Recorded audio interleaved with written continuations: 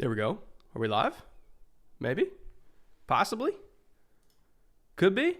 All right, we're live. Welcome, everybody who happens to be joining me. Don't think I've done any live streams during games this season. I apologize for that. I probably should have been doing this more often, but we did do streams every Thursday night over on the Bootleg Football channel. So hopefully you guys were riding with us for those. But I'm here now. So let's enjoy the back half of the best football weekend of the year. Probably a good idea that I didn't stream yesterday because I definitely would have crashed out during the Chiefs-Texans game, but it's okay. I'm half over it at this point. I do want to make it clear, the Texans, as much as I love them, did not lose that game because of the refs. They lost that game because their special teams was terrible, they couldn't pass protect, and the Chiefs were just a better team. Like, we kind of expected the Chiefs were going to win. I am not going to blame the refs, and I think everybody that is solely blaming the refs is wrong, and that is pure copium. My, half crash out yesterday was not even about that. It was about the flop, right? The flop is what really, really, really bothered me, and it bothered me for the same reason that, James Harden bothered me, right? Because Pat is way too good of a player, in my opinion, way too good of a player to lower himself to that, to taking a flop, right? And to running around and passing the line of scrimmage and being a runner and extending plays and playing games out in space and then, doing a late slide, which is also a way of baiting a penalty, and then, running to the sideline and slowing up as he runs to the sideline so that he can, make sure that contact happens and throw it like that. Pat's too good for that, right? So my annoyance with yesterday was not even that the Texans lost. Obviously, I wanted the Texans to win. And it wasn't me crashing out about the refs. That flop, the quarterbacks that do it in the league these days, whether it's Mahomes, that was the first time I've ever seen Mahomes do that, by the way. And Allen is a repeat offender. These guys are way too good to be doing that shit. And I hate that it's accepted and normalized because that is NBA stuff. That is soccer stuff. That should not be part of football culture. So I hope in the offseason they look at that. And it's not just quarterbacks that do it. I've seen offensive linemen do it. They'll kind of get under the skin of a defensive lineman. They'll bait somebody into pushing them, and then they'll throw their arms. Offensive linemen do that all the time. They're the biggest actors on the team. But we got to do something about flopping in the NFL before it gets even worse, because you can't have that in the sport. I refuse to have that in my favorite sport. Leave that in the NBA. Leave that in soccer. I still think Pat is the best quarterback in the NFL. I still think the Chiefs are the best team. I'm not blaming the refs for Houston losing, but got to do something about that. I wish there was a way to penalize flopping. Well, hockey figured it Embellishment. Make it a penalty. I think it's a 2-minute minor in the NHL. Make it a 5-yard penalty in the NFL. It doesn't need to be something crazy like 15. But if you try to draw a 15, and it's obvious you're trying to draw a 15, congratulations. You get set back 5, offensively or defensively, right? I can't believe it's not a penalty already. Now, as for legislating slides, that's tougher, right? Because you have the Trevor Lawrence situation, which was really bad. You've had other quarterbacks. I mean, it feels like it happens 3 times to Justin Fields, where he slides in the open field and somebody's trying to, lower themselves because they don't think he's sliding, and then they end up literally at head height. I don't really know how you legislate a slide out of the game and then also say, we're interested in player safety. But we have to give some leeway to defenders that are running at these guys full speed and literally have fractions of a second to try to pull up. And they don't know if the quarterback's going to slide or not. They have no idea, especially when you have guys like Allen, guys like Mahomes that will play games with you, right? And they'll look like they're going to slide, and then you pull up, and then they throw the ball, right? So you have no margin for error as a defensive player, and I feel like, if anything, we need to put in a margin for error. which is if a quarterback slides and the defender is within 2 steps, it's not a penalty. And, are there going to still be injuries in this sport during slides? Yes. Do I think defenders are trying to injure quarterbacks? No. Do I think it's kind of horse shit that a quarterback can be running around for 6 seconds and then know that he's gotten, trapped, and then he'll just go down to the last second as guys are tackling him and then get a free 15 on top of it? Like, I think that's horse shit. So there needs to be some kind of mechanism in there of like, hey, if you're within 2 steps, almost kind of treat it like roughing the passer. If you're within 2 steps and you're not launching high, like not launching at hip height, like there has to be a designation in there of like, hey, if you're launching at the level that was not at the head area before the guy, slunk down, that's not a penalty. And maybe that will encourage quarterbacks to go down earlier. And maybe that will result in less of these late slides that result in concussions anyway. I don't know. I'm spitballing here. So that's my early thoughts on Chiefs-Texans. Chiefs are the better team. I thought they were going to win. They did win. I just wish it wasn't so annoying in the process. God, that game was annoying. Other than that, welcome one and all who are here to see, hopefully, another very entertaining game. Commanders-Lions was awesome last night. Hope we see more of that today. First super chat of the day, Ben Hermes for $10. Thank you, Ben. Appreciate you. As a Commies fan, I'm feeling both ecstatic and sad. Ecstatic because JD5 is Lisan Al-Qaib. Sad because the Campbell press conference was heartbreaking. Also sorry for the Texans. The Campbell presser was tough, right? Because he just cares so much, and he loves his guys. And I think what really brought out the emotion in Dan Campbell is knowing how many injuries his team took and how hard his players fought to get back from injury, right? You look at Aiden Hutchinson, who, like, if they made the Super Bowl, he was going to be back from a broken leg, and that rehab was very intensive. Anzalone, like, there's so many guys that got injured and then came back. I feel like they only had an actual fully healthy defense for like 3 weeks. And I think he felt bad because he knows how hard his players worked. And that's not to say that the Commanders players did not work hard. Like, John Allen tore his pec in week 5 or week 6 and came back. So again, there's effort and there's emotion on both sides, but I think that's where the emotion came from, is Dan Campbell as a player knows what it takes to get hurt and come back and scratch and claw and fight through all those injuries to still get the first seed, and then you don't even get a playoff win out of it.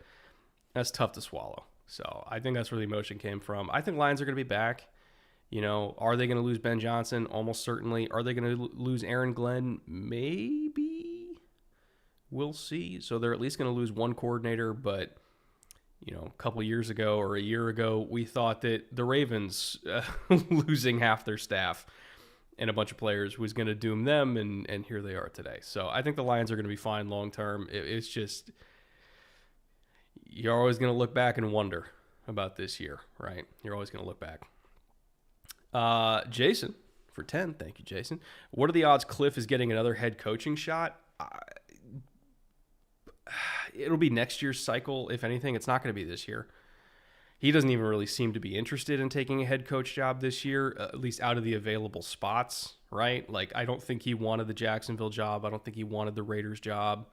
The Bears job, I think he would have been interested in just because he has such a close relationship with Caleb. But I think the polls, Kevin Warren, McCaskey situation there, like, Cliff knows he only has one more chance to be a head coach. And I feel like he's really going to pick his ownership and GM situation very carefully. And the Bears are not good in that department. So, as much as he loves Caleb, like, I think he would have been very interested in the Patriots job. I don't think he would have been as interested in the Bears job because of that reason. But obviously the Patriots are going to hire Vrabel. So I think he's going to wait for a better opportunity, GM and ownership-wise, to open up in the next cycle. Who that's going to be, maybe if, like, Miami disappoints again and they clean house and McDaniel's gone and Greer's gone and Cliff gets to choose his own GM and goes down to Miami, like, I could see that being a spot he would be interested in. What else might even be available? Like the Giants gig, maybe, depending on how this year goes and what assets they have going into 2026, and if they clean house, I could see him being interested in that. But this year, I don't think the situation's really fit Cliff for what he wanted. TJ Hayes for $5. Thank you, TJ. In what ways has Jayden been better than you thought he would be coming out of LSU? I love this question. So, when I had my quarterbacks ranked, they were all very close together at the top. I had Caleb 1, and then May 2, Jayden 3. But keep in mind, I had all of them as top 5 picks. So there was not really a heavy negative for any of them. Like, I loved all of them. It's just you got to stack them some way, right? My worry for Jayden, and this is the reason why I put him just a hair, and I mean, it's like a 2A, 2B situation here, was his frame concerned me. Like, he took some real bad shots in college, and he kind of has dialed that down a little bit as this season has gone on. Like, I think early on when he got hurt, he realized, like, oh, I can't just take cartoon shots and be fine. So he's protected himself more as this season's gone on, but I had concerns about his frame and durability, especially for a guy who we know is going to run a lot. We knew that he was one of the best quarterback prospects I have ever seen as far as throwing outside the numbers, 20-plus yards down the field. Like, he is one of the best fade ball artists college football has ever had the joy to watch. Working the intermediate middle was not his strong suit. And it wasn't just that they didn't do it a lot. It was that even when I thought he had opportunities to, I felt like he didn't pull the trigger enough in that area of the field where I was like, I couldn't quite tell why, right? Was it something that his coaches were coaching into him of like, hey, unless it is wide ass open, you don't pull that trigger because we don't want turnovers. We'd rather throw, safer balls down the sidelines. Or was it just Jayden being uncomfortable with that area of the field, and especially, the hash marks are wider. It's just different in college. So translating him as an intermediate middle passer was tough based on what LSU asked him to do. Like, half his production came on fades and curls, right? That's hard to translate. He was very, very good at that, but he just played in a system where we didn't get to see him do much else. So I was a little bit worried about that, whereas you looked at Caleb, you looked at May, they were a lot more proficient at working that area of the field. Of course, he comes in the NFL, and he's fine. Like, he works the intermediate middle just fine. So you chalk that one up to, okay, I think that was more of a staff thing than a Jayden thing, but we have no way of knowing that at the time. So I would say he's exceeded my expectations in terms of working every single blade of grass on the field. He's exceeded my expectations in terms of protecting himself from getting destroyed physically. And I think, and this is something that I had heard about in the pre-draft process, but as far as like mental makeup, how he responds to stress, how he responds to pressure, like nothing phases him. Like I remember talking to people that were around him are like, this kid's a stone cold killer. Like, you have no idea. And I was like, cool, I'm going to take your word for it. But I didn't know, right? Like, you get to the NFL and the speed ramps up and the pressure ramps up. He's been fine. He's been like young Eli Manning in that regard too. So I would say those three areas are where he's exceeded my expectations. But keep in mind, I had him as a top 5 pick, so I already liked him a lot. And now I'm in territory of like, oh, is this the best rookie quarterback we've ever seen, right? So he's going to win Rookie of the Year. That's for damn sure. And then, year 1, you're in the NFC Championship. We'll see what year 2 leads to, but kid's damn good. That's for sure. All right, Alex Tracy for $10. Thank you, Alex. Hey, Brett, excited for the stream as usual. Enjoying a wonderful Añejo Old Fashioned to start these 2 games off. Do you think the Texans should target interior offensive line with their first or go in a different direction? I would absolutely look at interior offensive line if the right player is there, which is obviously a massive caveat. It's not the strongest interior line class. I think tackle's better than interior. Somebody brought up like, hey, if the right tackle is there, could you move Blake Fisher into guard and try to make that work and then take a tackle? Maybe, possibly. I'm not far enough along in this class to say like that's the way to go here. But I will say there's not a whole lot of needs on this team left. So if you're going to just shotgun approach anything with the Texans, it's going to be interior offensive line. Like, you got to take at least two, I would say, in the top 4 rounds. You got to take at least 2 of them. I think they could use another receiver, because Diggs got hurt and he's probably gone. Tank Dell, I would be surprised if he either comes back next year or comes back quickly next year. So you're going to need a number 2 to Nico. I like Xavier Hutchinson as a role player. Bobby Trees is way up there, but obviously he brings a lot of leadership to the room, but he's up there. And then Mechie's fine. He's a role player as well. So you got a certified assassin in Nico Collins. His partner in crime is injured. The vet they brought in got injured, and he's gone. So it's Nico Collins and, like, role players. You need another guy. So I would say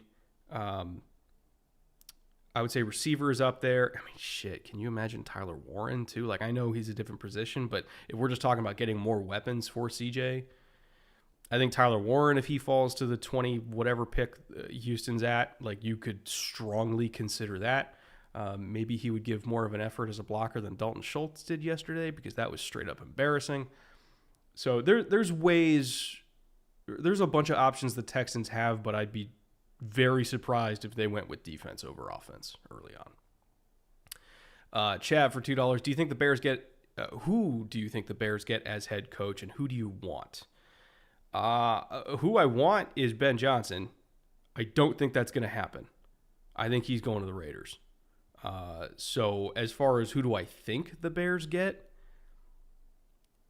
my guess is either Joe Brady or Mike McCarthy. I would prefer Joe Brady out of those two, and I think he would do a fine job as well. McCarthy, I think, is like the quote unquote safe pick, right? Which would be so Bears if they did that. I don't think he'd be like a bad hire, but I think Joe Brady is the more inspired hire out of the two, so I'd expect him to get it, or at least get a strong consideration. But, you know, that also kind of requires the Bills to lose today, so we'll see. Next up, Echo Warrior for $50. Thank you, Echo. Appreciate you very much. That'll help me get a new bottle to add to the collection behind me. From a Colts fan, welcome to the couch, Brett.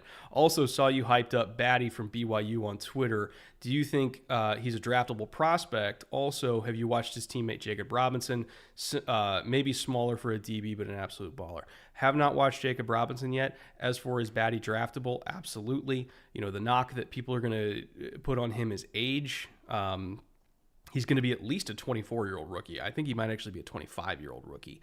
But he's massive, like huge frame. He's like 6'5", plays 270 plus. He's kind of got like that Preston Smith, Rashawn Gary, you know, like those hulking edges that Green Bay likes, where he's like a 6'5", 270 plus stand-up rusher on the edge who can also play 4-eye. He could play 5 technique, you know, put his hand in the dirt and do all that kind of stuff. But I love him as a run defender. Motor runs hot. And, you know, I'm a sucker for power rushers that can compress the pocket. So Batty is absolutely like my kind of, you know, early day 3 edge type. I'd be willing to bet a bunch of teams that love bigger edges and, you know, love power on the edge are going to be attracted to him, especially somebody who, if you really want to, you can bulk him up to 280 and make him play like a Morgan Fox type of role, like a 4-eye type of role. So I think he's got versatility. I like him a lot. He just happens to be in a very deep edge class, so he's probably going to go early day 3 if I had to guess. Patita for 20, thank you. Is MetLife Stadium cursed?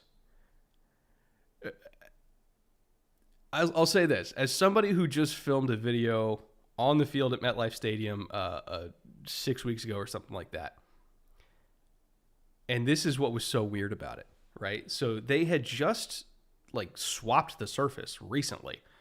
Like, it's not an old surface at MetLife. Like, they had just redone it.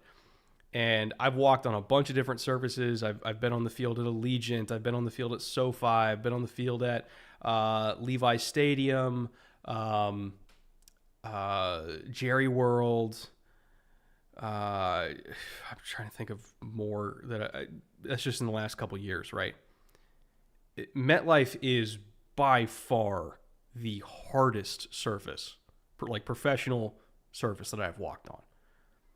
I could not believe how hard and like stiff it felt like if you got tackled on that surface, you were gonna just fall into concrete. I could not believe it. And I was like, how is this new? Like, how is this a fresh surface, relatively speaking, when it feels like I'm walking on like old school like 80s AstroTurf? I couldn't believe it. So yeah, there's a reason why guys get injured at MetLife. Like, whoever's doing the install on that shit, like, can we just put a padding underneath or something? Like, why is it so hard? I could not understand why it was so hard. I don't know. But the people that work at MetLife are great. Like, all those people are wonderful. Had a great experience with them. But walking on the surface, I was like, good God, no wonder people get hurt here. Hendog 1000 for 10. Thank you, Hendog. I know you're feeling good today. How about them Chiefs? Sorry to see your Texans season come to an end. What did the Texans need in the offseason? And Ravens or Bills tonight? So, like I said, offensive line for the Texans, and then just get another weapon because they don't have enough. Shockingly, they don't have enough. As for Ravens or Bills tonight, I'm going to slight edge to Ravens, right? Mainly because I feel like they're one of the only teams that are kind of equipped to handle what Buffalo does well, which is just run the shit out of the ball with a massive offensive line. And we talked about this over on the podcast channel, the Bootleg Football Podcast, where we did all of our game previews.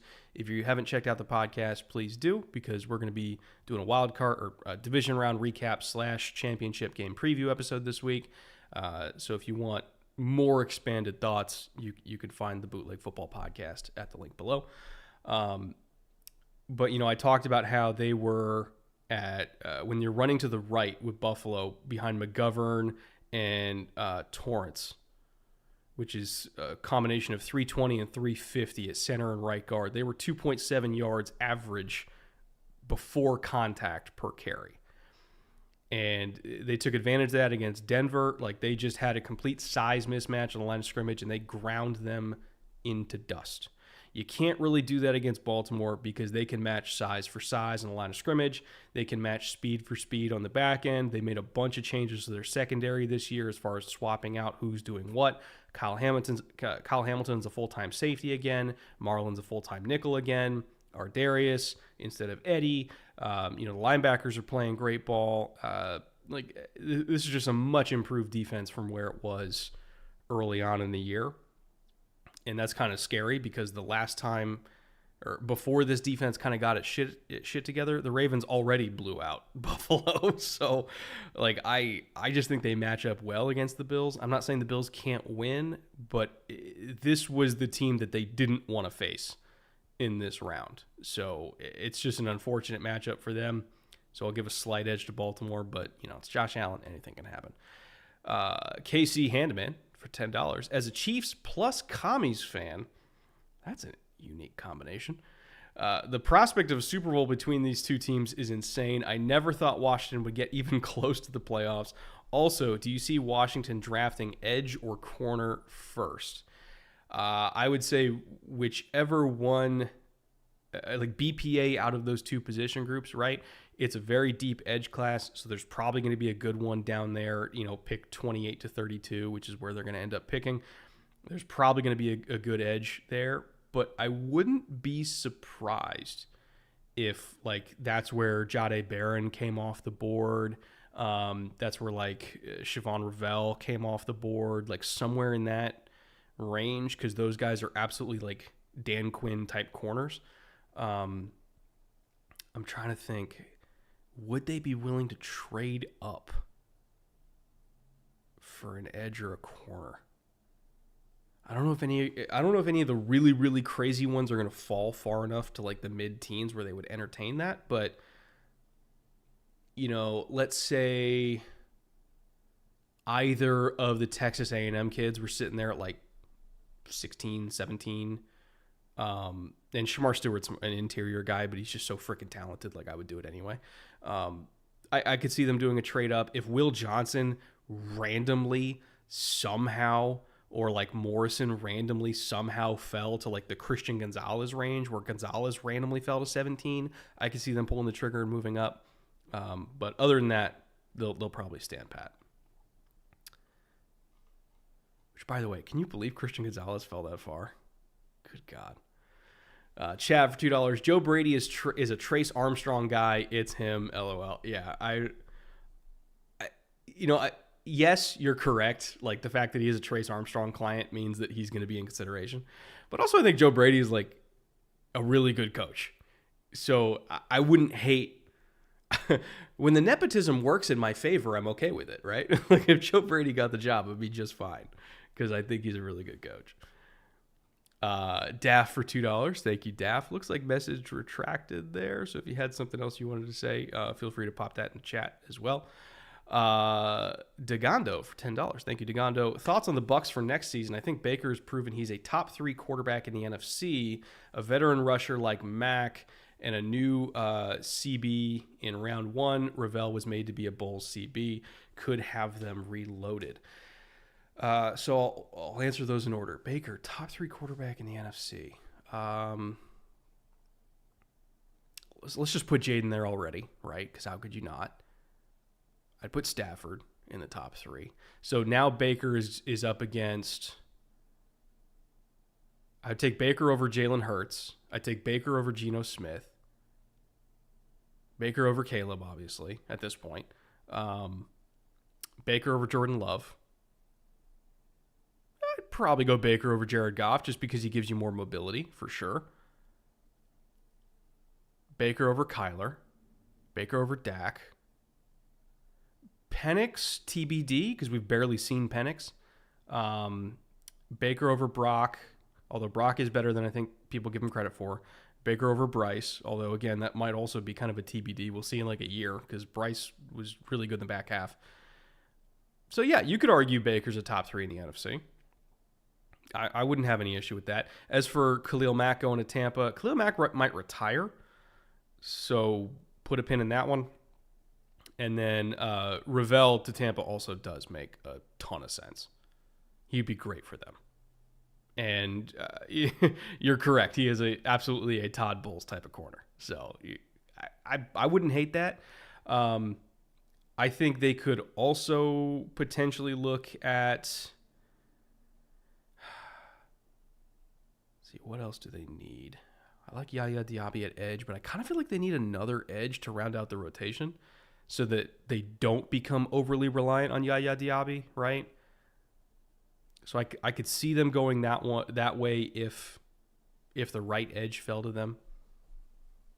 They have to have a plan for Levante David retirement at some point in like 10 years. So I think day 2 is where they look at linebacker. God, Tampa's roster is actually pretty complete. They don't need a whole lot, do they? Man, that's pretty crazy. Michael Clark for $10. Chiefs fan, but the Texans are really close. One offseason should get them over the hump. The front office has been good since the days of Bob. Love your videos. I appreciate you, Michael. Yeah, the Texans are really close. Unfortunately, they just lack the things that you need to win a Super Bowl, which is offensive line. Like, they have quarterback. They have, when they're healthy, they have most of a receiving core. They're not healthy, so they need another weapon. But, like, they're not that far off. The pass rush is great. The linebackers are great. The DBs are great. Like, they don't need a lot, which is what made this year painful because you knew they were close and they still rarely ever put it together. But life of a Texans fan right here. It's all right. We survived the 2011 collapse. We can survive anything. Echo Warrior for $10. Thank you once again, Echo. Hey, Brett, could you settle a debate for Colts Twitter? We're pretty much torn in half on what we want our first to be. Half want Tyler Warren. The other half want Starks from Georgia. Who would you take? Fuck, that's tough. I think I'd go with Starks just because there are other good tight ends in this class. So if you're trying to like game the system and figure out what the ideal 1-2 package would be, like first round to second round, like I don't think you're going to get anything close to Starks in the second round, well, maybe. I don't know. There's some pretty good safeties.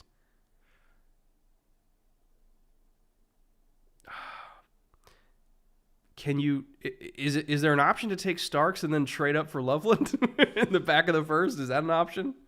Could we do that? Because, I mean, Tyler Warren's not going to be there in the back of the first. Loveland might. That's tough, though. I really don't know. Ask me after free agency. How about that? Before we get this game kicked off, by the way, I do want to recap where we're at in our Underdog slip for the weekend. So, again, we did this on the Bootleg Football podcast this week. If you guys weren't listening to that episode, I hit on Will Anderson over half a sack. I hit on Worthy over 20.5 for longest reception by like half a yard, but hey, it counts. I missed on Jayden's rushing by 4 yards, which is really annoying, but it is a flex entry, so we only need to hit 4 out of 5 for this thing to hit. So we just need Saquon in this game to have a longest rush higher than 18.5, and then we're back on track to make a profit this weekend. So we're rooting for Saquon to get an explosive, unless you're a Rams fan. Then you're not. But the rest of us are, because we need to hit this thing. But, oh, God, I was so pissed about Jayden just being barely short on rush yards. And we'll be doing another one of these on Bootleg this week, too. So if you haven't tailed this one, again, you can find that. You can do one for any of these two games the rest of the weekend at the QR code on the screen. Let me put that right now. Use promo code BOOTLEG. You get up to $1,000 in deposit bonuses. And I believe Josh Allen is the new customer offer. It's like over half a passing yard for the evening game. So we'll see how we do for this weekend. If not, or if we don't hit it, that sucks. But, you know, it's the challenge. Anvil C6 for $5. Do the Colts keep Kelly and Smith on the offensive line, or are they forcing in younger options and divesting from the injury-prone veterans? Also AR forever. Kelly might retire. I don't know. I kind of got the vibe that Kelly was thinking about retiring, which, I mean, they already have a long-term option that's going to be just fine at center for them.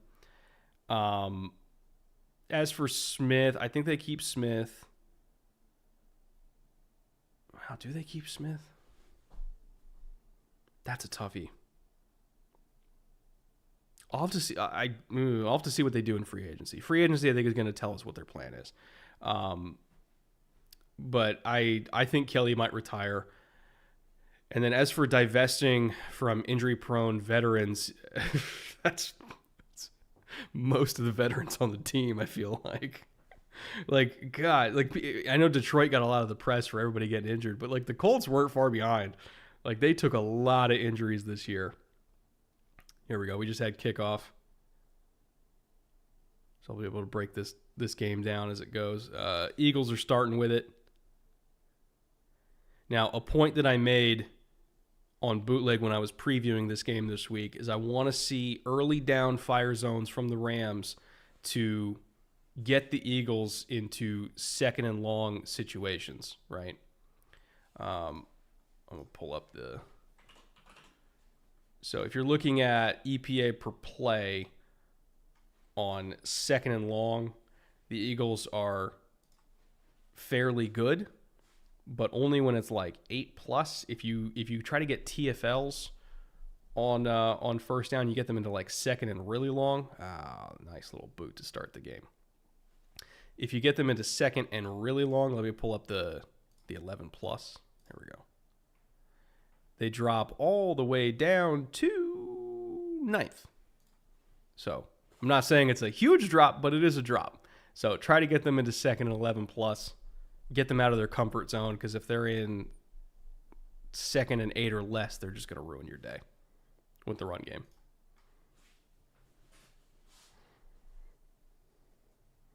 I mean, I'd rather them being something that they're 9th best at rather than 3rd best, right? All right, 1st and 10 here, 2x2.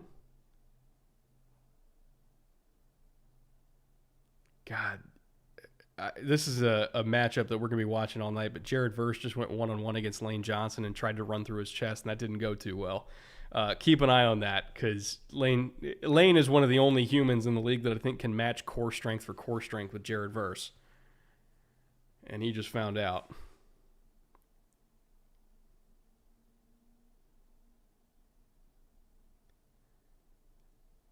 Second and 5 here. We're getting a little bit of tempo. They're snapping it with 16 still on the clock. So they're trying to tempo them to death early on.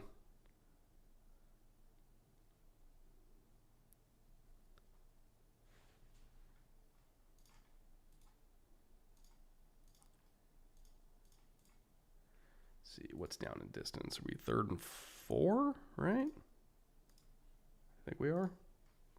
Oh no, it's 3rd and short. And it looks like they picked that one up. So Eagles already working their way to midfield. That was quick. I half expect to see a shot here from midfield on first down.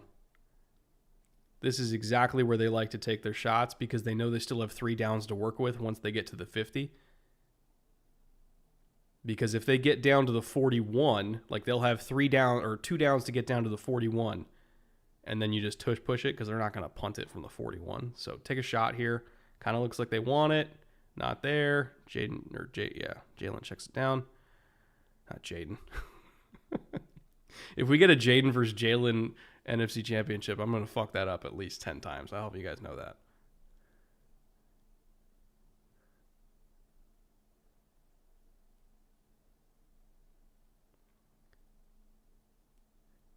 Kind of looked like Hurts thought they were going to run cover 3 there, and he wanted the seam ball, and they backed out into it too high. And so he just didn't want it. Oh, boy. Huge run. Huge run. Oh, he's going to house it. That's gone. Okay. Quick start for the Eagles. Not ideal for LA. Goodness gracious. 6 plays, 74 yards, 3 minutes. That's how it's done.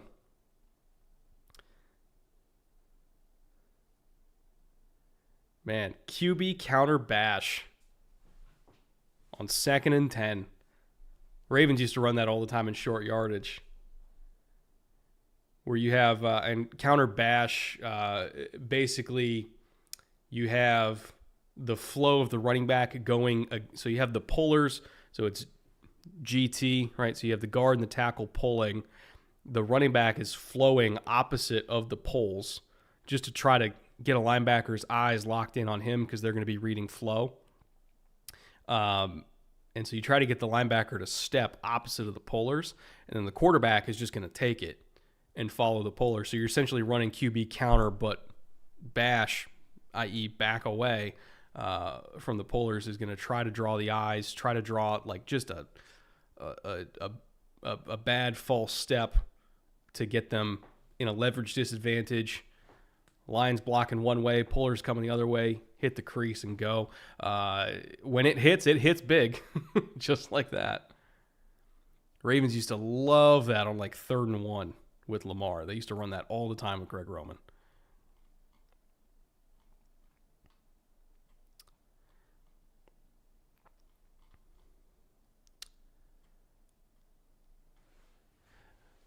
Potato for 50. Thank you very much. As a Giants fan, what do you recommend to drink if the Commanders-Eagles NFC Championship game happens? Hold on, I have something for that. So this is my drink for this game. A Midwinter Night's Dram. This is one of my, if not my favorite whiskey. This is from High West. They're out of Utah. And this is a blend of straight rye whiskeys finished in port barrels. If you want to ask what it tastes like, imagine drinking Christmas.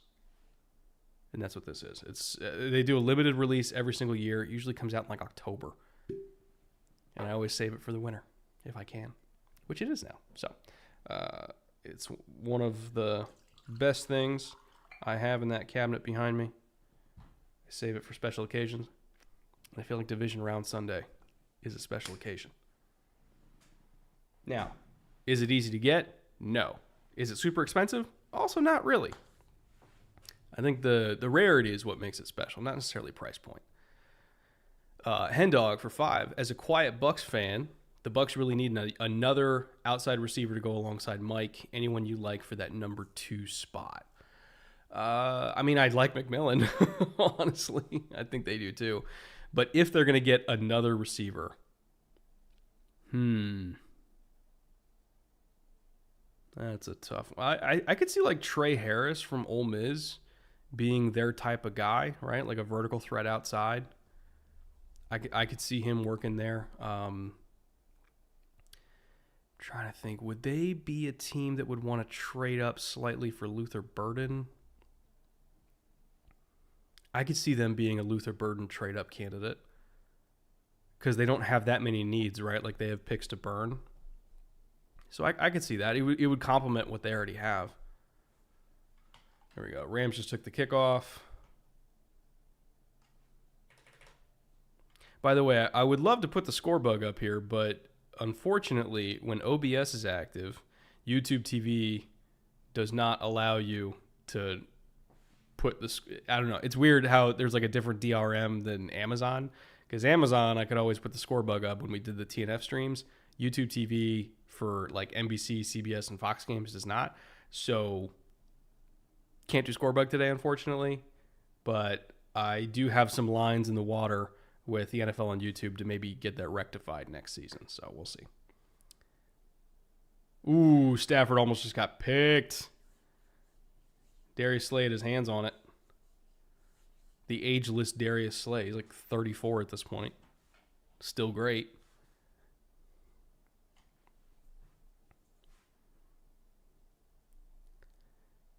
And the fact that he undercut that from that far of outside leverage is pretty insane. I know the ball was behind Puka, but Slay shouldn't have even been in position to contest that. And he still closed on that basic so quickly. Oh, man. Hell of a block by Puka on that, by the way. That little insert on the backside of inside zone when they have Puka run up there. He's so damn good at that. Across Oceans for $5. Hey, bro, how is Tyler holding up after last week? Mike Allstott for the win. He's not doing great. He's not doing great. That was tough. That was a real tough one. But hey, if the Commanders go on and like win the Super Bowl, at least Bucs fans can say like, hey, we lost to the Super Bowl winner. It wasn't too bad, right? All right, 3rd and 7. Let's see how the pass protection holds up here. Stafford did squeeze that into Higbee. Slay is saying it hit the ground. Let's see if we can get a replay. I think they called it incomplete. Let's see here. Hit the forearm. I think that's a catch, guys.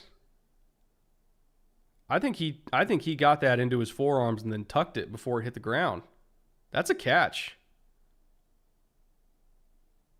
Based on the first 3 angles that I've seen, I don't see an angle where it didn't look like a catch.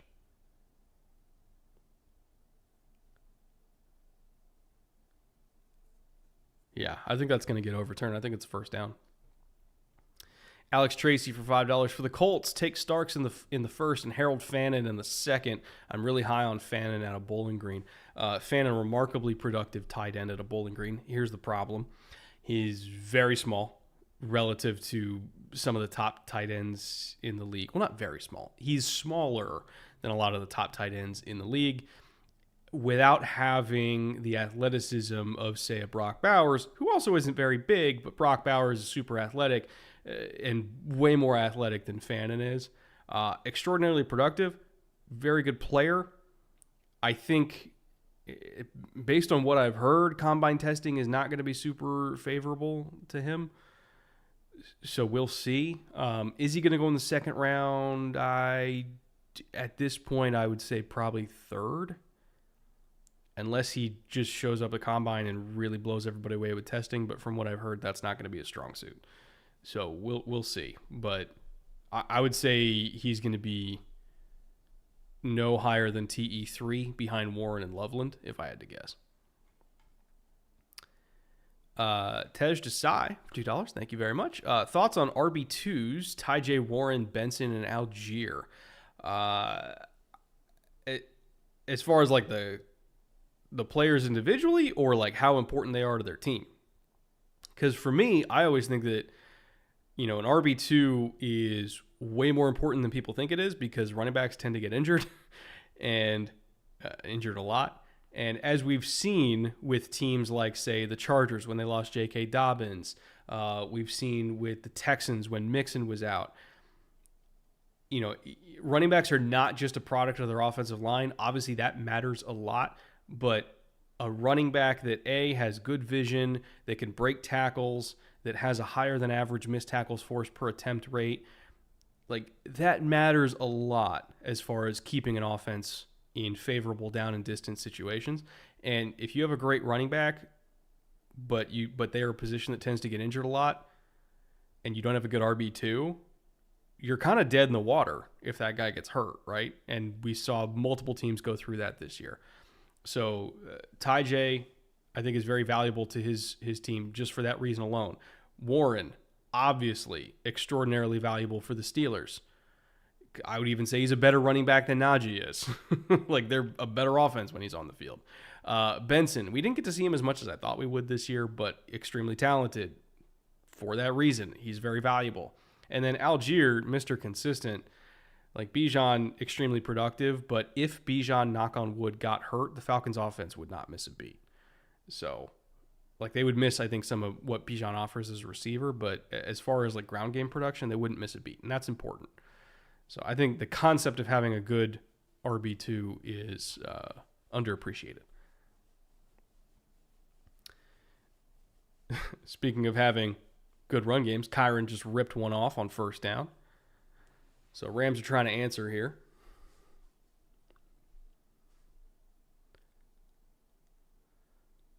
Let's see. Did they roll down into 3 week there? Yeah, they did. Oh, man. Hell of a block by Puka once again.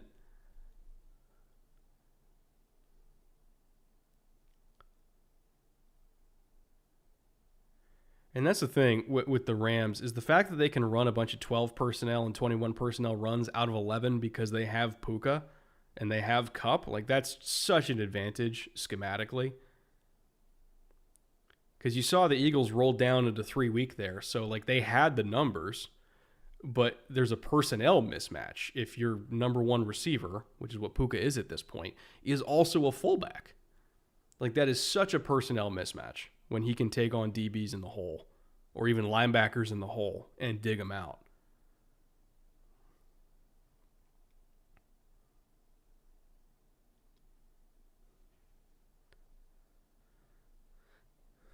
All right, 2nd and 10 here. Ooh, we got 4 week to the boundary. They motion out of it, and then they hit the backside dig. How about that? That's nifty. They must have seen something on field as far as what Vic likes to do with FIB. So let's see how they played it. Yeah, they just rolled back into cover 3 and took advantage of Stafford. You saw Stafford hold that hook outside towards the boundary. He held the hook player, and then he no-looked it back over the middle. I'll have to look at the Eagles' numbers for FIB checks and see if they just knew that was coming. If so, it's nifty.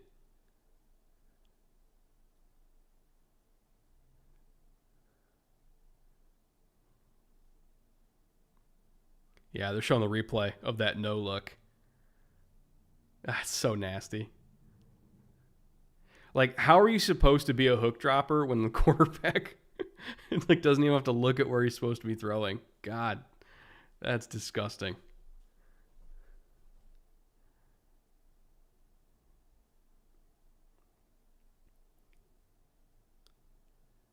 All right, 2nd and 6 here. Well, now it's going to be 3rd and 6. Hello, Quinyon. Chris Haskell for $10. Thank you, Chris. So am I crazy for thinking the Bucs need to get a new head coach as Bowles refuses to adapt and is currently only surviving because the great OC's Tampa's hired? No, you're not crazy. Bowles, I think, is so bad at game management. Like, you have to... Oh, Stafford had the 7. He had the 7 in the end zone. That's tough. But no, Bowles has been so bad with game management. Like, you have to consider just promoting Liam Cohen. Or Liam Cohen, I should say. Like, I can't trust him to manage the clock and to manage timeouts at this point. Oh, Stafford's going to run for it. And he's going to get it. Ooh, kind of an iffy spot there. I would look at that spot.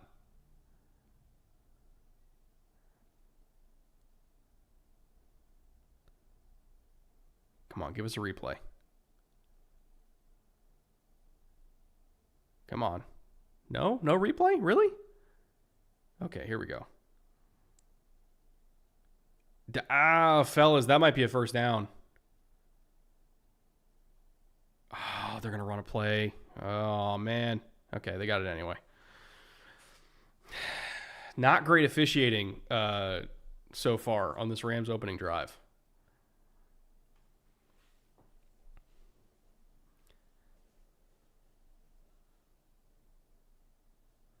McVay's pissed about something.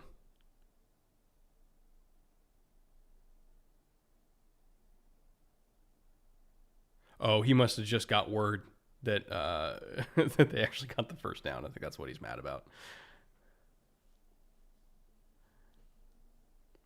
All right, Stafford checked into something again.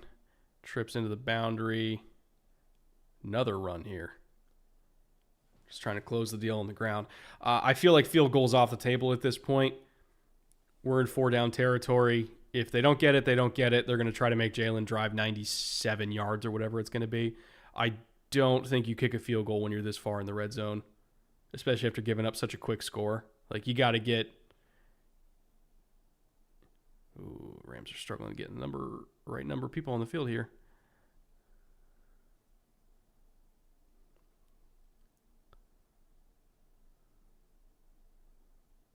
All right.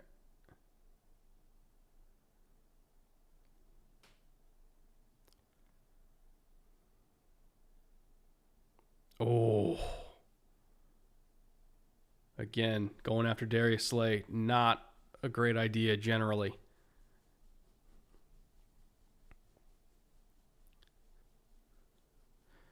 I mean, I understand why they're trying to do it, right? Because when you open to your left and the backers are reading the flow that way, they're going to vacate that little area to the right, right? And so the action is going to move the linebackers, then you turn around quick and you try to hit an in-breaker. But again, if you're doing that against Darius Slay, tough ask. There's going to be another pass here. Oh, I think he got it. I think that's a touchdown. There we go. Great answer from the Rams. Mark Yeager for $5. As a Chiefs fan for my entire life, it saddens me that we're the new evil empire. But at the same time, three-peat, here we come. Love your content. Appreciate you, Mark. You are the evil empire. I'm sorry, you are. Now, the real debate is if the Chiefs are a more evil empire than the Patriots were. So that's a fun discussion to have. It's pretty darn close. Chav for $5. Can you use your dark magic to reverse the jinx, Caleb Williams and the Bears org, please? And Will Campbell falling. Make a vid how bad they are. I did make a video about how bad the Bears are, and they just got worse. I think my dark magic has nothing on the Bears' dark magic. Like, I literally made a video about how terrible the organization is from top to bottom, and they only won one more game the rest of the year. And it was when they were already out of it. I mean, they did beat the Packers, so that's something. But I tried, bro. I tried. RFK's Brainworm. Great name. For $10. Love your content. What's the move for the Titans? I'm not thrilled with taking either of these QBs, so I'd love to trade back with the Giants and take Carter. Thoughts?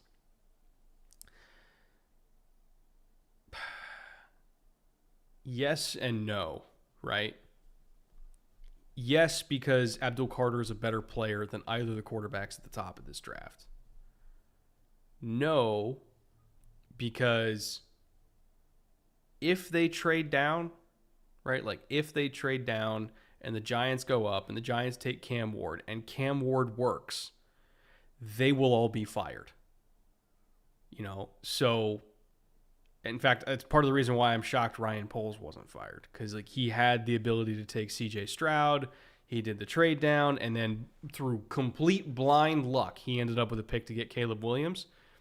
But if the Panthers won 2 extra games that year and they were not in position to get Caleb Williams or Drake May or Jayden Daniels, and he gave away CJ Stroud and then didn't get a quarterback, like the Giants, theoretically, or the Titans theoretically would be doing in this scenario, right? Like they have a chance to get Cam Ward and they give away Cam Ward and Cam Ward works, they're all going to get fired anyway. So you're correct. Abdul Carter is better than them, but you have to be completely secure in your job security to have the balls to do that. Because if you're wrong, you just lose your job. Like the only reason Kyle Shanahan and John Lynch survived in San Francisco is because at the same time as them blowing 3 first-round picks on Trey Lance, who started like 5 games in his entire career, they also happened to get Brock Purdy in the 7th round. If they didn't get Brock Purdy, they'd be fired. And that's John Lynch and Kyle Shanahan. So you got to be so sure that your job is safe if you just trade back and take the best player. Seeing the Titans have 4 different combinations of head coach and general manager in the last 4 years, are you sure that they would be safe if they messed that up? Because I don't think they would be. And I like Mike Borgonzi too much for him to only get a couple years at the plate here. Even if they take Cam Ward and it doesn't work out, there's less likelihood of blowback, right? Than if they don't take him and he does work out.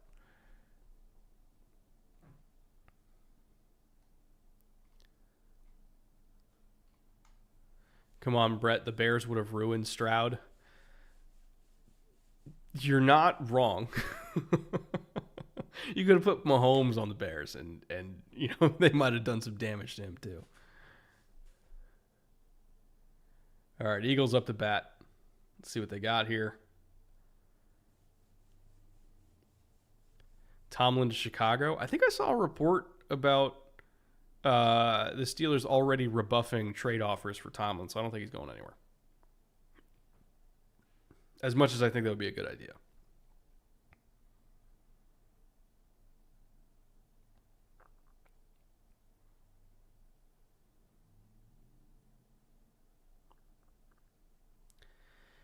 All right, Rams in a quarters look again. Let's see if they can stop the run from. Oh, they're gonna do a straight drop back pass here. All right. Oh, and he dropped it. That's a tough one. That is a tough drop. They needed that. All right, so on 3rd and 6.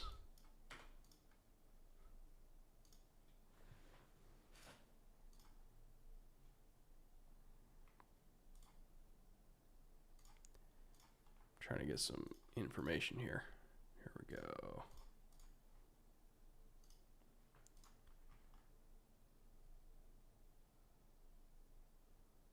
Uh-oh.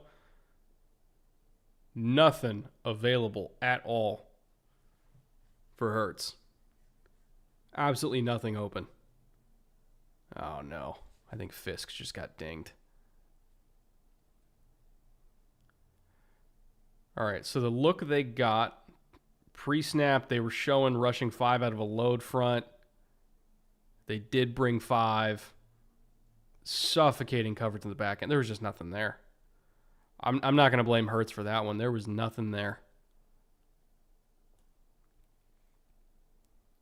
And credit to this Rams secondary, by the way, kind of building a really effective group out of no star players. Oh, God. Huge punt return stopped by the Rams. That sucks. But, they've gotten such good production this year out of, like, Quentin Lake and Weathers. But, like, they have built a very, very effective secondary over the back half of the season out of scraps in a cave, So credit to Shula for doing that. Like, we know the pass rush has been good all year. Secondary has not been good all year, but they've improved a lot. Mostradamus for $5. What should Pittsburgh do? Seems like they'll lean into Fields. Please no. I could see them going after Darnold, right? Like, Darnold just feels like their kind of move. I don't know if they would go after Cousins. And Daniel Jones, I think, is just going to be in Minnesota again. Who else is even available?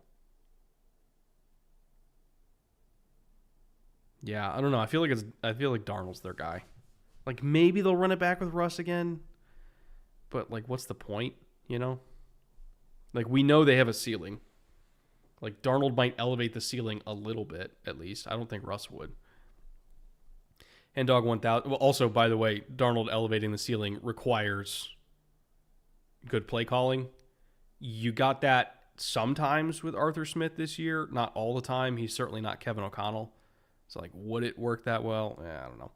Hendog for $5. I'm so glad that McConkey did not end up in LA. Can you imagine Ladd, Puka, and Cup? I mean, he did end up in LA. Just the other one. So he's terrorizing you even more, Hendog. Twice a year.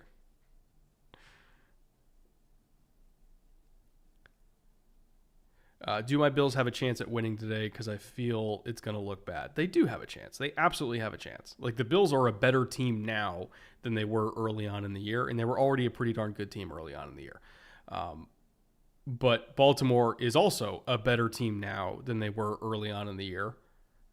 And I think they've improved even more than Buffalo has in a lot of ways.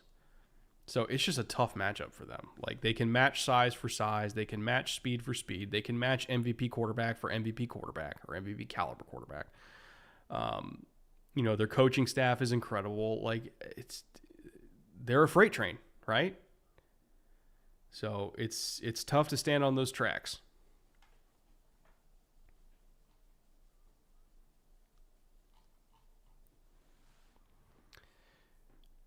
There we go. Tyler Higbee show early on here. Rams already at the 40. Echo for $10. Thank you, Echo. I know everyone is crowning JD as the best rookie quarterback, but would you really take him over Luck? Luck also was status good and elevated a very poor Colts team. Would I take him over Luck? One second. Let me get through this play and then I'll answer that. So second and a very long two. It's basically second and 3 here. Uh-oh. Yeah, read that screen like a book. Oren Burke sighting. Hello. So would I take Jayden over Luck? See, that's tough to say because we're now entering kind of a new era of football, and I almost feel like Luck and Jayden just played in different landscapes in the NFL. Offensive trends were way different. Defensive trends were way different. Like, I almost feel like enough time has passed where it's really, really hard to compare a rookie season now, especially with an extra game, compared to a rookie season back in 2012. Like, it just feels like the sport is so different now.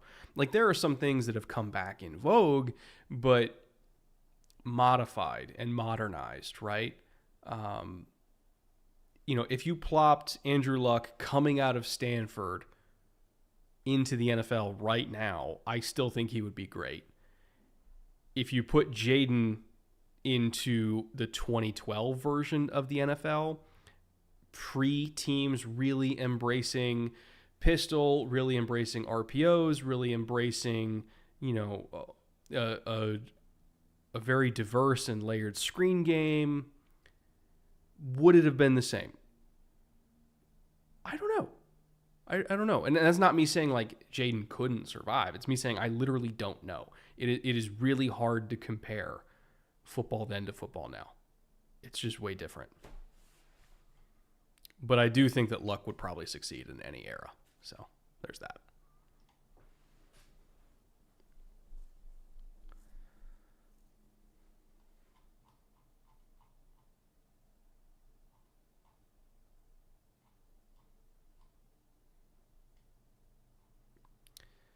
Heat 31 for $5. Any thoughts on Rob Ryan heading to USC? I did not see that news that Rob Ryan is going to USC. That's interesting.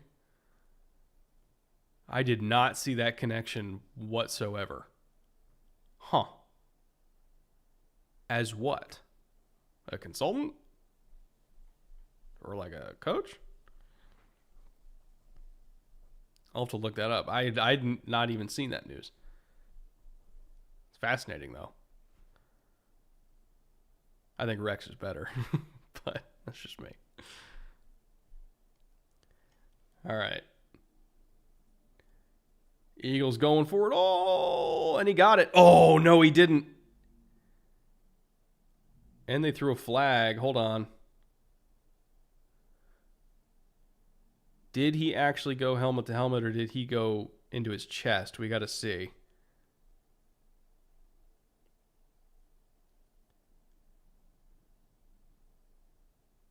Come on. Show me the replay.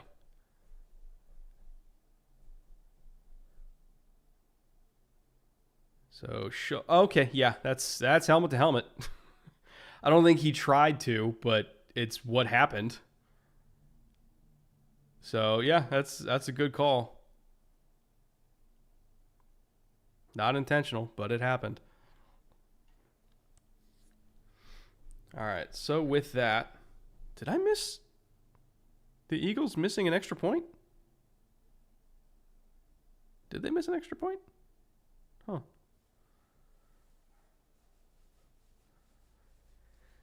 With that, 1st and 10 here for Philly.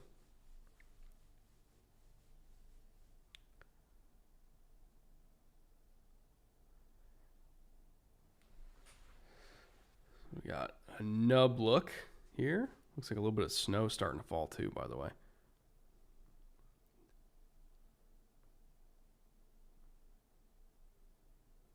See, that is how you're supposed to slide, right?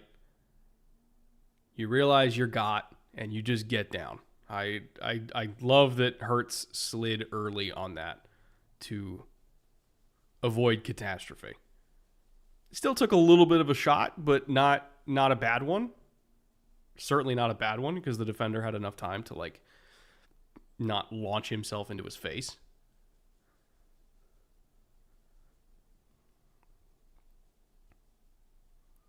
All right, quarters presentation for the Rams here on 2nd and 10. Have to imagine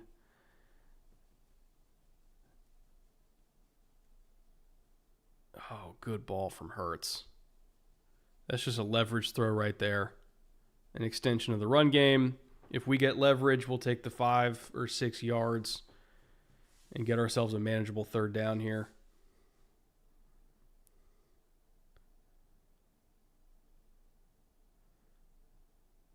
Third and 4. I can't see the entire field, but it kind of looks like they're showing one dog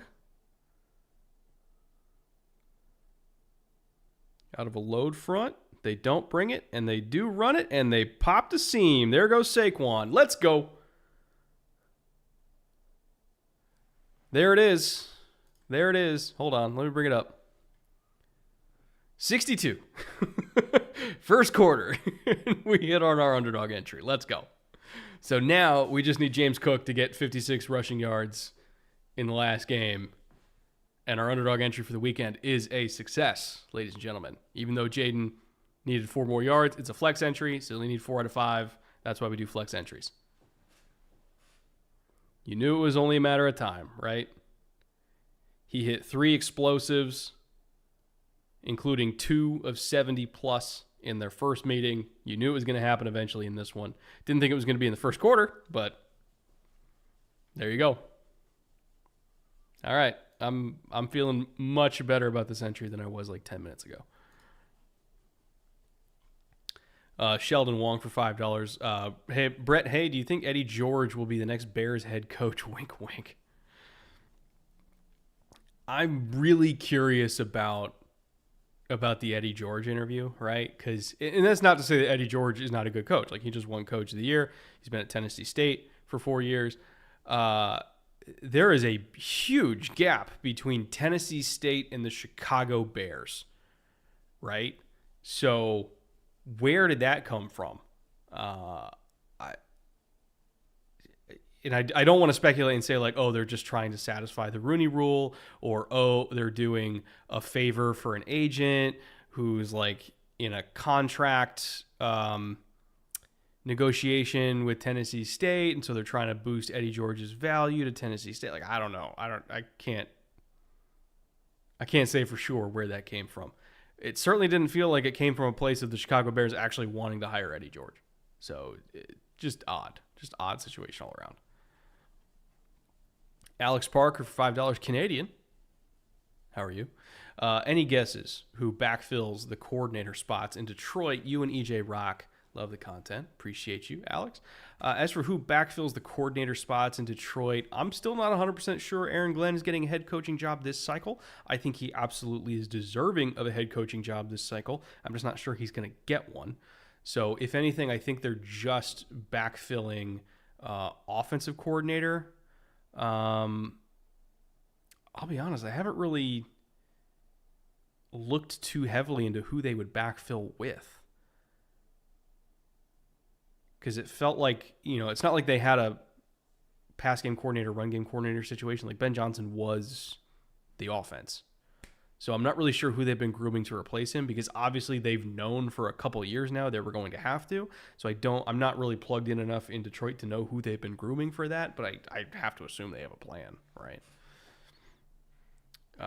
But considering how good their offensive line is, give the O-line coach a shot. How about that?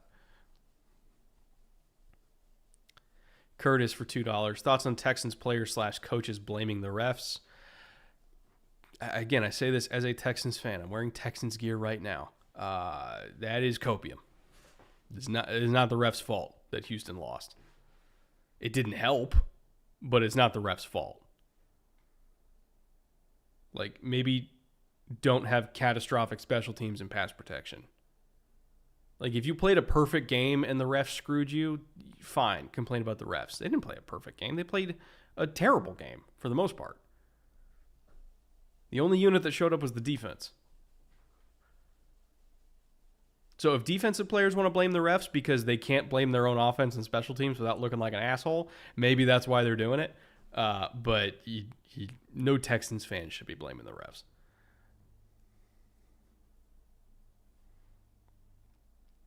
Matthew Wright for $5. What can the 49ers do at pick 11? Are they in range to trade up for Will Campbell, or can they get a comparable talent if they stay?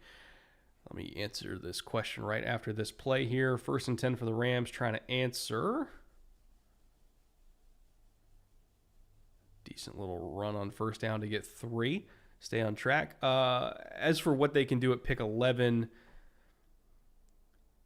Will Campbell I don't think is going to make it to 11. The only question is if you see him as a guard or a tackle. I think he could do both. So I don't necessarily think that matters that much. I just don't think he's going to make it to 11 because he's too good. So they would probably have to trade up slightly to make that work.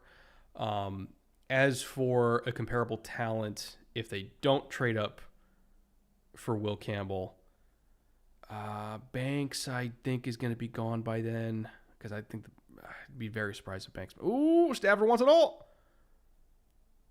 Oh my God, he took it right out of his hands. That was a pick, and then it wasn't. How in the world? Oh my God, show me the replay.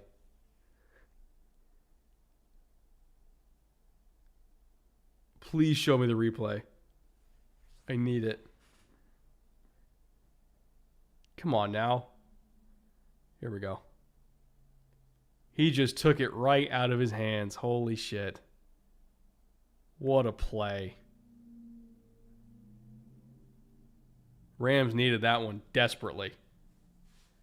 All right, they're going to commercial break. Comparable talent if they stay. I think Banks is going to be off the board. The Ohio State tackle, we'll have to see how the medicals look at Combine. If the medicals check out, I could see them, looking at him as either an answer for right tackle or as Trent's heir apparent or both. But again, it depends on if he's going to be ready for the season. We'll see. I heard it was an ACL, but we'll see. Defensively, I think Shamar Stewart from Texas A&M is on the table for them just because he's a freakish talent that Chris Kasurik could turn into a super weapon. Trying to think. They are going to have to take a corner at some point because, unfortunately, Charvarius Ward is not going to be back with the team for personal reasons that are entirely understandable. I totally get it. And I think the 49ers do too. Like, they get it. So Will Johnson, I think, is an option at corner there at 11. Morrison, we're going to have to see how the injury looks again at Combine. He's going to rely on medical checks, but I think he's an option there too. And then, maybe receiver as well, because Ayuk is coming off injury. Debo's going to be gone. Pearsall looks fine as a rookie, but they still need another one. I would even say Tyler Warren is an option if you want to look at George Kittle, heir apparent, and also just get another weapon for Brock. So Niners are one of those teams where they kind of take anything. Like, you can literally take anything for them, and I think it makes sense on some level, other than quarterback. Echo for $10. Thank you, Echo. Oh, wait. I already did that one. Hold on. Did I already catch up? I think I caught up most of the time. Oh, no. I have another one from Echo. How about that? Ha, ha, ha. For $5. Thank you. Brett, did you see Boyd shove the coach? What was that? I saw some people say he was smiling or something. Definitely looked weird to me, right? I know they were saying, like, oh, it's not a big deal. I was like, kind of seemed weird, right? Like, that didn't look like a friendly little, like, we're boys shove. That looked like a coach yelling at a player for committing a penalty and the player shoving him. Didn't seem that normal to me.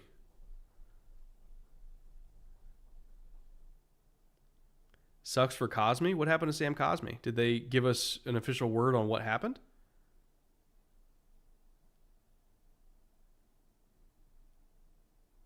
Was it like a knee injury, right? I was hoping it wasn't too serious. ACL. Fuck. That's awful. Sam Cosme's a really good player, too. That is a monstrous loss for them. Really, really good guard. One of the better right guards in the NFL. That sucks.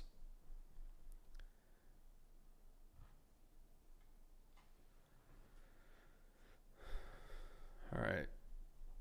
So I think we're going to be getting second and long here.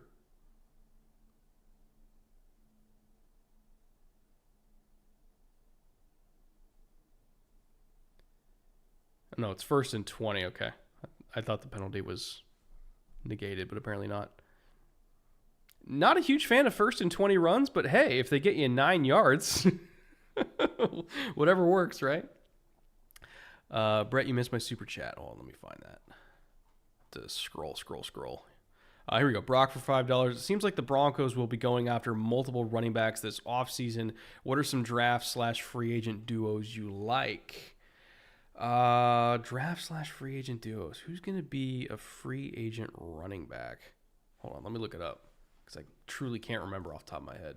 But in the meantime, Rams 2nd and 11.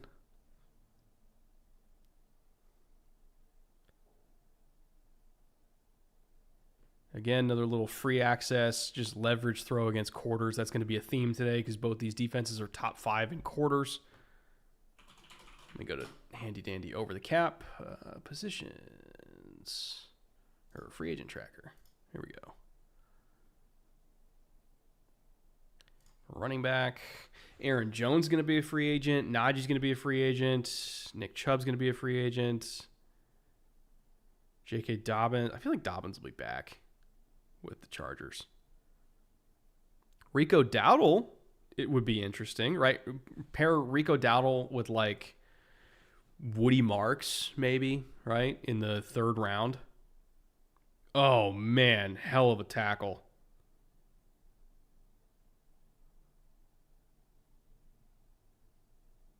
That's going to be a field goal for the Rams. I think they're a little bit out of range to go for it there. So it's going to be 13-10. Also, snow is really coming down here. I don't know if you guys have watched Woody Marks, by the way, out of USC. Dynamic running back. So I think you could pair him with a pretty cheap little Rico Dowdle deal and have a fun little backfield combination there. Or if you wanted to go a little bit more expensive with your running back, you could probably throw a little bit more money at Nick Chubb. He is, on the north side of 30. He's got an injury history, so it's not going to be like crazy expensive, but it'll be more expensive than Rico Dowdle. But you could throw a little change at Nick Chubb and then get a Woody Marks or maybe Travion Henderson, right? If you want like that kind of dynamic speed element, even more so out of the backfield. Like there's so many options in this class. You don't have to go Ashton Genty in the first round. In fact, I'd probably advise against going Ashton Genty, in the middle of the first round because there's so many running backs in this class. Like you literally don't have to do it. Right? You can get LaQuint Allen from Syracuse in like round 4, round 5, and get somebody who's going to contribute immediately. Like you do not have to take Ashton Genty first. And I say that as somebody who thinks Ashton Genty is awesome. There's just so many running backs in this class. You don't have to do it.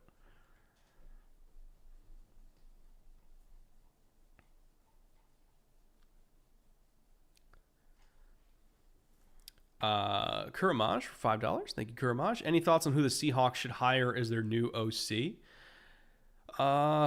Boy, I was kind of surprised by the Grubb firing because I thought he got better as the season went on, but clearly they just wanted him to run something that more approximated NFL style football, right? As far as run pass splits goes, as far as like being under center and all that kind of stuff. And that's just not what Ryan Grubb does. So it just felt like, he didn't fit there. And I think he knew it. And I think they knew it. I thought maybe he would have lasted a little bit longer than 1 year because I think he's a good coach, but maybe he's a good college coach stylistically compared to NFL. As for new OC for them, I kind of feel like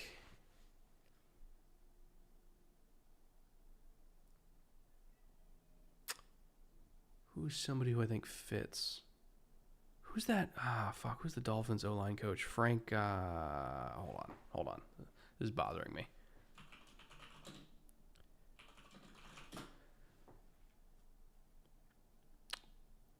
Wait, Butch Berry. No, who am I thinking of? Frank Smith. Thank you, chat. Frank Smith. Where is he now? I thought he was in Miami. Is he not in Miami? Oh, no, he's the OC in Miami. I thought he was still the offensive line coach. Okay, well, that can't be a lateral move then. I always just associate the Dolphins offense with Mike McDaniel. I totally forgot Frank Smith was the actual OC.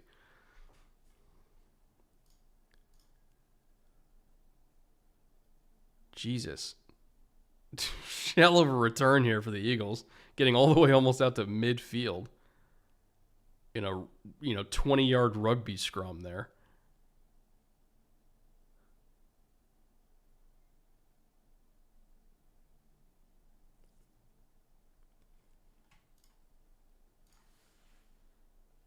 Let's see. Who is a potential OC candidate?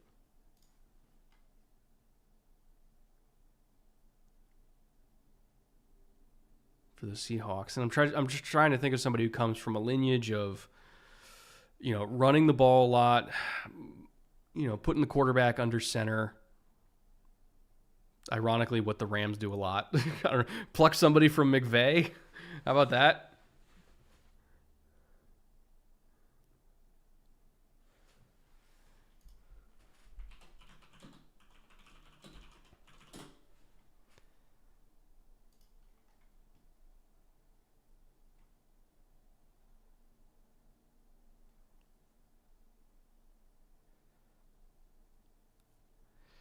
Let's see. There's Nick Caley, who's the tight ends coach and pass game coordinator for the Rams. Again, I'm just trying to think of like lineage, right? But it does seem like they don't want anybody from college. They want a more NFL style OC. All right, 2nd and 9 here. Jayden definitely wanted the go ball outside, but didn't think it was there. And that's been kind of a weird theme with the Eagles this season is they do not throw as many go balls outside the numbers as they used to. And part of that is because they don't call as many go balls outside the numbers as they used to. Like A.J. Brown's usage on that route is down 40% year over year. But it does feel like Jaylen himself doesn't pull the trigger on it as much anymore, which is odd because that was a ball that he was always really good at.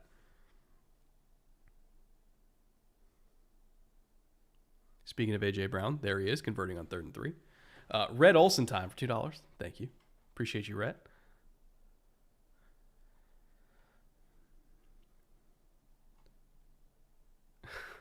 Drake May over, I can't see the rest of the name. What is that?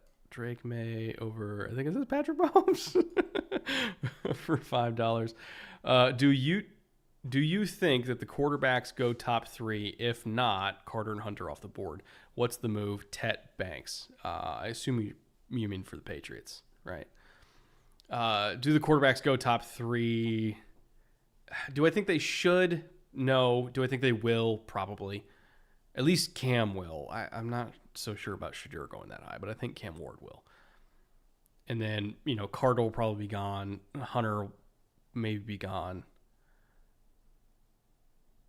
Oh, another nice run for Saquon. Again, the Eagles are just doing the same thing of just beating the hell out of you. 4 and 5 yards at a time until eventually Saquon breaks one. As for what's the move, Tet or Banks, I would guess they're going to want to go Tet because they whiffed so hard on Polk and they just need receivers. But it's not like they don't also really need offensive linemen. So it's going to depend on their individual grades. If they're comparable grades for them, they'll probably go with Banks. If Tet is the higher graded player, I think they would just take Tet. Like, I don't think they're going to reach, quote unquote, reach relative to their grades. If they're equal grades, they'll go Banks. If they're not equal grades, they'll go Tet. I hope that made sense. I was rambling. Sorry.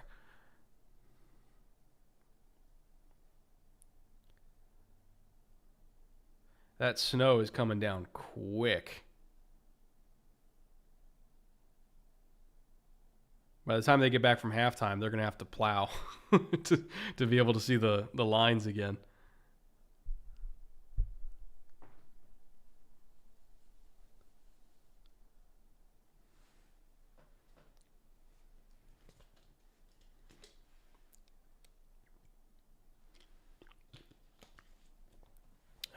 All right. 3rd and 8, which is not typically the Eagles' comfort zone. If they just have to do true drop back passing here, we'll see how they handle it.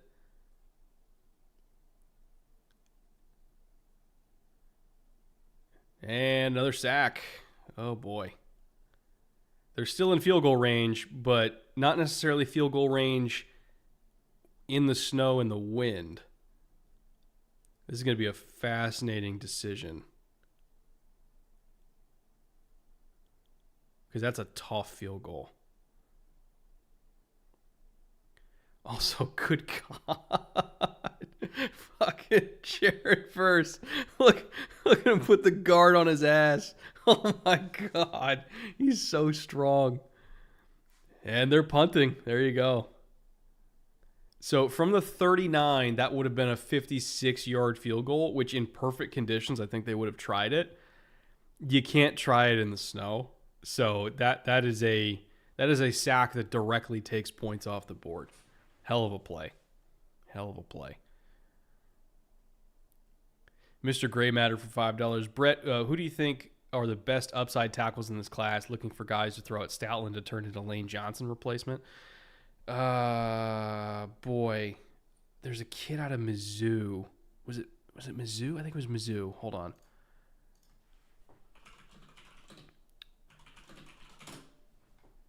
But he was like 295. He's really light in the pants, but he's so freaking athletic.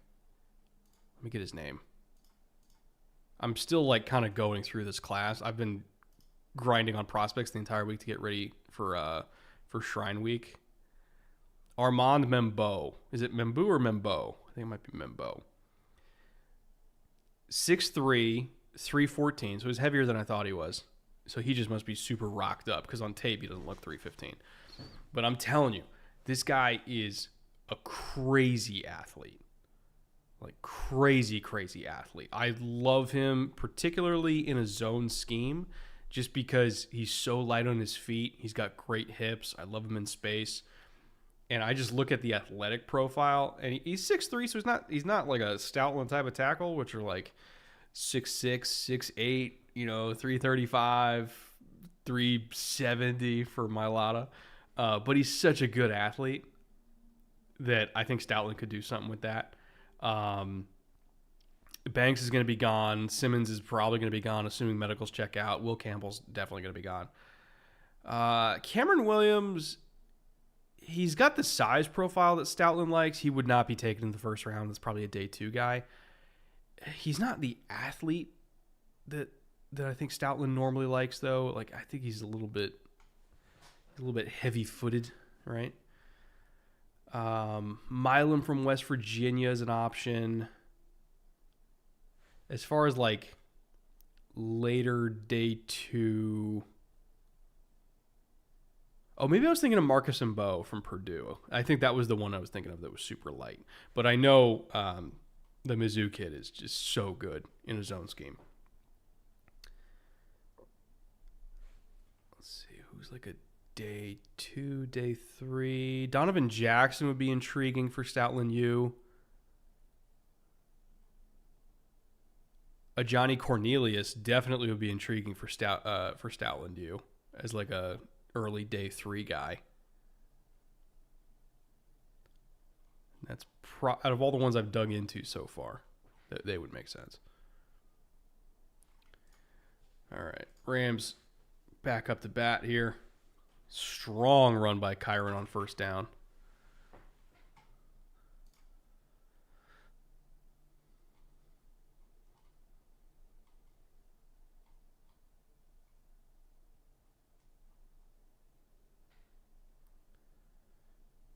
So Rams have a potential here. If they mount a strong drive, they can do, I don't think they're going to bleed the entire rest of the second quarter off the clock, but if they can get a strong drive here, leave flea flicker screen. Flea flicker tight end screen. Let's go. Oh, shit. All right, Puka jumped on it anyway. I want to see if he's down. But if the Rams can bleed off like another 5 minutes of clock here, leave the Eagles like 90 seconds, something that's unlikely for them stylistically to drive all the way down the field that quickly. So you can get a score here, leave them with nothing, come back out in the second half, you get the ball back, score again. That puts them in an advantageous situation here. Oh, he didn't touch the ground. Yeah, that was a fumble. How about that? Good on Puka for dumping on it. But that puts them into an advantageous situation. If they can get this to like a 24-13 game and just really let that pass rush go, that's how you can turn this. Because you have to take the Eagles out of running the ball. Like, you have to. You have no other option to win this game.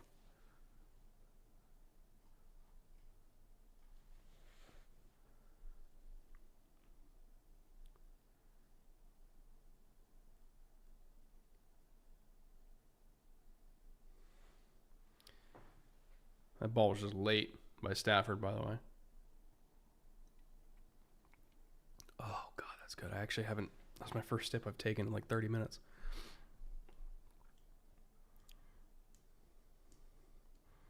Third down is short. Looks like Puka got a little bit dinged on that hit. He's a warrior. He bounced up. Brett, have you got a chance to watch Mike Green from Marshall yet? I'll tell you, I have not seen a draft prospect win on an outside spin move that much ever. Like that outside spin is Mike Green's secret sauce, and that is such a weird move to have as like your main secret weapon, because like nobody does an outside spin, but he does it all the time, and it always works. crazy. He's good at it, though. I'll give him that. As for if he's going to go in the first round, I'm not 100% yet on that because like size profile and power profile are not necessarily a strong suit. But I think he's at least a second round pick. And I'm still TBD on if I think I would be okay with him in the first.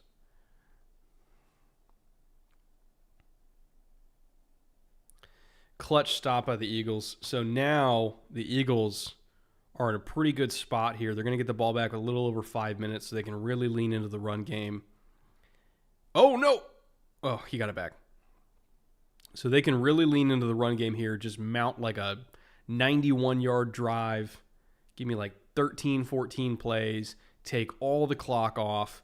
Go into halftime at 20-10. Knowing they're going to get the ball back out of halftime. And kind of it builds you a buffer, right? So that was a massive, massive stop by Philly. Stephen Bonsignore for $10. Thank you, Stephen. In your opinion, who is the most overrated head coach in the NFL, and why is it Kyle Shanahan, who turned 28-3 into a head coaching job where he drafts busts and chokes in the playoffs with a super team? Boy, Stephen, tell me what you think about Kyle Shanahan. That's a lot. That's a lot. Didn't the Eagles start with it? Yes, they did, which is why the Rams are getting it in the second half. So I don't think Kyle Shanahan is the most overrated coach. I'll tell you that much. Most overrated coach. If I had to say one. Like, other than one that's, like, obviously not great and is going to get fired, right?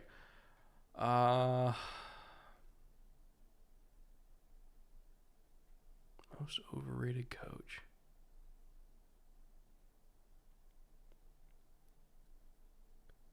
I'm kind of going through all of them, and it's like a lot of the ones that are truly not great already got canned. And some of them should have been canned. I guess Mike McDaniel, right, is the one that I think still people have a lot of favorable views of. And I think Mike McDaniel, the OC, is a very different conversation than Mike McDaniel, the head coach. I feel like culturally, McDaniel has built a very soft program, and that has continued to show up time and time and time again.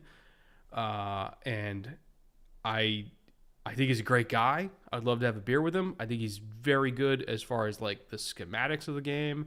I think he did a great job reviving Tua.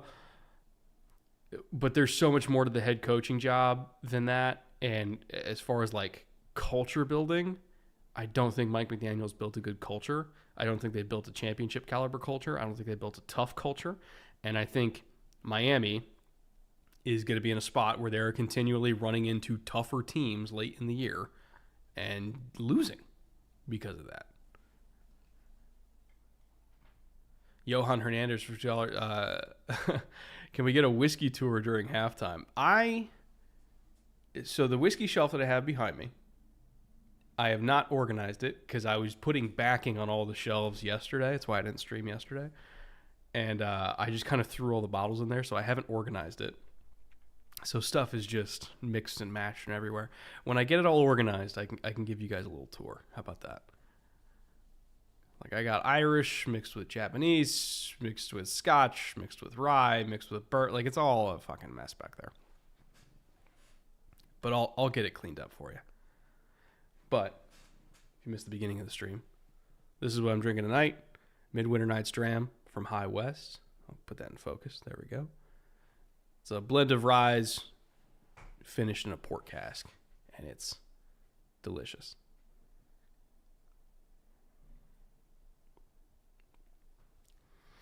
All right. 2nd and 8. See what Philly's got. Ooh. False start.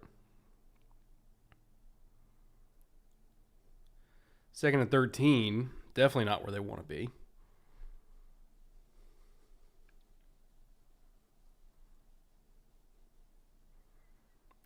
They brought out inner excellence before the game.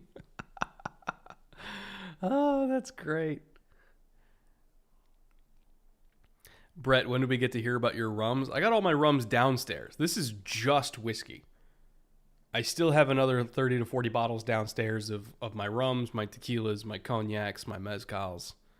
That is just whiskey. And I'm actually due to reload a little bit.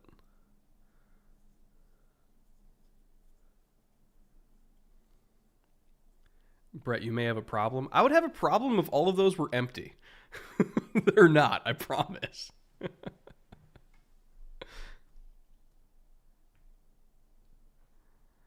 When do we get a tour of your closet full of jerseys mods have sent you? Yeah, I got to find an excuse to wear that Malik Willis jersey, huh?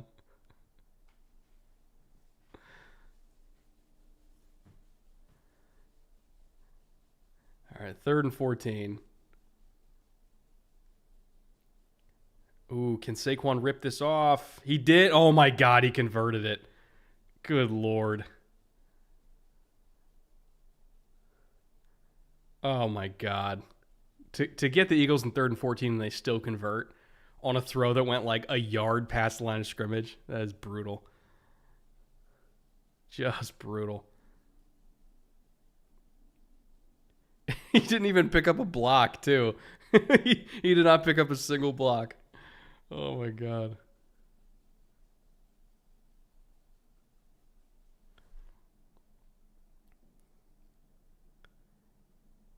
Oh, Rams tackling is an issue today, boys. If you can throw it at the line of scrimmage and get 10 yards every single time, you win the game. Michael Horn for $10. If Tennessee isn't sold on any quarterback, they could push a story that New York wants to trade up to force Cleveland to move up. If I'm Callahan, I'm not too worried about Cam Ward being great in the North. I'll say this, and I know this for a fact. The Titans and the Giants have coaches coaching Shedeur at the Shrine Bowl for a reason. They are doing their homework because they want to see if they will be comfortable with the pick in the top 5. And that's to be expected. Now, would I take Shedeur that high? Again, I wouldn't. But I also don't have my livelihood tied to taking a quarterback in the top 5. So if you're looking at it from a human perspective, they kind of have to. Or at least they have to do their due diligence to make themselves comfortable with it, right? So they're both going to be on the staff that's coaching Shedeur the entire week, and that's why Shedeur's in Shrine, and that's why the Titans and the Giants are sending everybody, like they're sending GM, coach, staff, fucking everybody to Dallas for Shrine Bowl because they're trying to get to know Shedeur to see if they can be comfortable with it. Now, I wish Cam Ward was also there. I don't think Cam Ward is going to be doing any all-star stuff. So they're going to have to wait for Combine to interview him. But like that's part of the reason why Shedeur is going to Shrine is so that he gets the extra interview time with those teams, so that they can be comfortable with him. Which, I mean, it's good for Shedeur, by the way. Like that was the absolute right move for Shedeur to do, was to go to Shrine and do these interviews because they're going to get really, really hefty interview time with him. Michael Horn for $10. If Tennessee isn't sold on any quarterback, they could push a story. Oh, wait, I already did that one. Sorry. GT for $5. In your opinion, how much of a factor should level of competition play when evaluating a prospect, if any? It depends, right? Like, if it's both a level of competition question and an athleticism question, that is very different than athleticism is amazing and, measurement profile is amazing, but level of competition wasn't, right? Like I look at Khalil Mack. He was at Buffalo, but his profile athletically was incredible, and you still at least had the one game against Ohio State that he damn near won by himself, as like, okay, he can hang with Ohio State. And he was still a top 5 pick that went to freaking Buffalo. But if Khalil Mack wasn't a freak of nature, then he would have had kind of 2 strikes against him, right? So I think it's, as Curtis said in chat, clarifies the picture, doesn't paint it. That is the absolute correct way to put it. It's not just about who did he play against. It's also, does he have the requisite size, speed, athleticism, power, et cetera, which is what we find out at All-Star games. That's what we find out at the Combine. Like there's multiple angles that you have to look at every single prospect.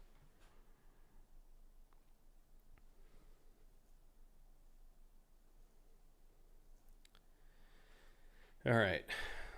So after picking up a third and forever, Eagles are still marching here. They got 2 minutes left, 60 yards to go. Rams finally made an open field tackle. That's nice. Potato for 50. Thank you. Drafting a quarterback seems too logical for the Giants. It'll be Sam Darnold. It will be a disaster. That's if Sam wants to go back to New York. I don't know. I don't know if he wants to go back to that city. We'll see. Oh, Jayden, what a move. Just that subtle little angle change in space. What a move. Again, the Eagles keep putting themselves into really bad spots, and they keep digging themselves out of it. They have an uncanny ability to do that.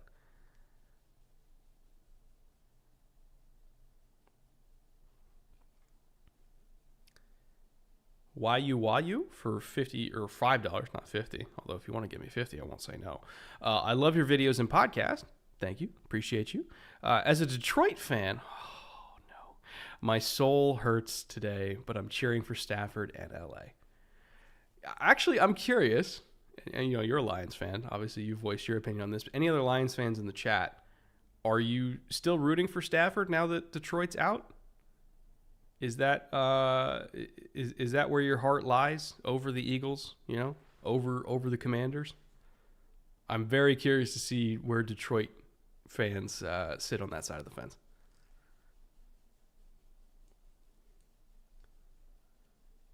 All right, 2nd and 1. Eagles are almost in field goal territory as far as like snow conditions. Field goal. Oh, AJ! Oh, AJ!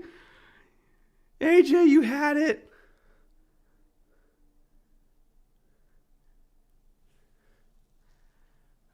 Oh. I know you got the inner excellence. We need the outer excellence here, AJ. Come on now. That's rough.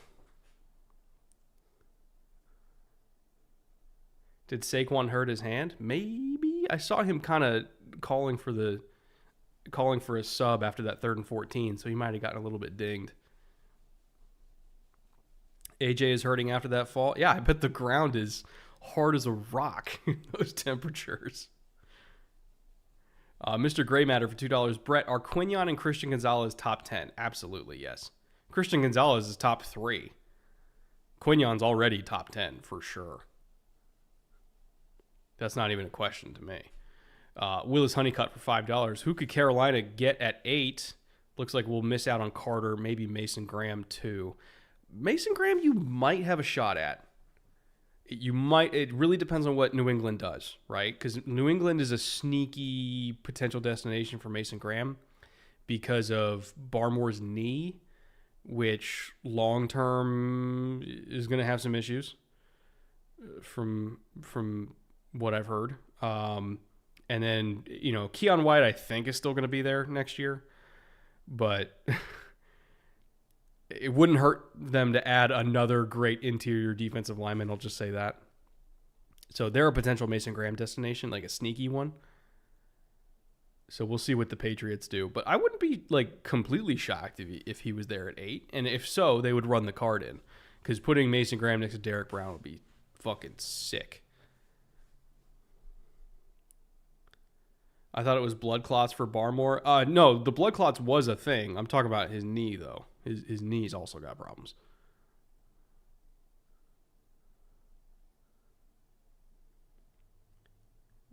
Could have potentially called a late hit there on Michael Hoyt. Saquon seems pretty upset with it because he was already on the ground, and then Hoyt came in and tried to lay a shot on him. Ashton going top 12. I don't think Genty's going in the top 12. I'd be very surprised by that.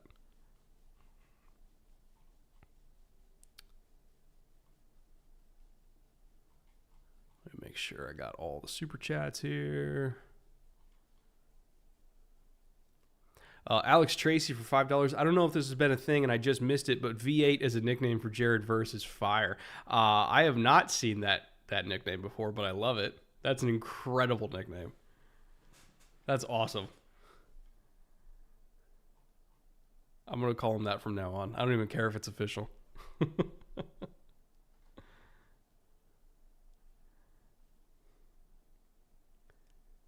Ooh, Rams are calling fire zone here. Oh no, they dropped out. It was a sim, and they got him, and he fumbled. No, Jayden. Oh my God, the Eagles just repeatedly punching themselves in the dick.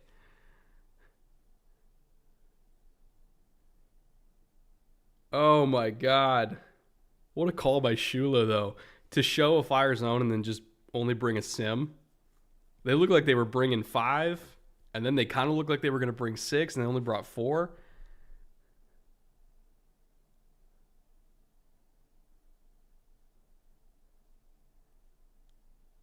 Let's see. Oh, man, you just had a miscommunication on the right side.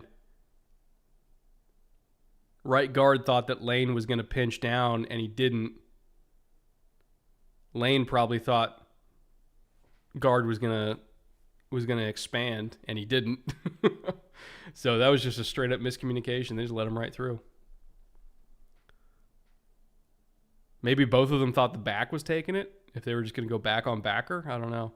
I'd have to go back to the film and watch it, but something got messed up.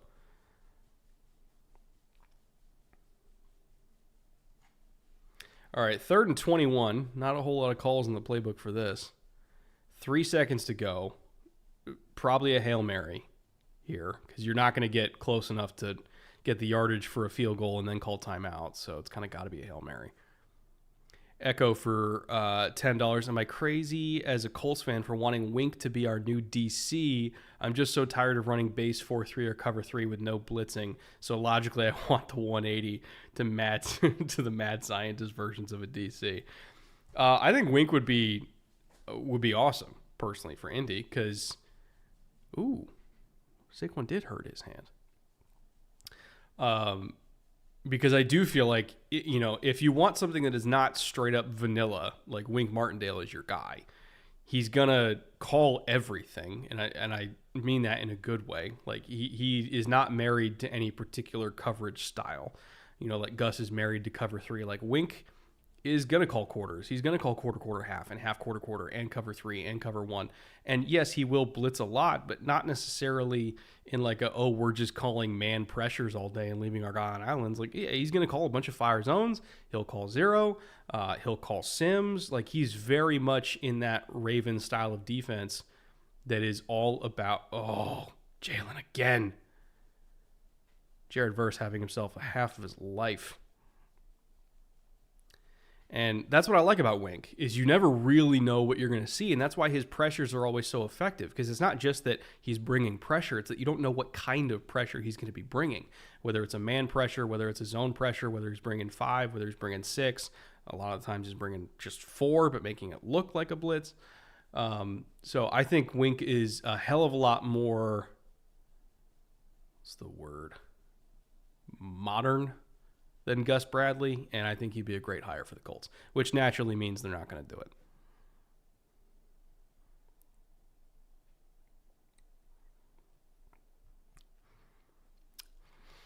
All right. Let me make sure I didn't miss any others. All right, I think I'm all caught up. Michael Horn for $10. Logically speaking, the BPA are all defensive linemen, but Drake Mays already got hurt twice. Is there a point where BPA goes out the window because New England can't keep playing off script?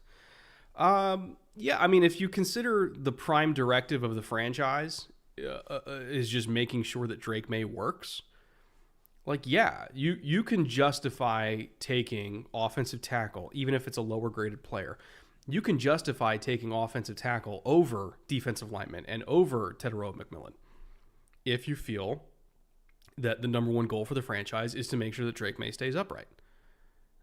And I will not besmirch anybody for taking Kelvin Banks that high, because I think that Kelvin Banks is really damn good. Or Will Campbell, or Simmons, or whoever, like whoever your OT1 is. I will not besmirch anyone for taking them that high, because they're all really good players. And at the end of the day, if you just want Drake to be breathing, then yeah, you take a tackle. Like, I don't think the Chargers regret taking Joe Alt, even though they also had a need for receiver. Like, they're happy with that. Fat Sertan. That's a great name for $5. Love you, Brett. I love your name, Fat Sertan. That's fucking great. Oh my God. That genuinely cracks me up. C for $5. If Cam and Shador are gone or not the best option at pick 3, who should the Giants pick? Travis, Abdul, or Mason? Also, Trey Smith or Charvarius in free agency? Yes to both. I'll start with free agency. Charvarius Ward, great corner, great human. He would be a plus addition to any single locker room and any single defense. He should be a target for everybody. Trey Smith, additionally, is the home run free agent offensive lineman this year. Like, that is the one. That is the one that everybody, other than teams that already have a top 5 right guard, every other team in the NFL should be trying to get Trey Smith. Because not only is he's an incredibly good football player, he is one of the smartest football players I have ever talked to in my life. When me and EJ were out there at O-Line Masterminds this past summer, Trey Smith was doing these breakout sessions with a bunch of college offensive linemen, and me and EJ luckily were there. We could also, chat with Trey and chat with Lane and Creed and Armstead and Steve Hutchinson and all these guys. And I learned more in like a 5-minute conversation with Trey Smith about offensive line play than I've learned in 10 years of doing this. He is such a wealth of knowledge, which is crazy because he's so young, but like, that dude's going to be an offensive line coach when he's done. And he's also an amazing player. I think he would be a home run for anybody. In fact, I'd be willing to bet that Borgonzi's going to throw a bag at him to go to Tennessee, his home state. So I think he's going to go back to Tennessee, and he's probably going to be the highest paid guard in the NFL, if I had to guess.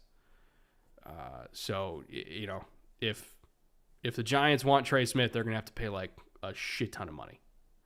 Now, as for who should they pick between Travis Hunter, Abdul Carter, or Mason Graham, the best player at any one position out of the 3 of them is probably Mason Graham. Like, if I'm just picking one position for them to play, Mason Graham is the best player out of the 3 at his one position. However, with Travis Hunter, you get a whole bunch of flexibility in terms of how you use him. And same thing with Abdul Carter. You can play him as an off-ball linebacker. You can play him as an edge. You can play him as a weak side edge. You can play him as a Sam linebacker. Like, there's so much flexibility with Abdul and Travis. Whereas with Mason Graham, like, he is going to be either a 3 technique or a 2-eye or maybe a shade, sometimes. But like, that's he is an interior defensive lineman. Is that super tempting to package with Dexter Lawrence? Hell yeah, it is. Does that solve all of their problems? Not necessarily, right? So if I'm the Giants and there's no quarterback on the board at 3 that you feel comfortable with, I would probably leverage either Travis Hunter, Abdul Carter, or Mason Graham and move a little bit down if I'm the Giants and just try to get more picks, because I don't necessarily think that any of those players are going to solve their issue. But perhaps getting a bounty of picks would help. Or a bounty of picks plus like Tet McMillan. But if I had to stick and pick, I'd probably go Mason Graham for my personal preference. Ian Harbaugh for $2. Rams need to stop the run and run the damn ball. They're trying. They're just not being super successful at it, but they've ripped some nice runs with Kyron. And other than a couple explosives with Jayden and Saquon, I think they've done an adequate job as far as stopping the run. Tackling in space in the passing game has been an issue, particularly the underneath passing game. It does kind of feel like players are going to be swapping studs at halftime to account for the new conditions. And we'll see if that open field tackling improves with new studs. But I agree with you. This is the kind of game where you have to stop the run and run the damn ball, or you're not going to win. And same thing for the Eagles. Like they have to keep grinding it out with Saquon and pop some explosives that way because they're not getting it through the passing game. At least not the deep passing game. Jack Ford for $5. Commies fan here. What do you do when your football team is good? Asking for a friend. What do you think is more beatable, Philly or LA? Are you talking like from a Commander's perspective? Now that Cosme is out, oh man, I don't know. Cosme being out really kind of screws them against both of them because you don't want to back up guard against Jalen Carter, but you also definitely don't want to back up guard against Kobe Turner and Braden Fisk. So heads I win, tails you lose. Like neither of these teams are really a favorable matchup for the Commanders, like at all. I would say if I had to pick, I'd probably pick the Eagles, not because I think that they're a worse team, but just because like there's so much familiarity there. It might make it a little bit easier to prepare because you kind of know what you're going to get from them. Like you've played them twice and you definitely improved, from the first time to the second time. Like the first time was a disaster. The second time Jayden played a lot better. So, you kind of hope that trajectory continues and, playing a third time in the same season, like Jayden just kind of knows what he's seeing. But also, like, do I feel super comfortable with it? Not really. Like, again, like you still got to block these guys, and I'm not necessarily sure that they could block either one of them. I think as a whole, the Rams D-line is probably better, but God, if I had to pick, I guess Philly. Not for a good reason, though.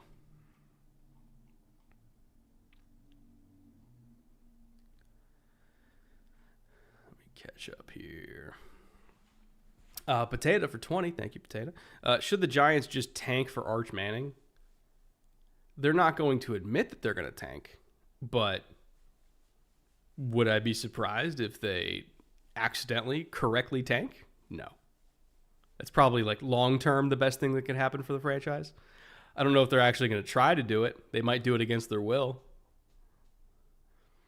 And then GWNYC for $5. What can the Rams do about their inside linebacker situation this offseason? Not the greatest free agent or draft class coming up, and their situation is pretty dire.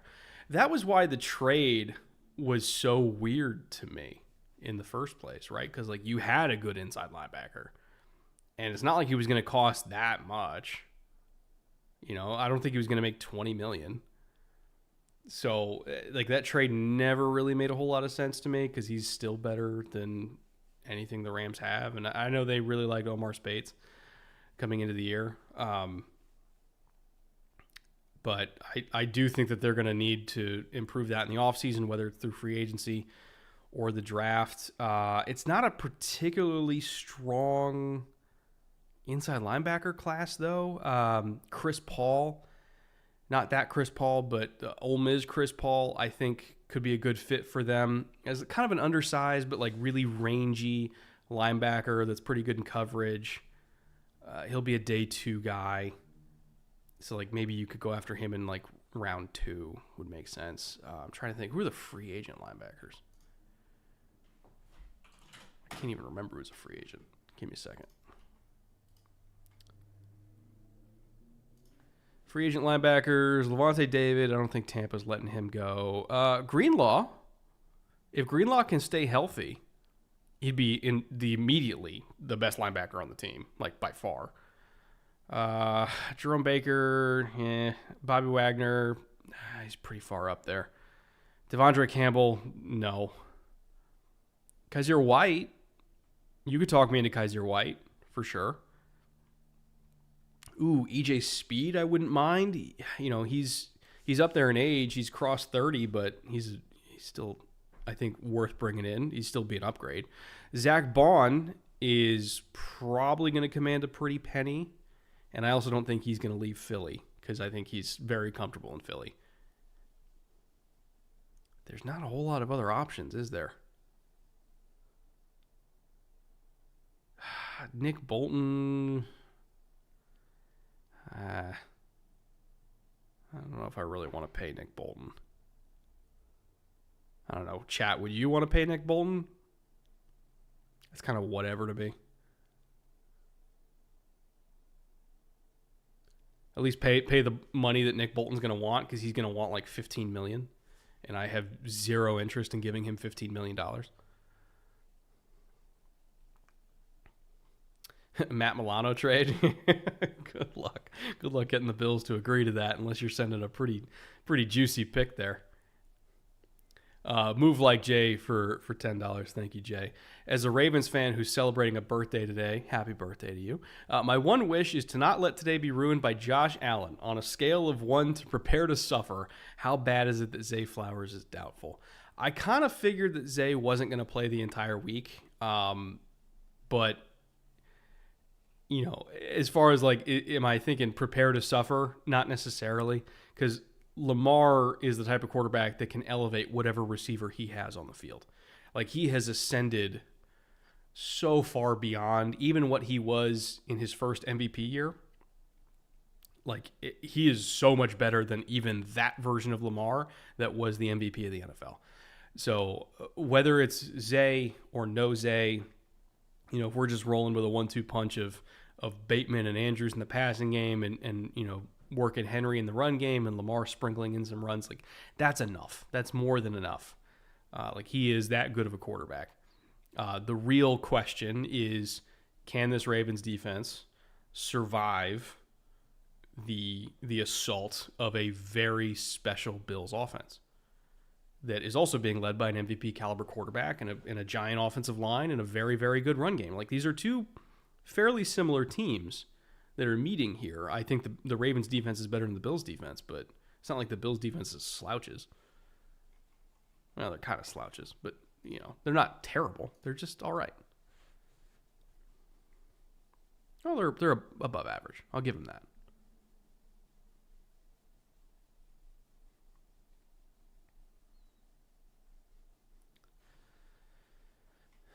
Johan Hernandez for $2. Thoughts on Deshaun Watson? Thoughts on that Deshaun Watson Athletic article? What did I miss? What Deshaun Watson Athletic article? Also, we just got another kickoff here.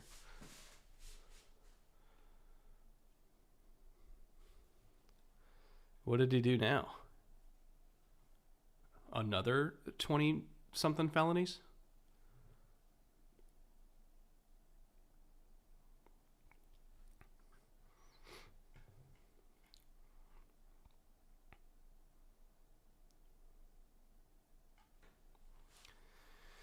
All right. Rams coming out here. Immediate pressure on Stafford. Forced kind of a wonky ball. Incomplete. Going to be 2nd and 10. He basically refused to ever learn Stefanski's offense. Oh, that part doesn't really surprise me. And this is something I found out about like after Deshaun left Houston. But apparently, like, Bill O'Brien held his hand a lot offensively, like as far as understanding and learning his offense and executing it. Like, you know what Sean McVay used to do with like young Jared Goff before Jared Goff kind of like got comfortable in the NFL, where he was like constantly in his ear until the radio would cut out at 20 seconds, like telling him what the structure, like they would get lined up super early and he would like give him notes about the structure of the defense and like, oh, look for this, look for that. Like the stuff that like McVay was basically just puppeteering Jared Goff. Like that's what Bill O'Brien was doing for Deshaun. And then Deshaun got to Cleveland and Stefanski was like, no, you're a professional quarterback. We paid you $250 million. Here's the offense. Learn the offense. Execute the fucking offense. And barely didn't go super well. But no, O'Brien like coddled Deshaun. And I didn't find out about that till after he left Houston. But it made a lot of sense. I shouldn't say coddled. O'Brien did his job. He got Deshaun to be the best version of himself. But, you know, on the field, off the field, I don't think he was being all he could be there.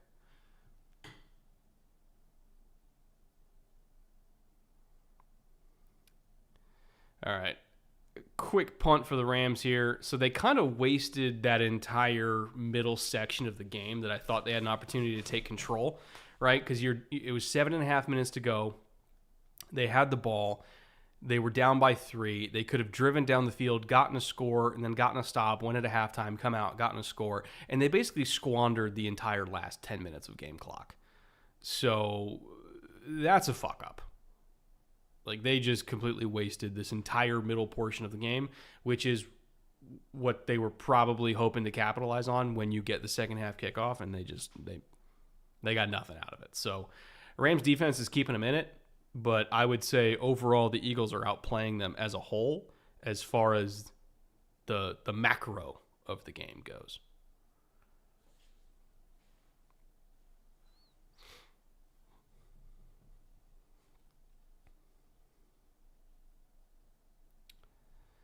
All right, let's see what the Eagles can do. Philly has the potential to just kind of bury them here if they can mount a long drive and get points out of it. Give me like an 8-minute drive with 7. You could put them in a pretty rough spot here. Again, open field tackling, not great. 7 yards on first down.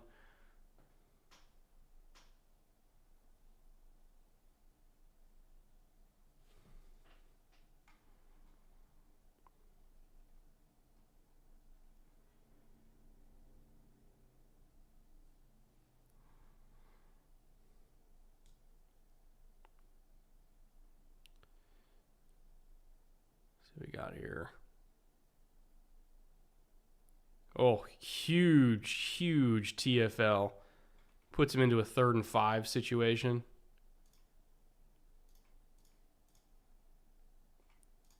Which, if you're looking at tendencies on 3rd and 5 here, let's see, 64% pass. Only 1 RPO call in the year. That's interesting. So probably expect non-play action, non-RPO, non-screen, straight-up drop-back pass. No real deep shots on 3rd and 5 typically. That looked like a miscommunication there. Or the ball just took off on Jayden and went like 5 yards behind his target for whatever reason.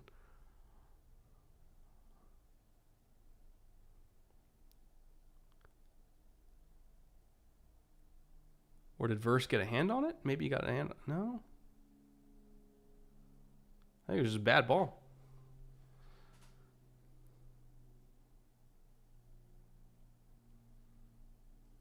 Also, Verse is just kicking ass today. Like, he's just caving in Mailata, which is not easy to do.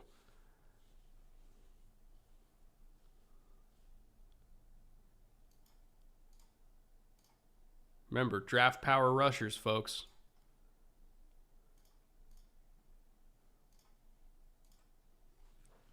Power tends to translate a hell of a lot better than speed, in my opinion.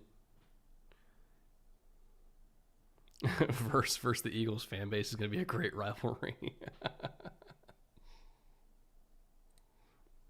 That's what I love him, man. Like, Verse just wants all the smoke. Like, he's such a psychopath.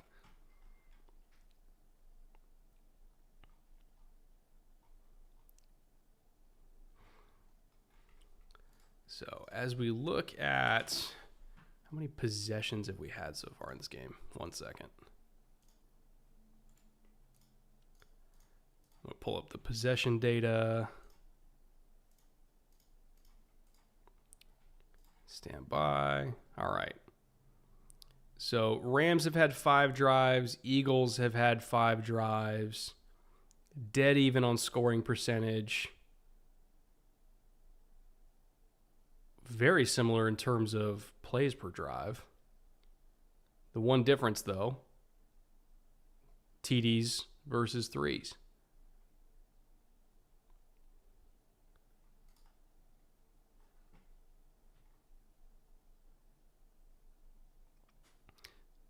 I don't just want a Jared verse. I want a Jared chorus.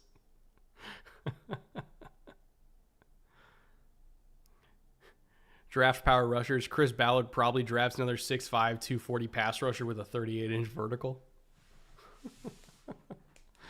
But he's got a good cross chop, guys. Cool.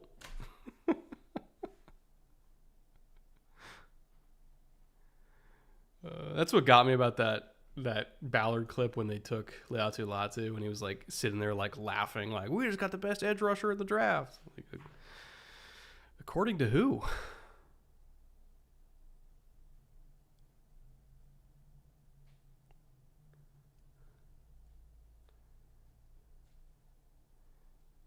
All right. Back from commercial. Let's see if the Rams can do literally anything. McLander. Can't believe the ref sacked Stroud 8 times. Yeah, Clay Martin's got a hell of a bull rush. Fisk is out for the rest of the game. Oh, shit, that's bad. What happened? I saw him limping off the field early in the game. I didn't think it was that bad.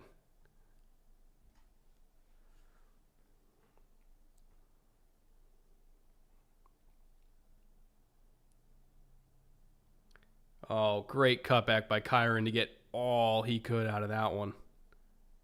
Great move.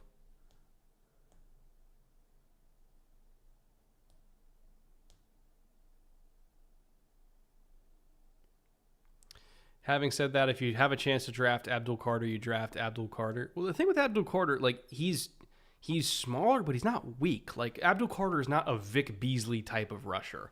And I feel like that is where people get confused with my stance on Abdul Carter. The reason why I didn't have Abdul to the Giants is mainly because, Stafford letting it go. I just couldn't get there. Is mainly because if the Giants take Abdul Carter, their entire edge rush rotation is going to be like 250 or less, maybe 255 tops if Abdul puts on weight. And it's tough to play the run like that if all of your edges are not, like, if you don't have any edges that are like 260, 270 that you can put either over a tackle or definitely over a tight end and dominate the line of scrimmage, like, you're gonna struggle against the run. I don't care how good your defensive tackles are. Letting it go. Got it. There we go. There's Cooper Kupp. So it's not that I dislike Abdul Carter, and I definitely don't think that Abdul Carter is weak like Vic Beasley. I just think they already have so many of Abdul Carter's body type that they kind of don't need another one.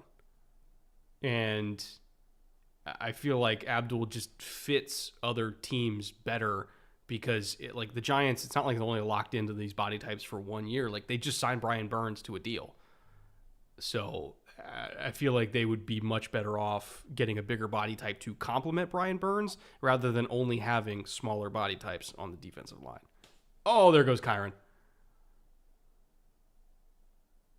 But especially if you're looking at how often, the Giants want to be in like a 3-3-5 look, like ideally if they had the personnel for it, they would want to be in a 3-3-5, and they can't really do that. So I don't know.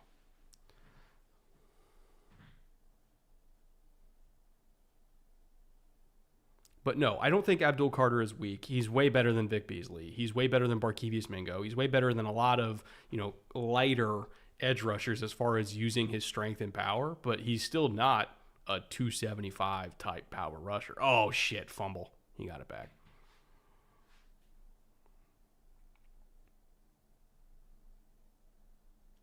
And Abdul, does play the run, but again, he'll play the run on tight ends.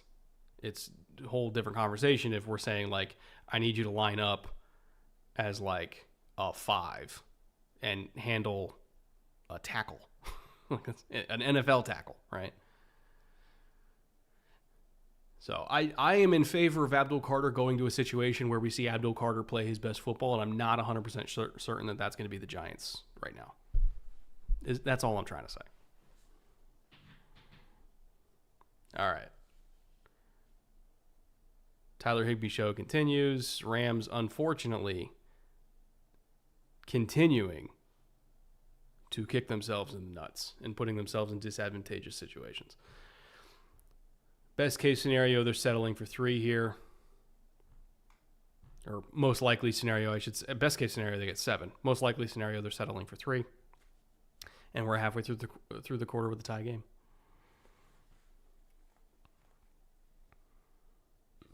When are we getting your QB evals? Probably like early April, if I had to guess. It's usually when I have them done by. Because this year it's going to take me even longer because I'm going to have to do like 6 or 7 games with some of these guys to get an idea of what the hell they are. Great sack. All right. As far as red zone defense goes, this has been a great game for demonstrating the value of red zone defense.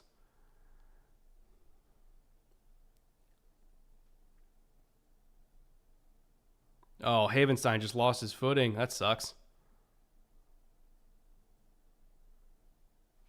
He just slipped.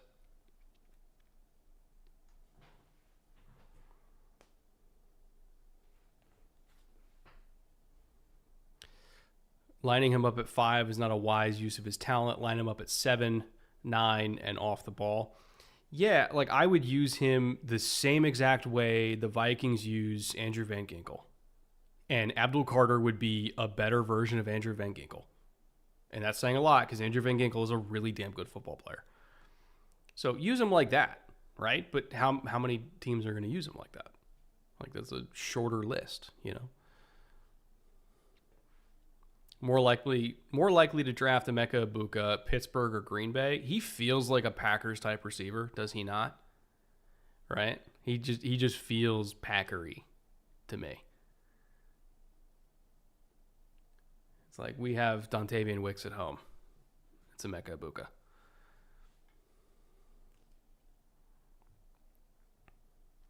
Abdul is like 255. That's not small. A little below average, but he's not like 240. I agree. He's not Vic Beasley.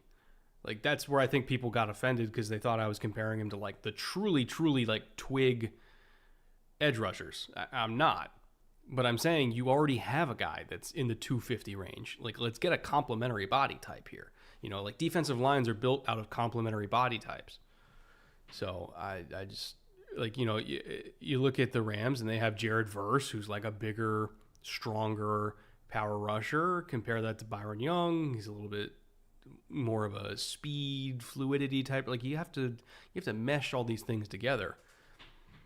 So I love Abdul Carter as a player. He's a phenomenal player. I just think we got to put him in the right spot here to have him thrive.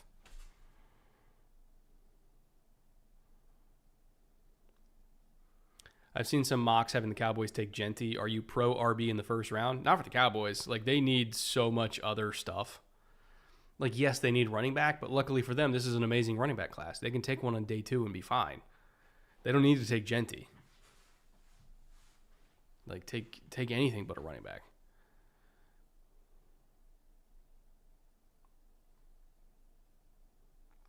How is the A&M defense not better considering all the elite talent? I have no idea. How are they 9th in the SEC in sacks and they're going to have like 2 first-round picks on the defensive line? It's insane.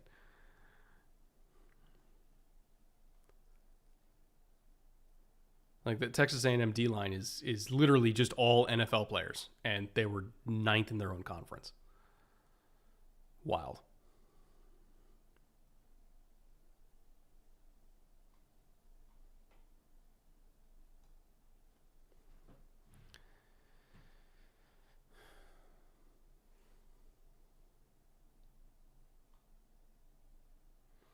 Curtis Rogers for $5. Which positions can you evaluate in year 1 best for future success?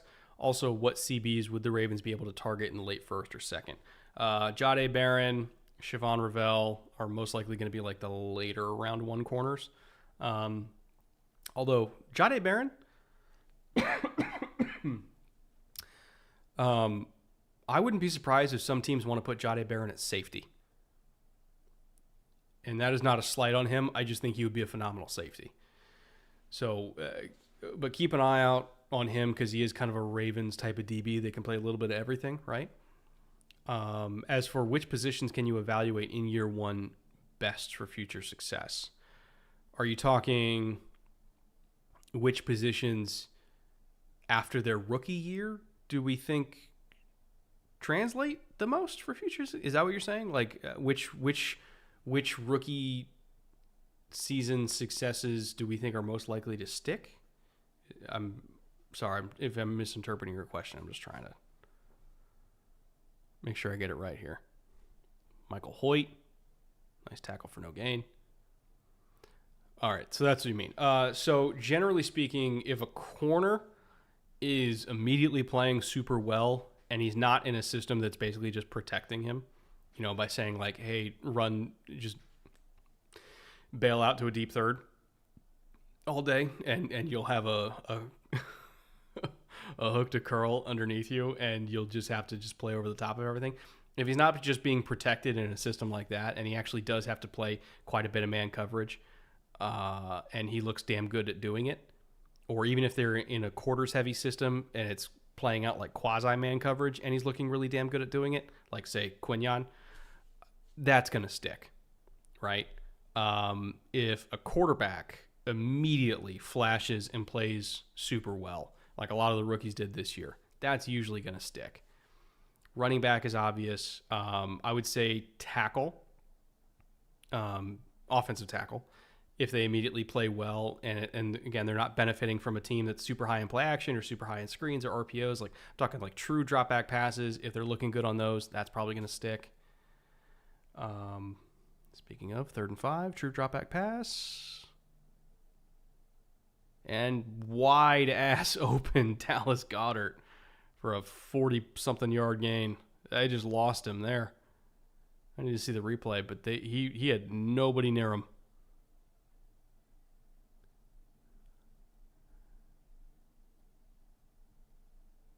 Did Quentin Lake just fall?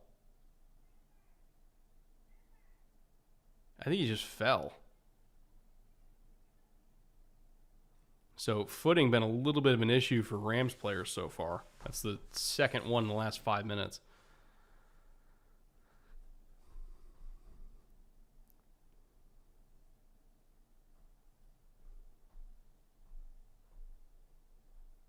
Corners are always so up and down in any given season, it feels. Well, DB statistically is the position that gets hurt the most. And so I think they're also the most susceptible to having injury-riddled seasons that degrades their play.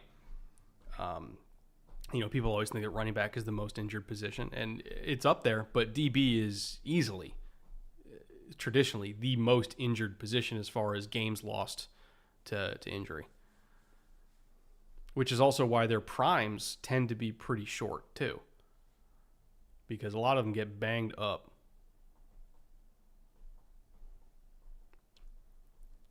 Why do you think that is? It's a big people sport, and DBs are not big. You know, if you're running counter, and you have a tackle, or you know you're running G lead, and you got a guard out in space. Guess who's taking on that guard? Fucking 180-pound corner.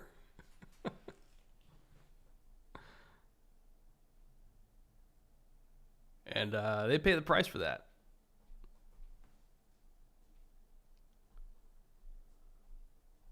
Fucking running crack toss just so you can get Derrick Henry one-on-one in a corner. It's just food. And Quentin Lake again, dropped that. Rough. The Rams have all these opportunities. They're just not taking advantage of them.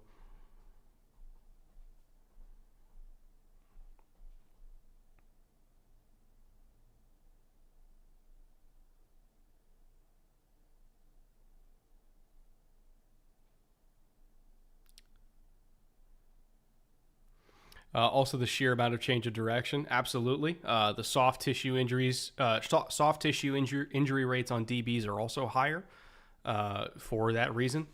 They're a similar rate to receiver, which, for obvious reasons, you're running full speed, then you're throttling down, you're cutting, hamstring injuries, calf injuries, they constantly happen to DBs, but But it's a lot of shoulder injuries from contact, concussions. Like DBs get beat the hell up, whether it's soft tissue injuries or contact injuries. They get beat up, bro.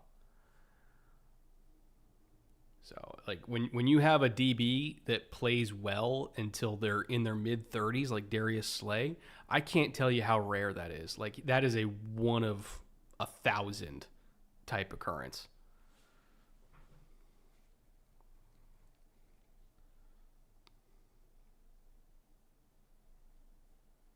Another sack for the Rams. Oh, Jalen's hurt. Uh-oh. That's not good. He's walking it off, but he definitely got dinged. Oh, left foot ankle. That might be turf toe with the way his toe bent back. If you guys saw that. Watch his left toe. Or was that ankle? It was one of them.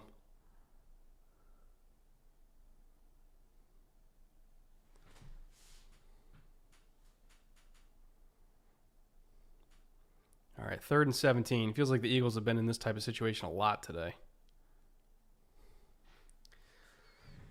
So the mechanism for turf toe, and people always say, it's a toe injury. How bad could it be? You're literally tearing a ligament, right? Like that's what turf toe is. You're literally tearing a ligament. So I'll demonstrate with my thumb because it's easier and you'll see why. So here's my thumb. Imagine this is a toe, or imagine this is an upside down foot, and this is the big toe, right? And this is the ground. So you're planting. Turf toe is when your foot and your toe get bent in the wrong way, and so I happen to be double jointed. So like you can see,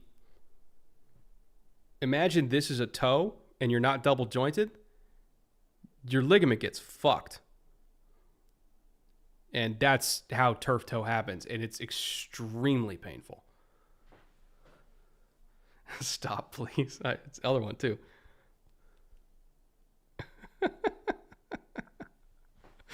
Sometimes I'll do that when I shake somebody's hand, and I go, ah! Freaks them out. It's great. It's great. I'm going to be doing that when I'm 90. Brett just wanted to show he's a double jointed? Absolutely, I did. You know how rare it is that I get to do that?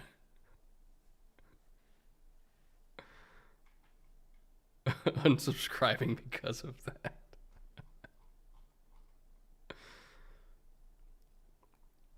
DAF for $5. Any advice for someone wanting to get into scouting? In your experience, can that be a realistic career path for someone with minimal NFL connections? Yeah, but it generally has to start from, like, if you don't have any existing NFL connections, it has to start from the bottom, right?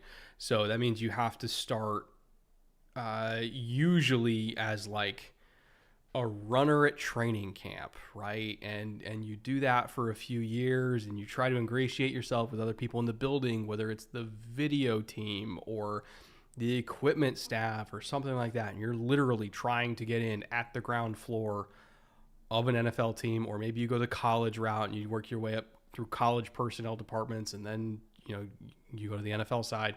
But if you don't already have existing connections and you weren't a former player or have coaching connections or anything like that to land a scouting internship, like you kind of have to do the classic like start in the mailroom thing and work your way up, and until you finally get an opportunity to be like a scouting assistant or something like that. And then you might be able to get an opportunity to be an area scout, making no money, traveling 200 days a year. And then, maybe you can be a national scout after that. And then you can be, there's still probably a couple steps between national scout and like AGM, but then you'll be an AGM, and then you'll be a GM. Like, it takes forever. There's a lot of reasons why, a typical GM hire is going to be older than a typical, or first-time GM hire is going to be older than a typical first-time coaching hire. It's very rare to see a young first-time GM, if it wasn't somebody that started doing it when they were like early 20s.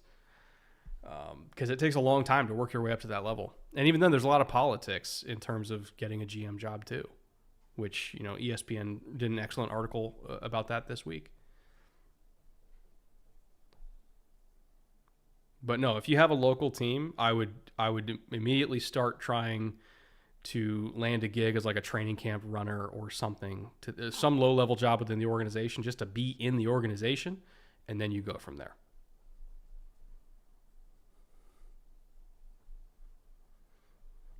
Hey, Brett, any chance to become Bears head coach? They seem to be calling everybody. My interview is tomorrow.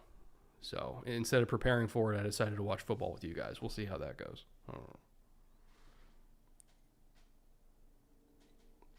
I'll probably be fine. Trace Armstrong's my agent. Oh, terrible drop.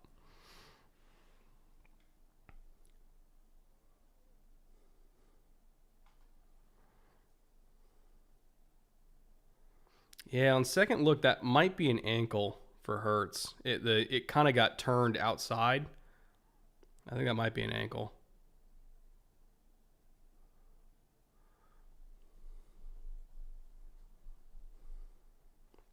Where's Mason Taylor in your early TE rankings? That is not a name I have done yet. So TBD as of now. Oh, man. Kyron putting in yeoman's work today. What's he got? Feels like he's probably got a healthy average here.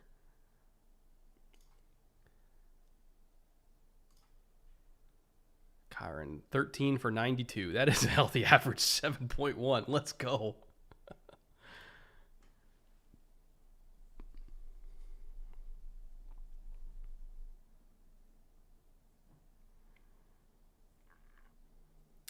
All right, 3rd and 2. Eagles look like they're bringing it. Are they going to drop out? Nope, they both came. Pause. Oh! I don't know if Puka held on to that. No, he didn't. That's rough.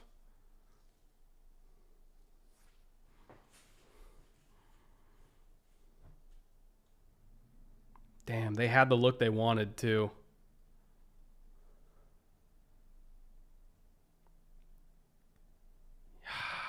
Had it. Just went right through his hands.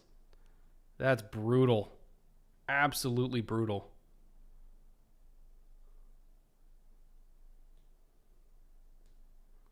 Eagles have a shot to drive a stake in the heart here if they can mount a good drive and get 7, put them in a 2-possession hole in the snow on the road with less than a quarter to go by the time they score.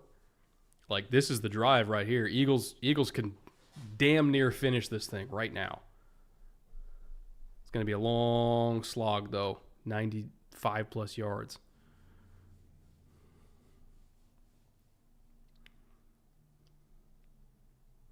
Hell of a punt, too, by the way.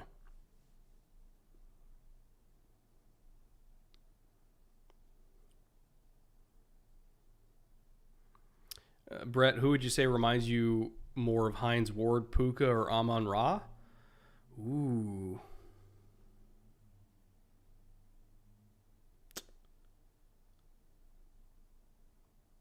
I think they're both better than Hines Ward. Is that wild to say? Like, they're both better than Hines Ward was? I don't know. Maybe that's out of pocket because they're both young, but like, I've watched a bunch of Hines Ward tape, like, from mid-2000 Steelers over the last year, and I kind of think they're both better. I know Hines had the longevity and career stats and everything like that, but like, they're both on a pace to far exceed him.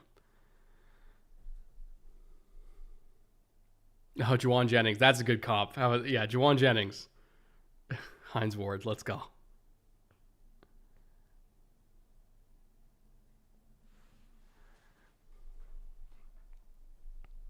Kind of brutal that weather is going to decide a game as important as this. Not necessarily, because they're both playing in the conditions. It's not like only the Rams are playing in the snow. Like, they both have to do it, But I also think that's part of the fabric of the sport. Like, to me, the elements are part of football, right? It's a representation of the unpredictable nature of God, right? And how you have to deal with adverse circumstances, and may the best team deal with those circumstances. It's never always going to be easy and perfect and everything like that. Like, football is about struggle. Football is about, having a shitty hand dealt to you and overcoming it. And a shitty hand was dealt to both of these teams today with really bad weather. And the best team's going to overcome it. It's not just about playing each other. It's about playing him, right?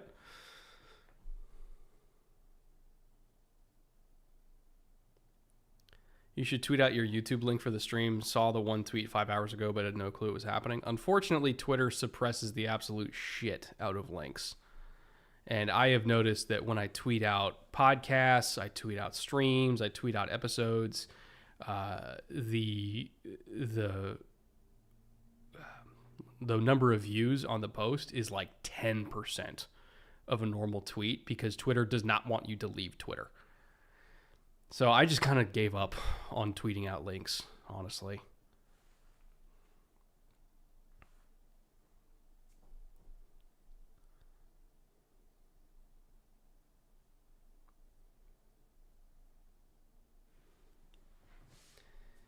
All right, 2nd and 6 here. Oh, safety! Safety! Jaylen, you got to get rid of it, buddy. Oh, no. And just like that, the game turns.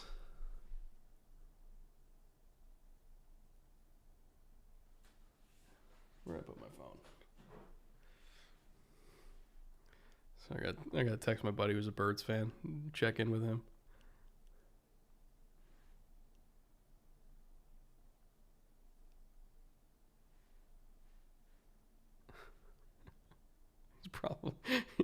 He's probably fucking losing his mind too.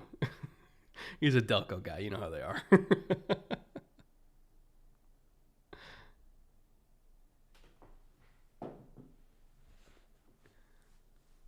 What do you think is going on with Deontay Johnson? I don't know. 4 teams in 10 months.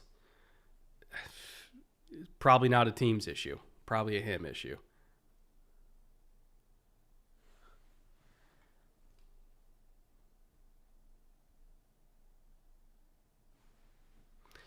Brett, you missed my last super chat. Let me get up there.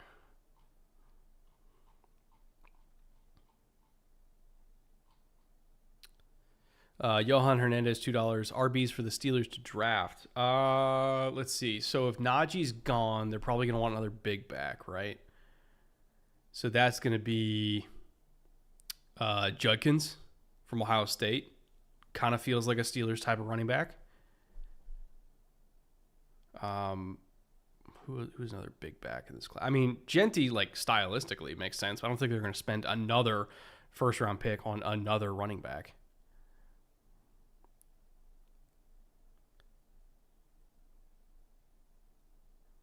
And then the guy I mentioned earlier, LaQuint Allen from Syracuse, is a dog. And he just runs so damn hard. I feel like Tomlin would love him. So, there's an early option with Genty. There's a slightly less early option with Judkins. And there's probably a day 3 options with LaQuint Allen. Either way, they need kind of like that, another just physical downhill presence to complement Jaylen Warren. Not that Jaylen Warren isn't physical, but it just feels like that's what they want. All right, Rams here, up to bat from the 35. Snow is falling like crazy. Kyron, another great first down run. It feels like he gets 7 to 8 on every single first down. So if it's snowing this hard in Philly, is it coming down in Buffalo? I haven't even checked on that. Probably is.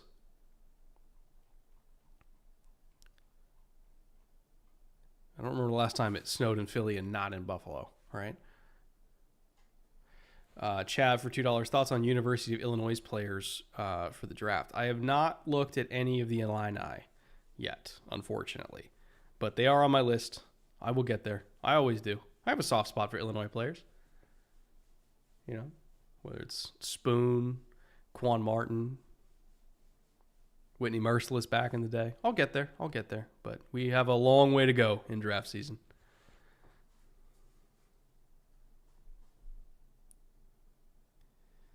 Hendog for $5. Do the Lions find themselves in a Chiefs Alex Smith situation with Goff? Very good team, tons of weapons, but just decent quarterback.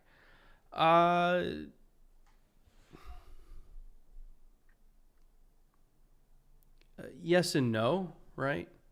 Where it's like, I think Jared Goff is a better quarterback at his best than Alex Smith was at his best, but Jared Goff also has lower valleys than Alex Smith did in KC. As for, does he put a ceiling on Detroit where they can never win a Super Bowl with Jared Goff? I don't think so. Like, Jared Goff's been to a Super Bowl. Like, the Lions were capable of winning a Super Bowl this year. They just ran out of dudes on defense. And unfortunately, Goff had a bunch of turnovers. And when you have a bunch of turnovers and your defense is dead and you're getting gashed on offense, like, you're going to lose. But with a healthy defense and with Jared Goff not being Jared Goof for like 30 minutes, yeah, they absolutely can win a Super Bowl. And I'm not willing to throw away Jared Goff over getting a young quarterback who maybe, possibly could be as good as Jared Goff is right now. Because like the Chiefs, yeah, they got lucky and they got an upgrade at quarterback when they took Mahomes, but that is so hard to do, and it is so incredibly rare to pull off that more than likely you're going to end up being like the Browns, where you have a perfectly capable quarterback that you jettison because you think you can do better, and then you end up giving $250 million to the worst quarterback in the NFL. Well, your quarterback, who is perfectly fine, is leading back-to-back playoff runs in another team. So it's a hard maneuver to pull off, to upgrade from a good quarterback to an elite quarterback. And the Chiefs are one of the only teams I've seen do it. And oddly, also the Rams. But that's a whole different situation.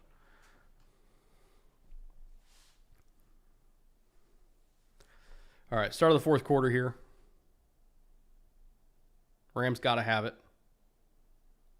Oh, another fumble. Oh, my God. What a shit show.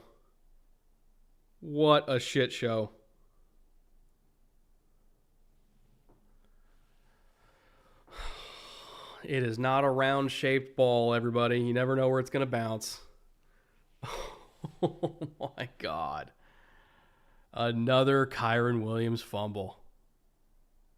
He just can't get away from it. Just can't stop fumbling. 3 points of contact, bro. Like, again, it's too loose. He had it too far from his body. He was swinging it out.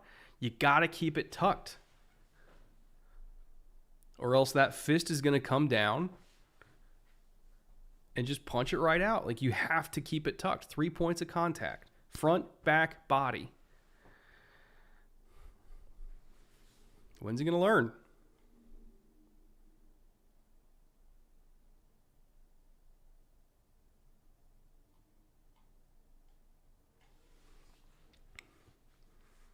All right.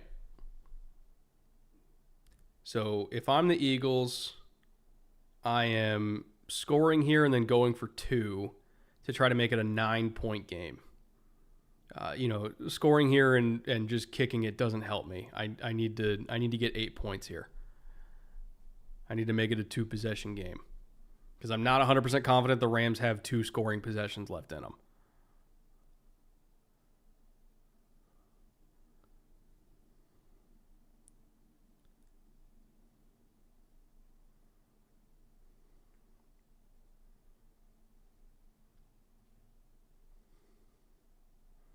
Oh, great tackle. Was that Roseboom? Yeah, it was.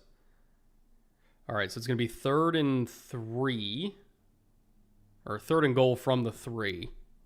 So it's a little too far to tush push it. But if I'm the Eagles, would it be crazy to tush push twice? Right? Because you know you're going to gain ground on the first one and put yourself in range to do it on the second one. Do you tush push twice from 3rd and goal? Looks like they're not. They're lining up in the gun. Tackle over, though. Tackle over. Alert.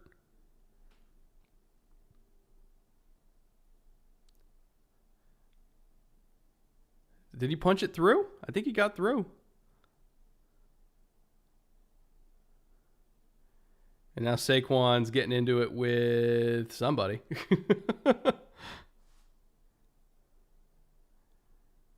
Oh, he's short. He's short. He might be like 6 inches short there, folks. I don't know. It's tough to tell because of snow and leg limbs, but like that forearm went down, and I'm not sure the ball was across the plane there. Now they're probably going to score anyway because they're in range for a tush push. That's short. So either way, Philly's probably going to get 7 here or 8 here, but it'll take one more play. I can do it for $5. I know Tomlin is a great coach, but is any of the Tomlin hot seat real smoke? It's been a long time since the Steelers were scary in the AFC. I don't think it's. If the Steelers were going to get rid of Mike Tomlin, they already would have done it. Now, is he on the hot seat for next year? Only if they're like objectively bad.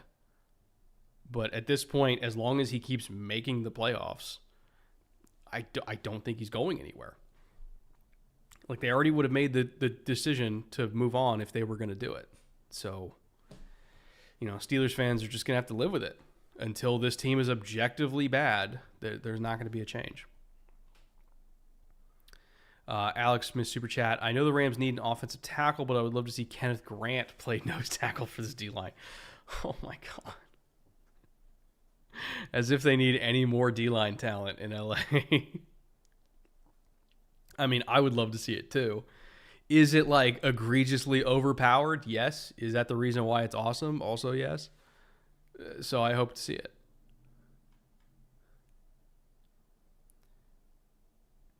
Hen dog for $2. Jalen Hurt, no push.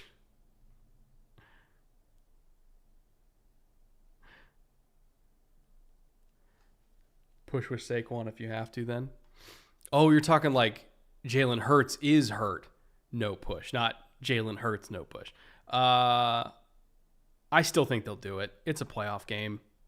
If Jalen can move, they'll do it.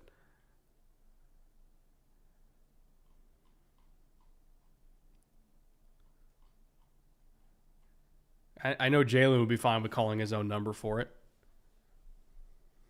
And remember, Jalen's not even like the one who really does the pushing. It's Mailata and Dickerson that do like the heavy lifting on the play. And then Jalen just kind of rides the wave over the top. You only need one functional leg to do that.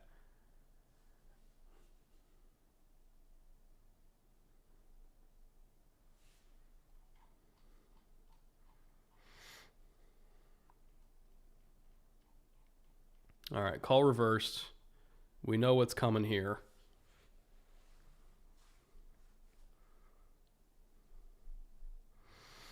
So the one thing the Eagles can't do here is false start. Fucking everybody's just encroaching. Yeah, he's in. Oh. Was it a false start? Oh my God. I said the one thing you can't do is false start. Oh my God.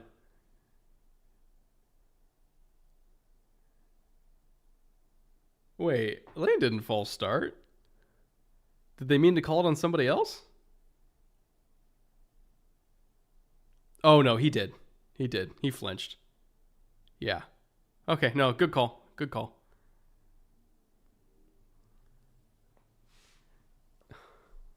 Crazy. Absolutely crazy. And look at him clearing off the spot for Elliott. That's great. This game is sick. This game is so sick.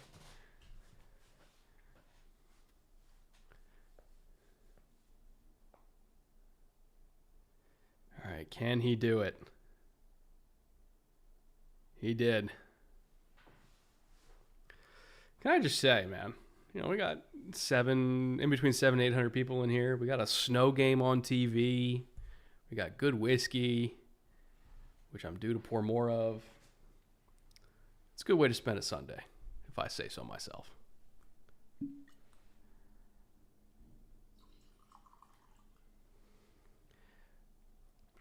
I've definitely had worse weekends. And we got one more game to go. Rams need 2 safeties to win this game.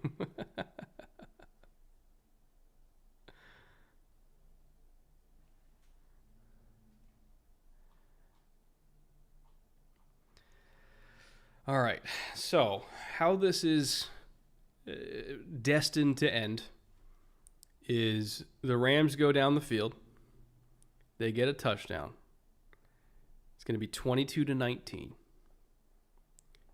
And the Eagles are going to need to get a field goal to tie it. And it's going to be in the snow, at home, turbulent weather, banged up left leg, Jalen Hurts, legacy drive for all the marbles. That's how I see this going. Let's see how it plays out. OT into muffed kickoff. Maybe.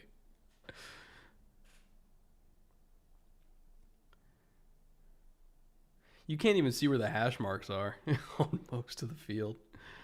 Oh, man.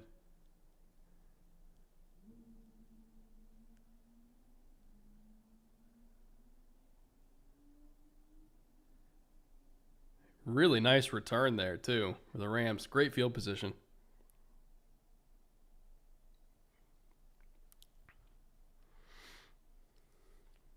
I wouldn't go for 2 to be up by 4. That's an intriguing proposition, right? But I'm kind of okay with putting. So here's my reason why I'd rather be up 3 than 4. Psychologically speaking, let's just say the Rams get a touchdown here, which maybe they won't. I don't know. Psychologically speaking, I'd rather be up 3 than 4 because if I'm up 4, the Eagles know they need a touchdown, which means it's more likely they're going to be aggressive. And I would rather want them to almost subconsciously be knowing in the back of their head we just need 3 and kind of dialing down the aggression a little bit because I would rather in this weather need them to, like, let's say it's 4th and 4. I would rather want them to try to kick a field goal in these conditions than have to go for it on 4th and 4 and potentially pick it up and get a touchdown and win the game. Ooh, huge TFL. Again, Rams need to score here to make this even relevant. But psychologically speaking, I almost feel like I'd rather be up 3 to make them trust the kicking game in this weather.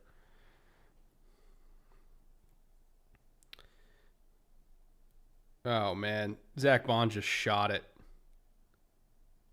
Guard had no chance of getting a hand on him.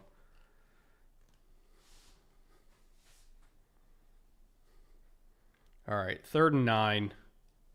Absolutely not where you want to be. I don't even know what part of the field they're in. Where are they on the field?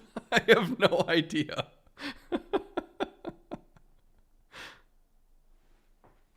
I'm really behind it. Hold on, let me refresh it. YouTube TV sometimes is weirdly behind.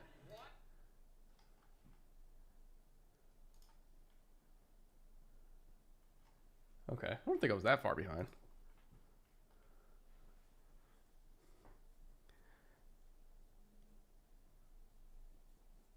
right, 1st and 10. They're just not even trying to run the ball. That's incomplete. That's not a fumble. 44. All right.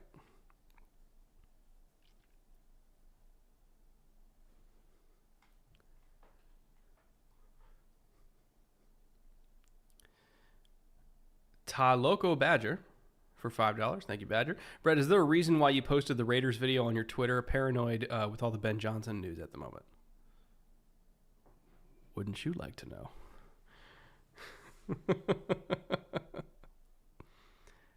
Give it a couple days. You'll get it.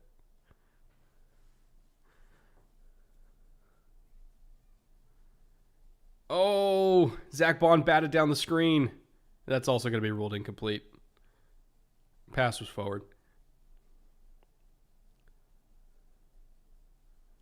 Yeah, Zach Bond earned that All-Pro for a reason, folks.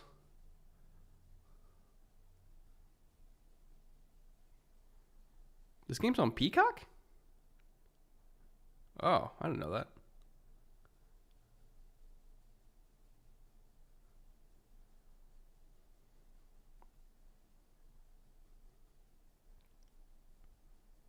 Can you time sync? I'm fourth quarter, 11:10 to go. Rams are huddling right now, if that gives you an idea. They just broke the huddle.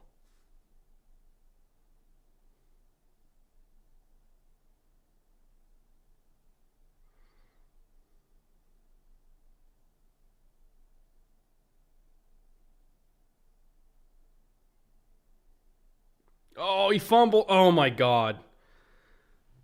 Oh, my God. Nobody can hang on to the damn ball.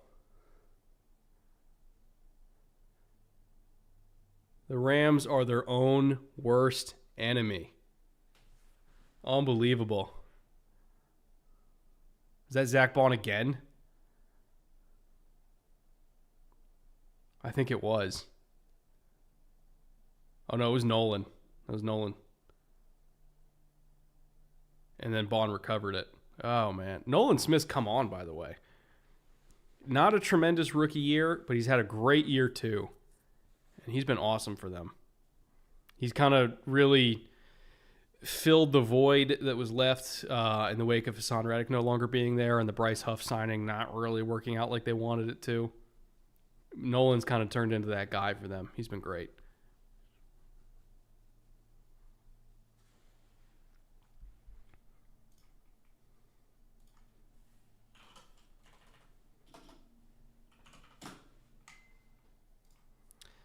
All right. So Eagles, again, have an opportunity to put them away here. They keep screwing it up, but they do have a shot.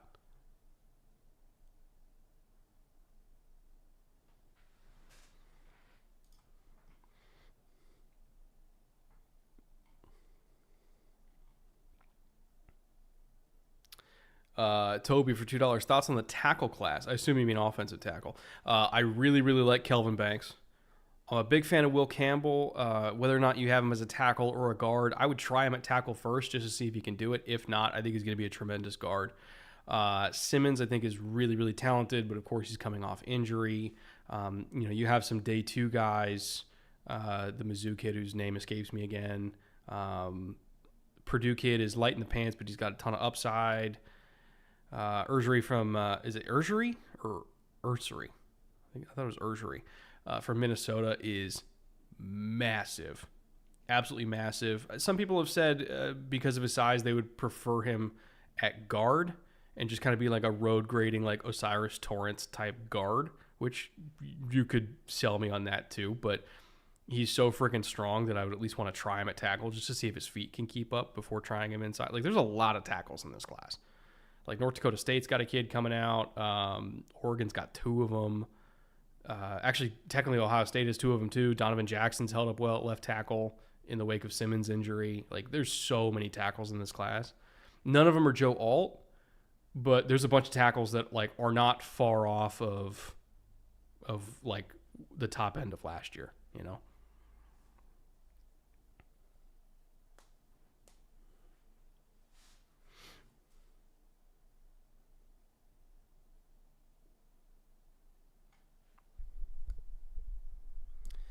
All right, 4th and 4. Eagles going for it, as they should in this situation. But it does give the Rams an opportunity to... you got it.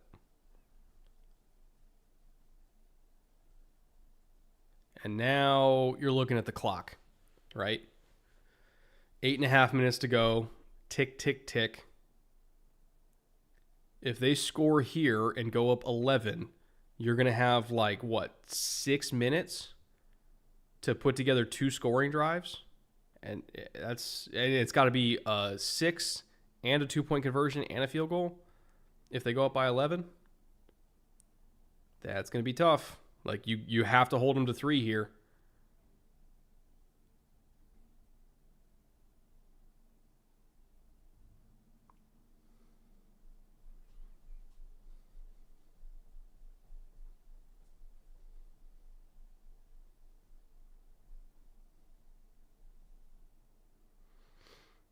All right, 2nd and 11. I just run it with Saquon again, honestly. Just keep bleeding clock. The clock is your friend at this point. They rolled out. And he's out of bounds. That stops it. That is not what you want to do. The thing is, if you're calling a pass play, I'm not calling for a boot that puts the routes at the sideline. I want the clock to bleed here. We have a lead. So I do not agree with that call from Kellen whatsoever. Because if you take... your easy throw to the flat, and he gets run out of bounds there. Oh, wait, the clock is still running. Never mind. I'm dumb. I thought they stopped it. Apparently not.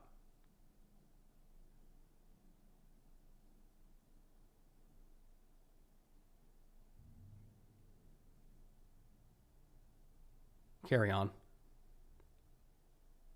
Okay, well. Now it's still setting up a field goal opportunity. Oh, you're right. More than 5 minutes left. You're right. You're right. My B. Good call, Kellen. I apologize.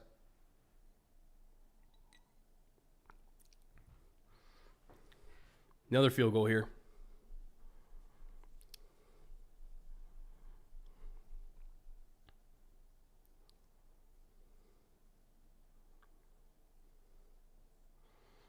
The adventure that is Elliott. I don't know. He's been kind of nails today. It's worked out. Should just kick in the snow every single game. How about that? How cold was the Chiefs playoff game last year? Because it's -10 in Buffalo. I was kind of afraid going into the year because I had saw on Tuesday of the weather report. And by the way, if you're in Michigan, Minnesota, Iowa,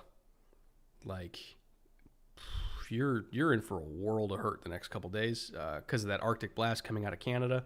And I saw that it was also reaching into the New York, Pennsylvania area too, but particularly the Midwest and the upper Midwest.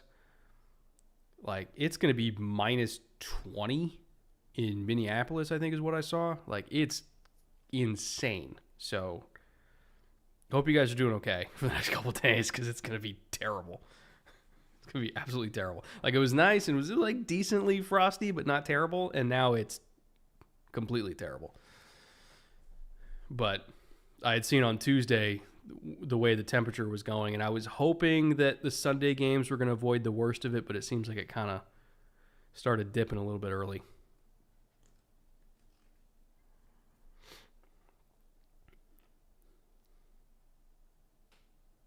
-44 in North Dakota. Ugh. Yeah, that sounds about right. Cheers to you, though. Hope you can drink something to kind of warm you up a little bit, because that sounds awful. How do you even heat a house when it's -44 outside? What do you do? Does a wood-burning fireplace help at all? That's crazy to me.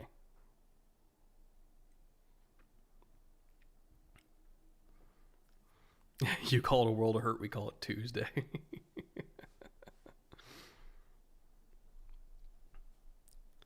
Good insulation. I bet if you do insulation in the Midwest, you are just rolling in cash.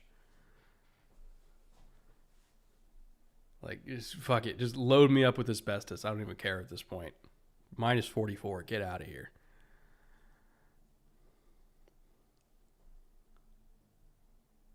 My family in Cass Lake, Minnesota are dealing with minus 12. Feels like minus 25. Oh, my God. Oh.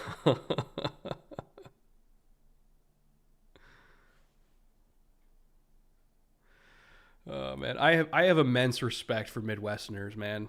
You guys deal with the worst of both ends, right? Because you get the freezing cold winters, and then in the summer, like it's mostly pretty nice in the summer, but then, especially like if you're in areas near bodies of water, which is most of the Midwest, there's like a special type of humidity that I think of with Midwest humidity, and it's different than like Gulf Coast humidity. It's different than like Georgia and North Carolina humidity. I don't really know how to describe it, but Midwest humidity and that special time of year where the whole, like everything around you just feels like you're just touching water at all times. It doesn't last super long, but I feel like the Midwest kind of gets the worst of both ends between summer humidity and then winter freezing temperatures. Worse than Houston humidity. Houston humidity, honestly, and I speak from experience with Houston humidity. You kind of get used to it after a little while, right? And there's almost like a camaraderie, right? Because you know that everybody around you is going through the same thing. Where like you took a shower that morning and you just remained being wet the entire day, and you know if you have sweat stains on you, like everybody has sweat. Like everybody's uncomfortable. Everybody's just kind of in the shit together. And I feel like everybody in Houston is just used to the humidity. In the Midwest, it just kind of sneaks up on you from what I remember. And, everything's perfect. And then one day you wake up and it's just miserable. And it's miserable for like a 3-week period. And then it goes back to being normal. But the Midwest humidity out of nowhere, to me, is like its own special kind of hell. Like the Houston humidity, yeah, fine, whatever. That's just existing.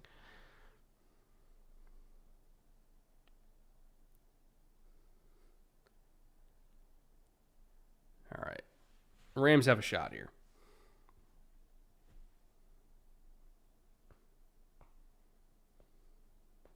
Don't forget about the mosquitoes. Yeah.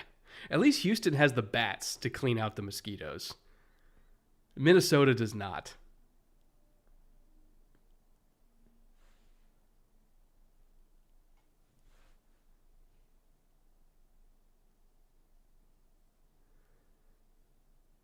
All right, 3rd and 10.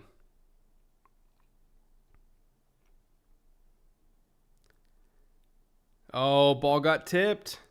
You got to go. You have to go for it on 4th and 10. They had that too. They had that for a first down.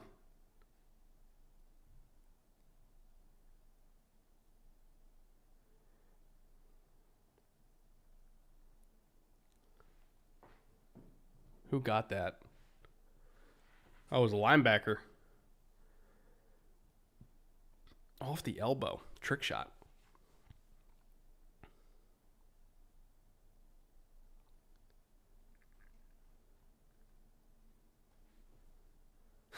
Parents told me mosquitoes are the state bird of Minnesota. They punted? Really? 4:40? I mean, I guess you have 3 timeouts. And if you believe in your defense to get a stop, okay. But if they don't get a stop, the game is just over. Okay. I'm curious, what's the analytic accounts on Twitter say? Because weren't they at like the 45 or like midfield, something like that? I couldn't really see the numbers. I thought they were like midfield.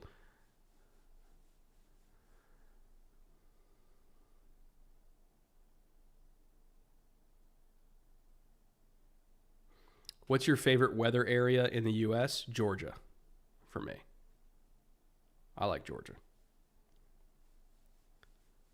because it's not as humid as Texas or Florida or Louisiana.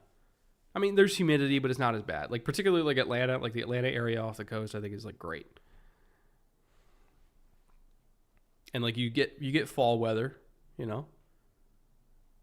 If I had to move anywhere that wasn't in California, I would go up to get a place in like Flowery Branch off Lake Lanier. I think that would be my spot.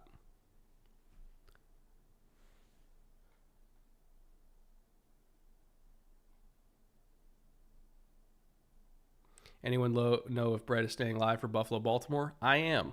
At some point, I will have to feed my cat. You guys are going to see these two little paws reach up from this direction and grab onto my arm, and that is going to be my cat letting me know it's time to eat. So I'll be going down to getting him some chicken and then bring that back up here and feed him here.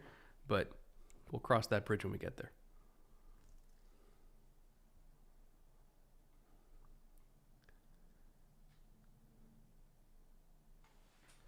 Grew up in Nebraska. We'd have 100-degree weather with 90% humidity during the start of football camps.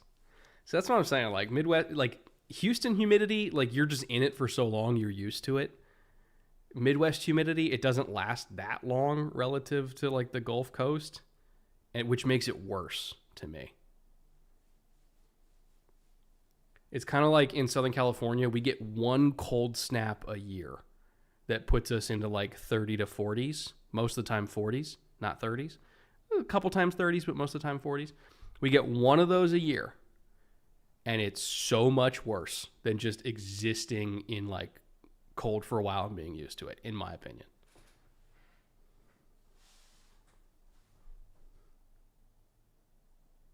Like I have to go from wearing hoodies and shorts every day to all of a sudden actually having to wear jeans. It sucks.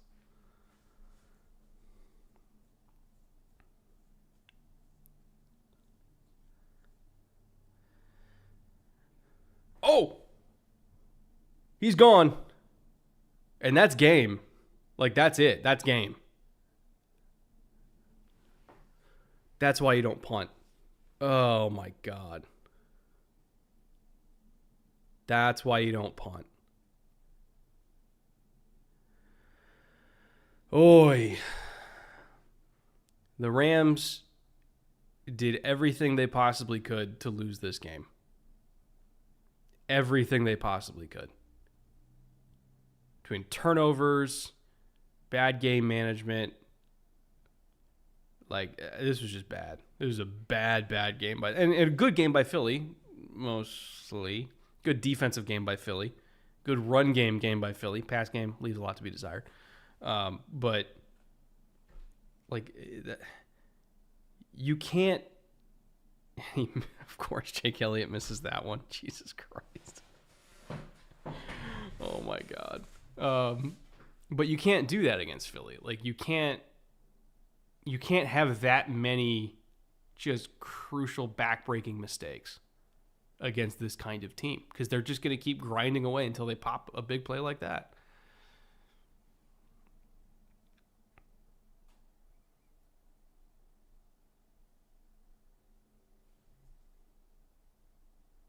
So that's what we're going to get. We're going to get Eagles Commanders NFC Championship. And if anybody, a month ago had Eagles Commanders NFC Championship as your pick, you are now a billionaire. Congratulations. I hope you bet on it. Because you are a billionaire. That's crazy.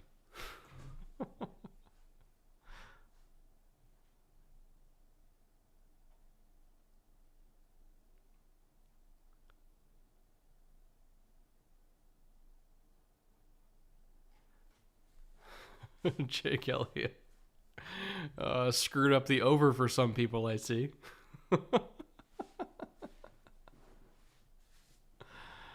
Oh, man. Rams plus 7.5. Please don't be dead.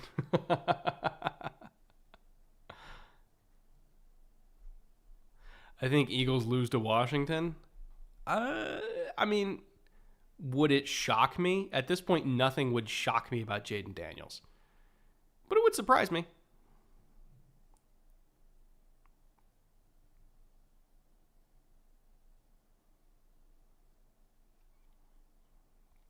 Eagles need another kicker just for PATs and have Jake Elliott only kick field goals.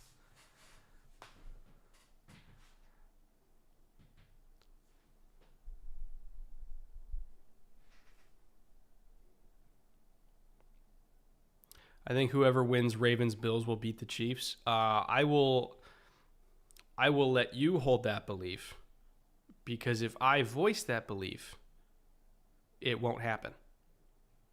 I'll let you keep that. Cheers to you.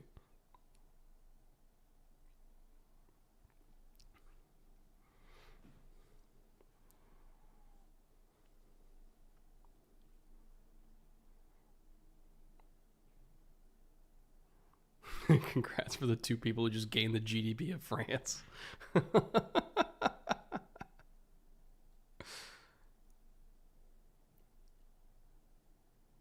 Another drop. The snow's kind of fucking with these guys, with the Rams in particular. We knew you hated us, Brett. I assume you're a Chiefs fan. I don't hate the Chiefs. I really don't. But I do enjoy bantering with Chiefs fans. I will say that. And so I consider all the people at KCSN very good friends of mine.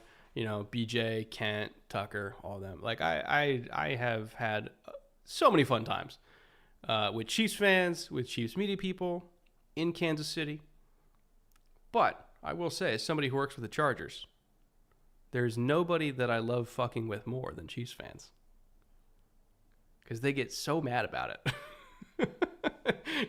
Anytime I offer an absolutely 100% fair criticism of the Chiefs, they get so mad about it.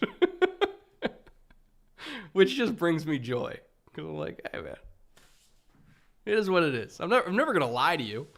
Like, every time I give a criticism of the Chiefs, like, it's something that, like, I did research on, I backed it up. But it does bring me joy to see how mad they get about it.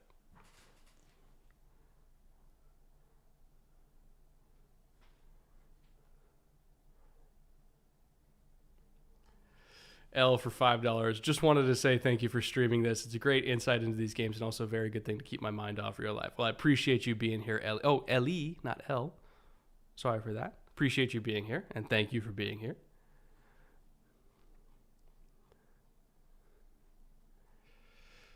I don't understand why Chiefs fans are so defensive. You're the champs. You can just ignore it. I think Chiefs fans get defensive because they know deep down,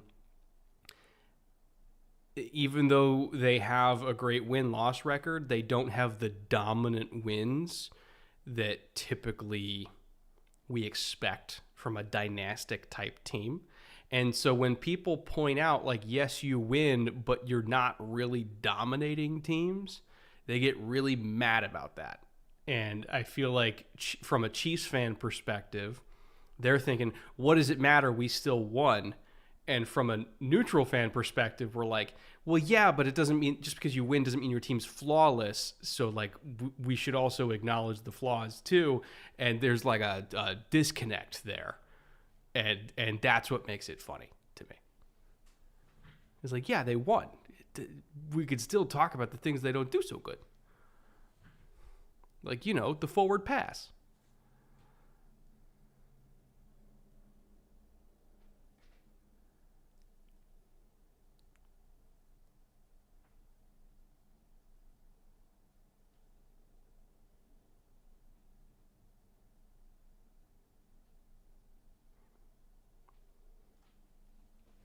Lucas for $2. What current or former quarterback does Bo Nix play like? He's kind of got some Alex Smith to him, if I had to compare him, right? He's kind of Alex Smithy to me, speaking of the Chiefs.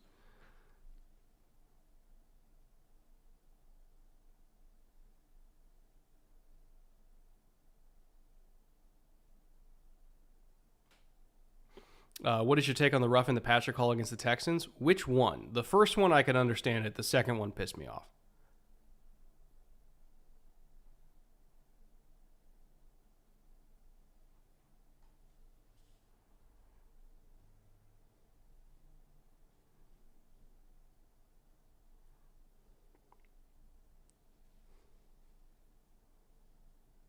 I think you missed my super chat. Let me see.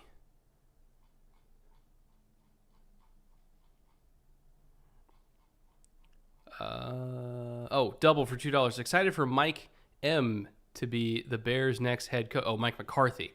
It's either going to be McCarthy or Joe Brady, if I had to guess. I would vastly prefer Joe Brady because we kind of know what Mike McCarthy is. But if it's Mike McCarthy, at least it's better than Eberflus.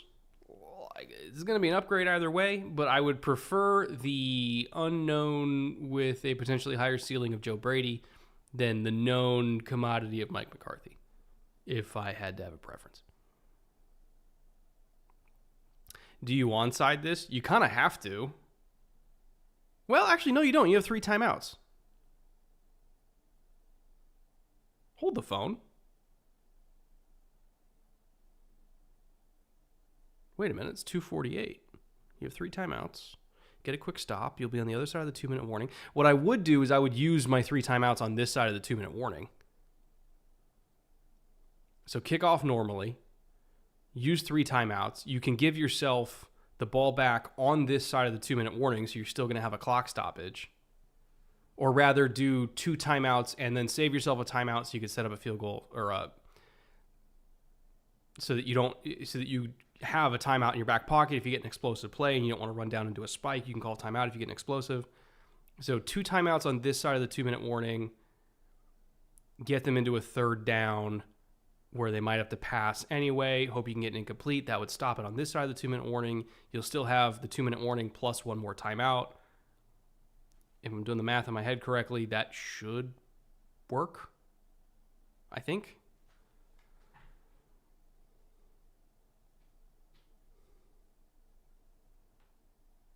And they just touchbacked it. All right, so that's going to be out to the 30, right? Yeah, out to the 30.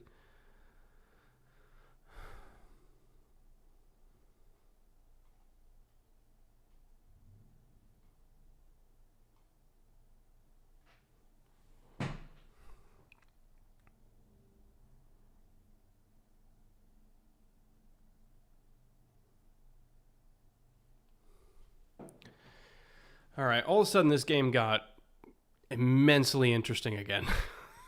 Almost out of nowhere. Let's see what the Eagles got here.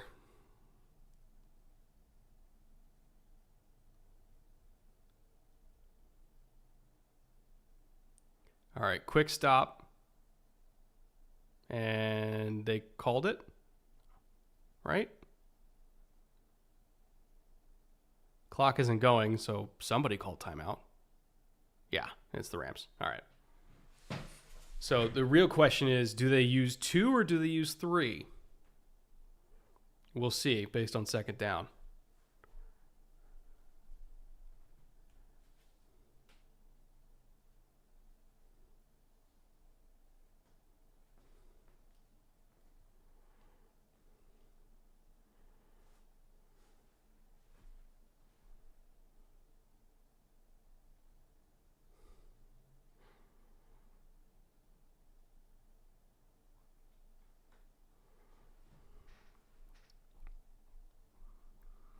All right, 2nd and 7.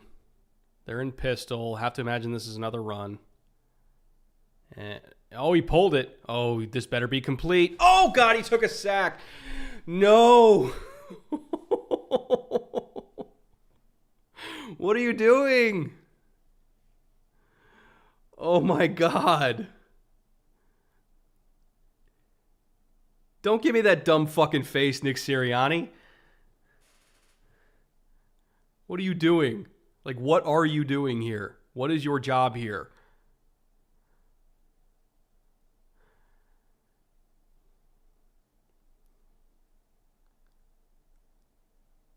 Oh, boy. Eagles. Come on. 3rd and 19. Got to be a pass. You're playing an umbrella over the top. You're rallying and tackling.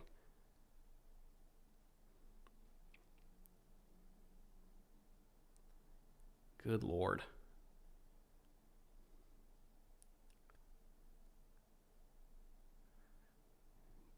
Nothing deep.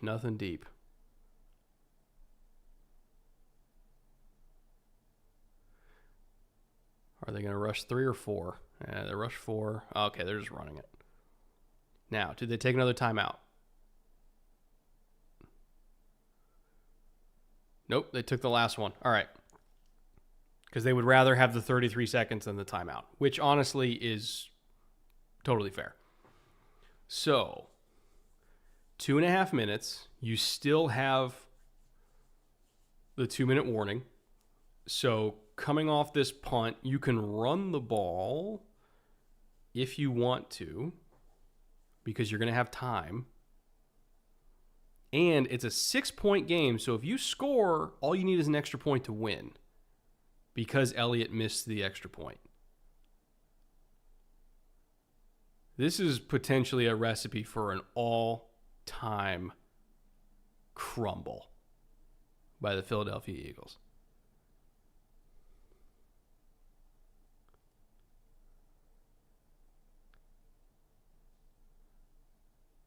Yeah, do not touch that ball. I was like, worst thing you can do right now is muff the punt.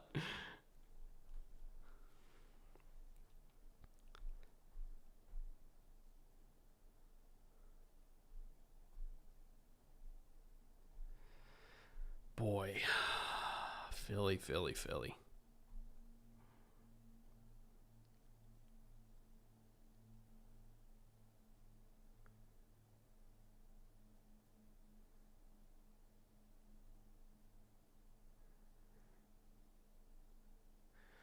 All right. Extremely fascinated to see how much they run the ball here, considering they have 2.5 minutes, because I kind of don't want to give the Eagles the ball back to potentially get a field goal opportunity. So they're going to try to get one more play before the 2-minute warning. It'll probably be a run if I had to guess. Nope, they're throwing it even into that front. Thought that was going to be a run. All right. There you go. It's fine. Still got a first down out of it. Can we get a time sync? 2-minute warning just hit.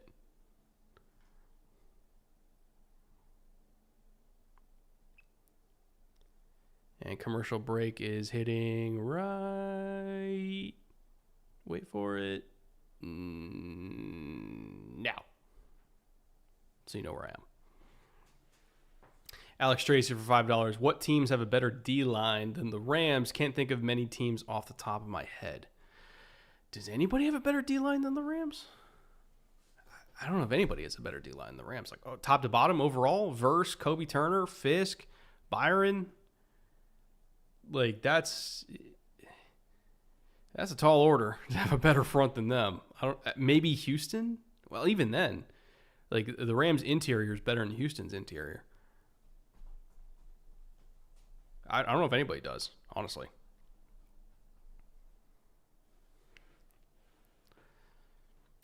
Eagles, KC, Houston. I think KC has a better individual player than anybody on the Rams front and Chris Jones. But as a whole, I would say the Rams are better than KC.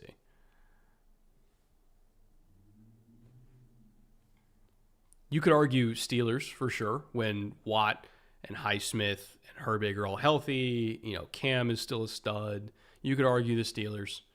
The Eagles, you could argue it, but I'd still probably take the Rams. Let's see, who else? Trying to think. Buffalo, no. Miami, no. New England, no. Jets. I'd still probably take the Rams. Ravens, no. Bengals, God, no. Cleveland, no. Steelers, again, maybe. Houston, probably not, but close. Indy, no. Jacksonville, no. Tennessee, no. Denver, no. KC, no. Vegas, no. Chargers, no. Seahawks, no, but they're not as far off as people think. 49ers, no. Cardinals, fuck no. Bucks, no. Saints, no. Panthers, no. Falcons, no. Vikings, no. Packers, no. Lions. Aiden and Aleem only count for so much, but they're pretty darn close when they're all healthy. Bears, no. Commanders, no. Eagles, you can argue. Giants, no. Cowboys, no. So, Steelers, Rams, take your pick. Oh, boy. DeJean almost had that one.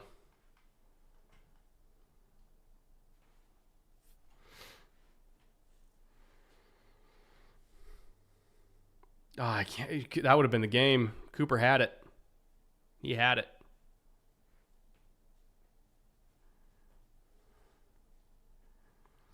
All right, 2nd and 10. What you got? Nuts on the table.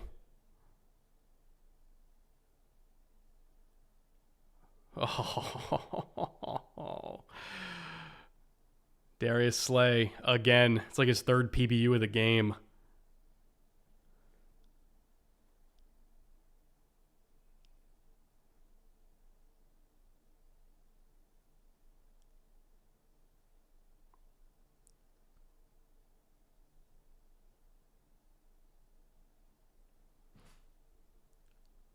All right, so I can almost guarantee you against 2x2, this is going to be quarters again. Oh, no, they rolled down. It's cover 3. You got it. There you go. I'm actually kind of stunned that they were not in quarters for that. Okay, 1st down. We're rolling. Almost at midfield. Pass pro holding up well. Stafford wants it. Oh my God, he got it. Oh my God. Puka.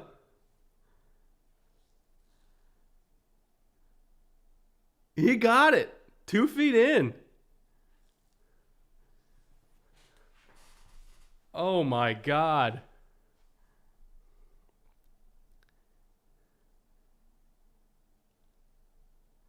All right. Rams are in the driver's seat now. They got enough time. That's a catch. Clock's still rolling, though. He only got a couple out of it.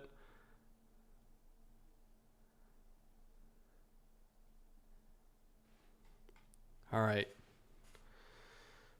Sean McVay, what's your call?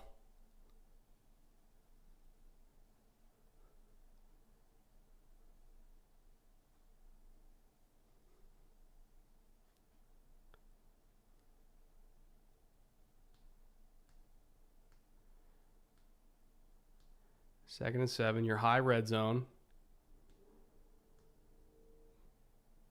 False start.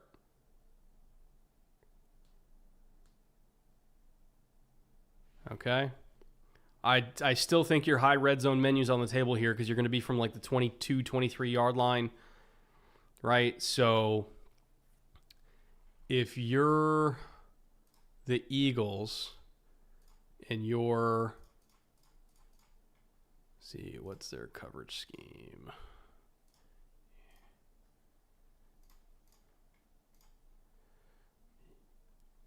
So we're looking at pretty much even distribution between cover 3 and quarters in the red zone with a little bit of quarter, half mixed in. Let's see what we get. That looked like a cover 3 look to me. Got out of bounds.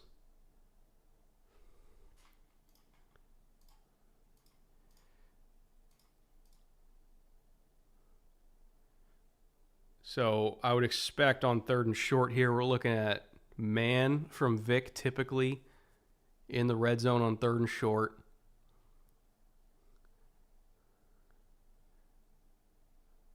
Oh, God, he got a sack. Oh, my God. Did they just completely fuck up the protection? He got there immediately. Did they just let him through? Give me a replay. Come on.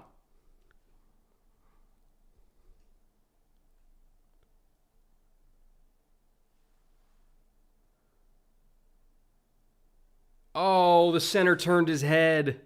The guard let him go. Limmer turned his head. He thought the guard was sticking. Oh, they just let him through. All right. That's a horrible mistake.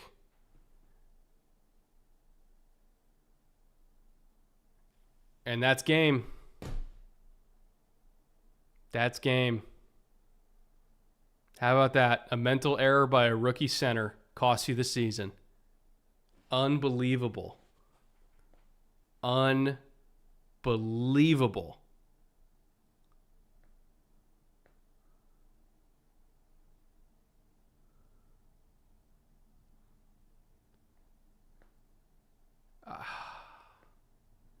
That little nod to his left, like he definitely thought right guard was sticking on Jayden, and he wasn't.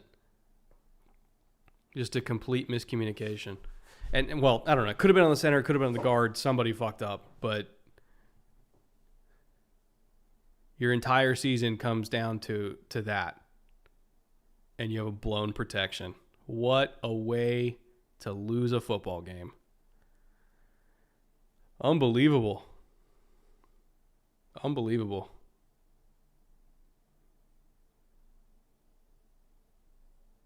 If I was a Rams fan, I would just be distraught, honestly, with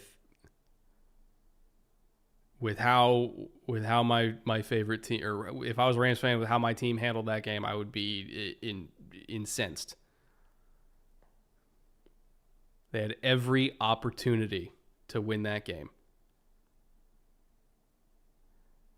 Wow. Why not run it on 3rd and 2? Good question. I don't know. They had the time to.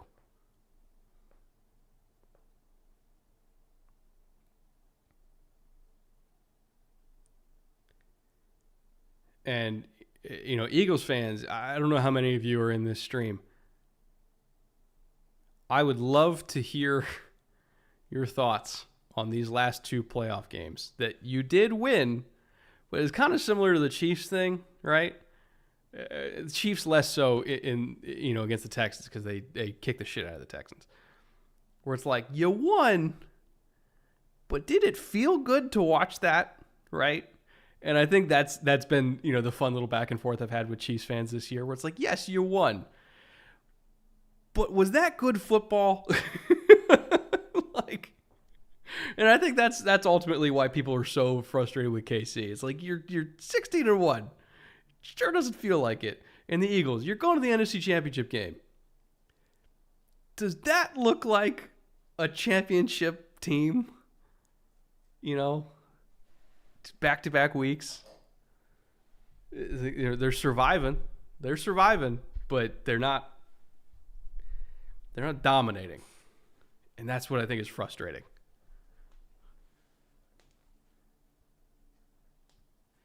Commanders win Super Bowl. I don't know, man, because it feels like the Eagles are just Jason at this point. Like, it doesn't matter what you do. He's still going to pop up at the end of the movie and kill you, right?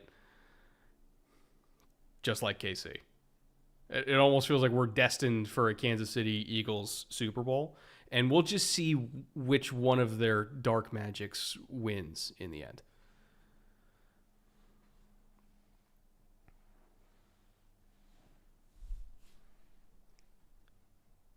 But no.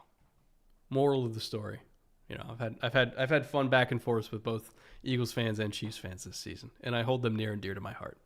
I love their passion. I'd rather engage with a passionate fan base than an apathetic one. Echo for $10. I asked you and EJ earlier in the year, but kind of interested in your opinion. Ask if your opinion has changed. Puka top 10 at wide receiver. Yeah, I'd still put Puka as a top 10 receiver. Absolutely, I would. As you can see, I have a little one asking for dinner, but it is only 3:15, bud. It's not time yet. He thinks it's time, but it's not time. Come here.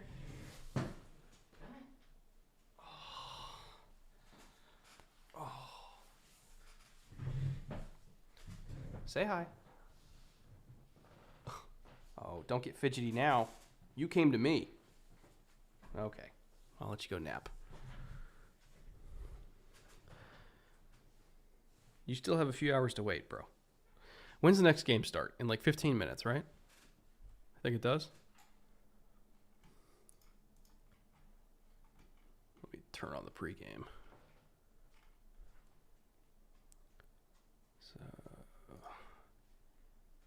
Oh, it hasn't even started up on YouTube TV. Which, by the way, I don't know if you guys watch on YouTube TV or not. I love it. it is a much easier way to consume football than the old Sunday ticket or, rotating between grandma streams and streamies back in the day. Like, you do your own quad box. Like, I get it. The price point is kind of ridiculous. Not ridiculous, but the price point is high. But it is a good product. I'll give them that. It's a damn good product. I just wish it didn't cost so damn much. I'm not a fan of the extraordinary prices. Believe me, neither am I. The only way I justify it to my wife is I'm like, well, it is a business expense. She's like, that's the only reason you're allowed to have it. Duly noted. Dude, it is not dinner time, bro. He's going to be pawing at me for the next hour. Entry price point is high. Give me a team-specific one. I'm really curious if the league is ever going to do that, right? To do like an a la carte type option.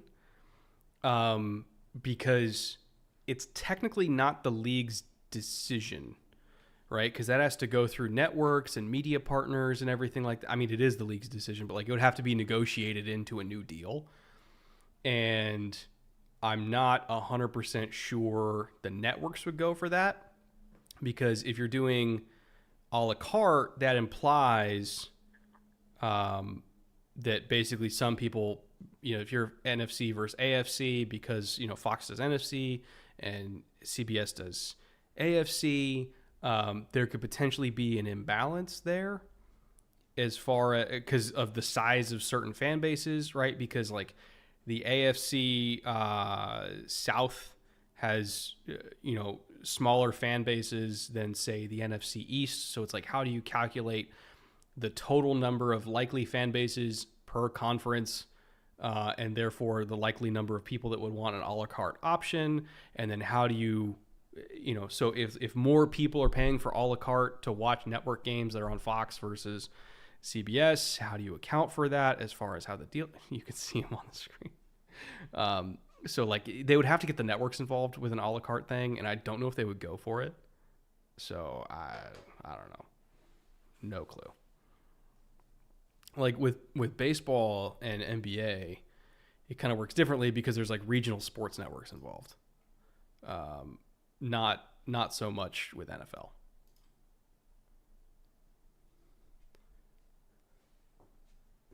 Hi, bud. What do you want? Jump up. I'm waiting for you. There he is. Hi. Hi. He's like trying to trick me into thinking it's 6 p.m. It's not 6 p.m. This year it broke down to like $20 a game, I think. Which, I mean, if you think of it as like a pay-per-view, that seems about right. Like if you're paying for a fight every single weekend, it would be less than that, right?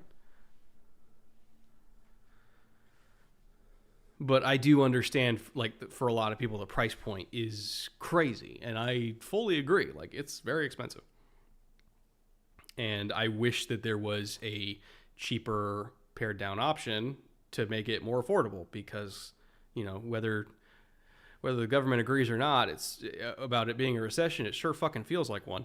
So I would love for there to be a cheaper option for people to use. And if there is no cheaper option, I also don't fault anybody for sailing the high seas, because it's pretty expensive.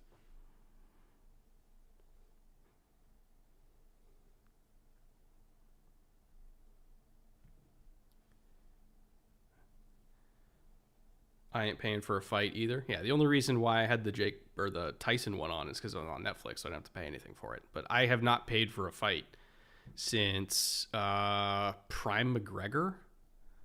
Like 10 years ago, I think. I think the last fight I paid for was a McGregor fight like a decade ago. Maybe Ronda Rousey. But still, we're talking a decade ago. It was the fight that actually, off the top of my head, I think it was the fight that Ronda got detonated. Was the last fight I bought.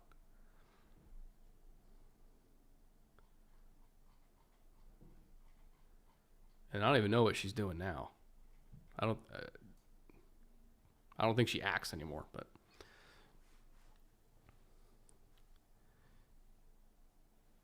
didn't know you watch UFC, Brett. I used to watch a lot more than I do now, mainly because I literally only have time to consume football as a sport.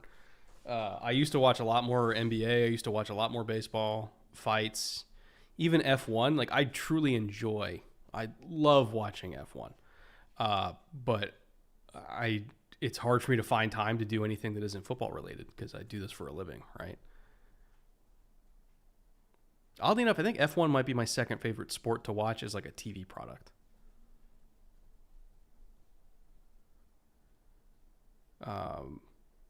And also F1 announcers are goated.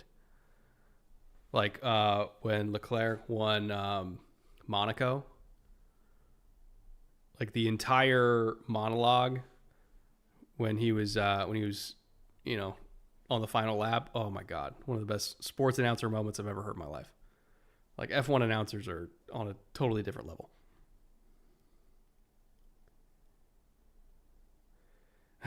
I don't know how people sit there and watch cars go in circles for 4 hours. It's not just about the cars, right? It's about the engineering. It's about the dynamics. And if you watch Drive to Survive, there's definitely a lot of like drama and interpersonal shit and like the individual storylines and everything. Like F1, like people say NFL is a soap opera. F1 is a soap opera. It's a soap opera for engineers. And that's what makes it great. I love it. Incredible television. My main complaint, I'll hit my mic.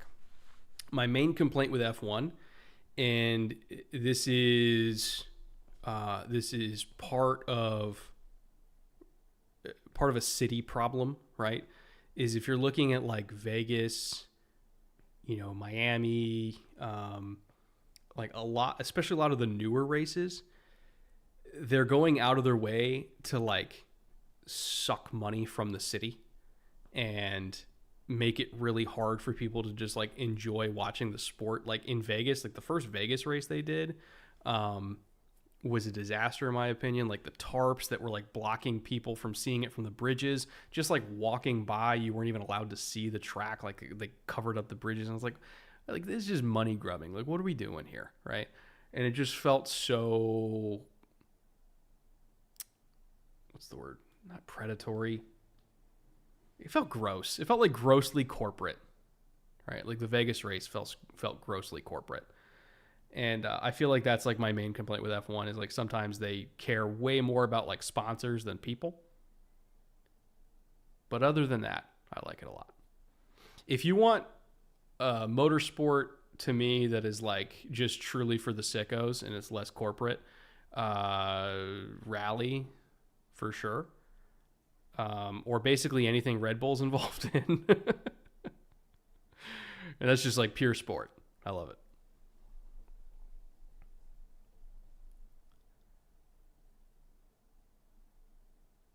MotoGP. I've always thought about watching Isle of Man, but I also kind of don't want to watch somebody die on live TV. It's the only reason I've never watched that live. Because I feel like I statistically will watch somebody die on TV if I watch that race. And if you don't know what Isle of Man is, like, yeah, before this next game starts, go on YouTube and watch 30 seconds of it, and you'll understand why it is the most insane thing that any human can do or attempt to do.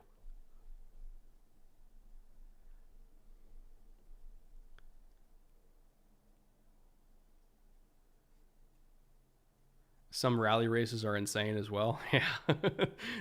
The Scandinavians, man, like there's like something wrong with their brains where they don't have any sort of like fear response at all. Just whipping through trees and around stone walls at 120 miles an hour. They're crazy. But damn, they can drive. They can really, really drive.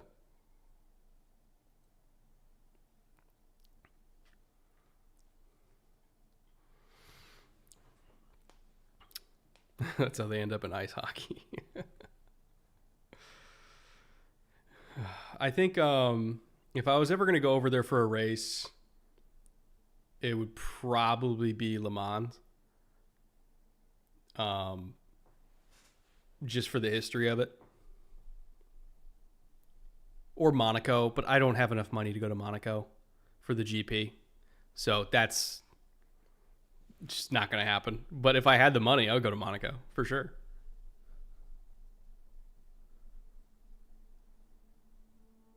I don't know anybody who's ever been to Monaco either. Because, like, I don't know if you've seen how much it costs for, like, the average person to go see that race, but it's insane. You can watch the Monaco GP without buying a ticket. Oh, no. The actual watching of the race isn't the issue. It's getting there and staying there that costs a lot because it's Monaco. Pretty much anywhere in the French Riviera, that entire weekend is unbelievably expensive. I don't know how far Nice is, but I would probably just go stay in Nice and then drive in if I had to.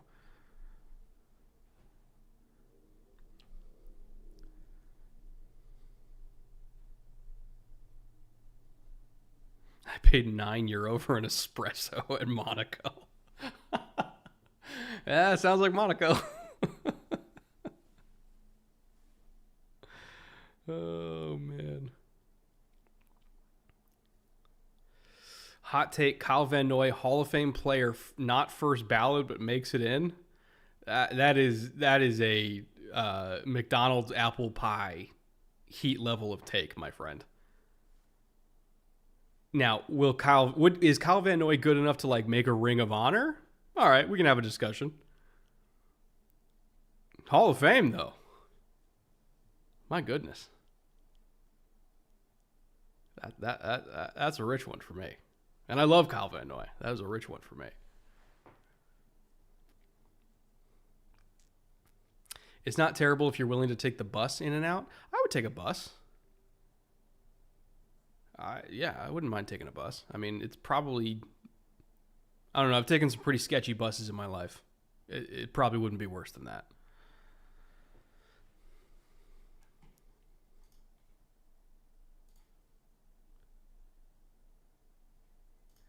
All right, is this game up yet? No, it is not.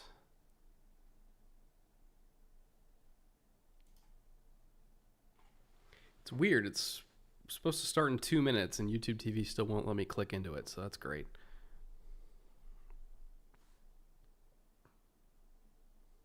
Where has the content been? I've been waiting forever. So I did not put out that many videos on this channel during the season this year. Obviously, we did a whole bunch over on the Bootleg Football Podcast. So if you haven't been watching the Bootleg Football Podcast, that is where I've been posting very regularly with EJ. But on this channel, I haven't posted that many videos because, hold on, let me nuke this bot. My content has evolved, and it takes a long time to make. And, you know, if you guys watched the Steelers-Ravens video, and I hope you enjoyed it, if you did, that one took me 3 months, honestly, to kind of get to a spot where I felt good enough to release it. And it happened to be in the same week that they were playing again. But that one took a long time to make because, you know, I shot it out in Pittsburgh, and then, you know, I had to come back and do the VOs a couple different times, and the editing process took a long time for it. I was working closely with the NFL to source a whole bunch of footage from, you know, the vaults at NFL Films, and, you know, having to get clearances for music and everything like that. And like that piece took a long time to make.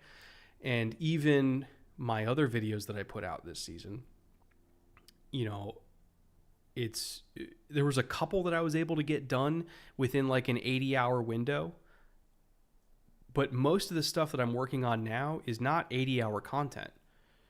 It's probably 160 to 200-hour content, you know, all told, between the stuff that I do for it, the stuff that my editors do for it, the stuff that Nathan, who's like both research assistant and community manager all wrapped up into one, but the stuff that he's been helping me with, like each individual episode is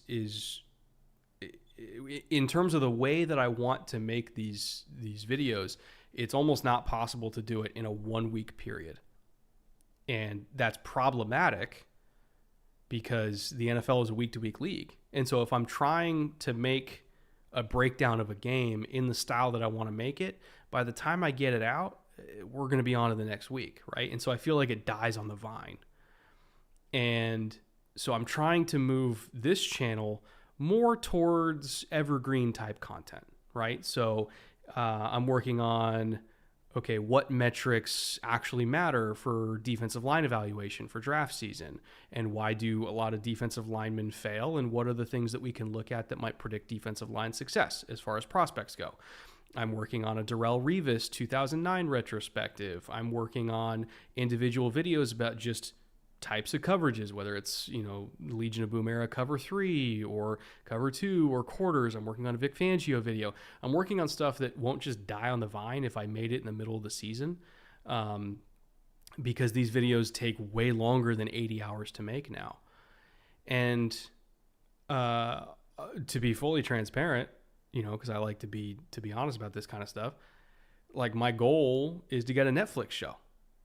And so I'm trying to make these videos as good as humanly possible because they're going to be my resume for if I can go to Netflix and pitch a show about, well, I won't talk about what my pitch is going to be, but in order to make this pitch work, I need to spend as much time as humanly possible on some of these videos and make them the exact way that I want to make them, which unfortunately is just hard to do in the middle of a football season. So that's why there's been less stuff released during the season here, but there's going to be a shit ton of stuff released after the season, both in draft season and in the off season, because I'll have less of a weekly, 4-day clock to just get shit out. And I save the quick reactions and everything like that for bootleg because I can do it in a podcast format. I can't really do it in the format that I want to do here. So expect more evergreen content that takes way longer to make here so I can build up my portfolio so that I can get the Netflix show to make the actual thing that I really, really want to make, but I don't have enough money to make it myself and I need Netflix to do it. So I know a long way to go for a short drink of water, but the reason why I haven't had a lot of content released here is literally because the life cycle of an NFL week is too short for me to make the stuff that I would normally make. Hope that made sense. All right. Game should be starting now. I hope YouTube TV will let me watch it. There we go. Ooh, let's not have the death squad from CBS sent after me. Bread on Netflix makes so much sense. I hope so. In the idea that I have for it, I think would be really, really cool. But in order to land that kind of deal, I need to prove myself here and prove that I can do it. So that they're willing to give me a shot. So you're going to see some really, really, really high quality, ideally, high quality content released on this channel after the season. But weekly releases are virtually impossible at this point for the style of content that I want to make. So if you want weekly content, again, that's what the podcast is for. Bootleg Football Podcast, where you can hear me be hilariously wrong about the Chiefs and Eagles every single week. Set your watch to it. Can you please tell us what you see so we're not behind? Right now, Tony and Jim are talking with a Josh Allen photo behind them, is what I see. Oh, man, if I got to collaborate with John, first of all, he's probably the best sports creator who's ever lived. So that would be a huge honor for me. Also, I am not worthy. He's got much better things to do than collaborate with me. That man is a fucking genius. Like, I don't know if you guys ever watched the Minnesota Vikings video that Secret Base did, but good God. Like, that is brilliant. Just brilliant.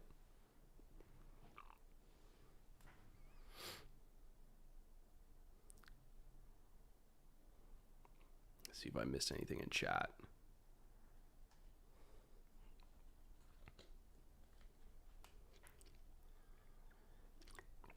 Didn't know you had a second channel. I missed so much. And that's what's interesting about it. Is like this channel has over 400,000 people on it. A remarkably small number of those 400,000 people realize that we have a podcast. And that I put out like 3 pieces of content every single week on the podcast channel. And they're all like, Brett hasn't uploaded in so long. I'm like, well, not here. But I have been uploading. So it's probably my fault. I need to publicize that more. Excited for the 2-hour Netflix doc on why Bo Melton should have gone in the first round. You mean Zach Tom? Yeah.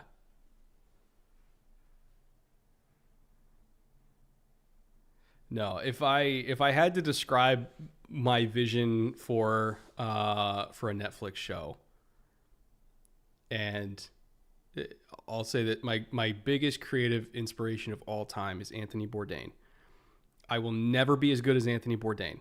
I can only hope to be like 70% of him at my absolute peak. But imagine if like Anthony Bourdain did a sports show that also had a nitty-gritty film breakdown element to it, right? Traveling to cities, talking with people, especially the people that were involved in the games, breaking them down, experiencing the cities that made those games special as much as the games themselves were special, which you can probably tell based on the Steelers video that I released is kind of where I'm going with that kind of shit. And that's my vision for it.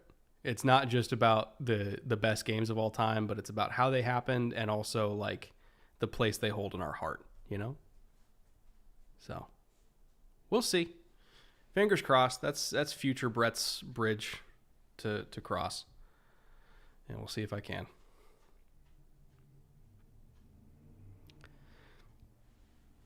Brett's Netflix episode on the Miami Dolphins Madrid game is going to be legendary. I do want to go to Madrid. Selfishly, so that I can eat all the Spanish food because they can cook. Oh my God, stop. It's not it's 3:30, bro. You just had breakfast like 6 hours ago. He's relentless. But no, if I had my way, I would both be going to the Dublin game as well as the Madrid game this year. Oh, you were ripping a hole in my crew neck. And that's mainly because I don't think I can get into the Germany game because it's like impossible. He hasn't eaten in years.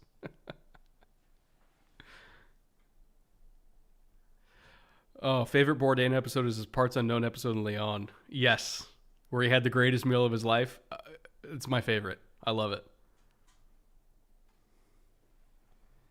And then he did one, I think it was, it wasn't Vietnam. There was one that he did where he was eating, it might have been Thailand, and he was like eating street food in like a Southeast Asian country, and he was just in heaven.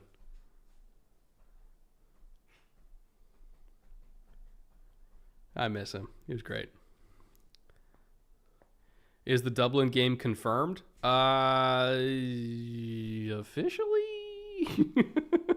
Are we talking official or unofficial? Wink, wink, wink, nudge, nudge. Has the game not started yet? No. They're in typical CBS fashion. They're dragging it out. Got to get all those commercial breaks, right?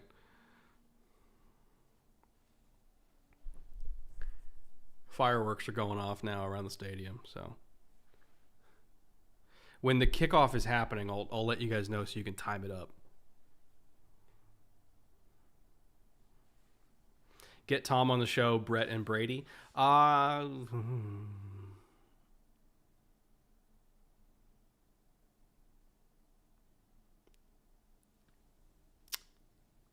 Stay tuned.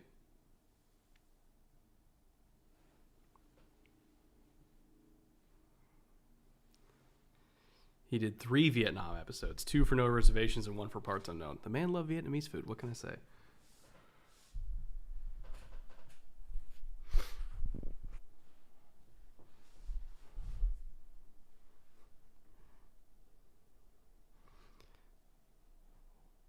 For the Buffalonians in this chat, what temperature is it where you live right now? Because it looks cold as hell.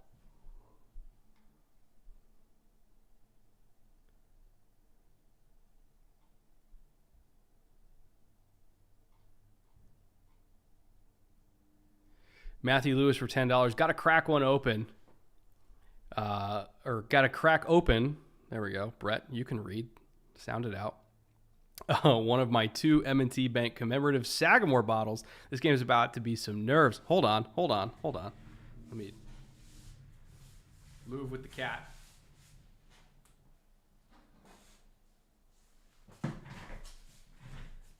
I know this is riveting content. Oh my God. Now you're freaking out? Okay. You can run away. I also have a couple Sagamore bottles. This is one of my favorite ryes, by the way. If you guys have never had Sagamore, it's, Baltimore's own. Phenomenal rye. And ryes are tough to do. Sagamore does an excellent one. So I might dig into that a little bit after I'm done with my midwinter, which is also a rye, by the way. But my favorite. All right, Ravens are huddling. Sorry, I forgot to tell you when the kickoff was happening. Ravens are huddling right now for their first play. So you can sync up where I'm at.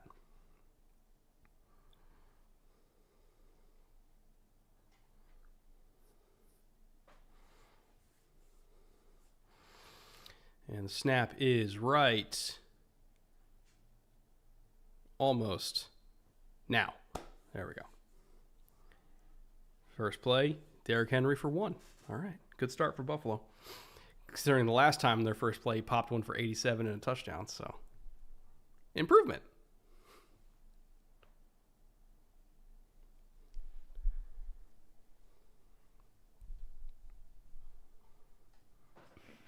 All right. I didn't eat lunch today, which is probably a bad mix with drinking for like 2 straight football games, but we'll see how this goes for the rest of those.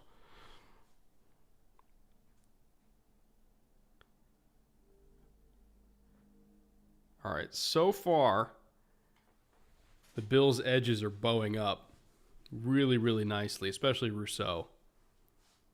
And that's going to be key, right? Because the key to stopping this Ravens run game is you have to have big, strong edges that can squeeze everything down inside and just kind of make the creases as small as humanly possible. Because Derrick Henry's not a small guy, so you almost have to condense the space so that he can't get a crack, and he almost has to either slow down or take a hit getting through the line of scrimmage so he can't get up to speed. Like, you have to condense everything and make him slow down. And there goes Lamar. Easy first down.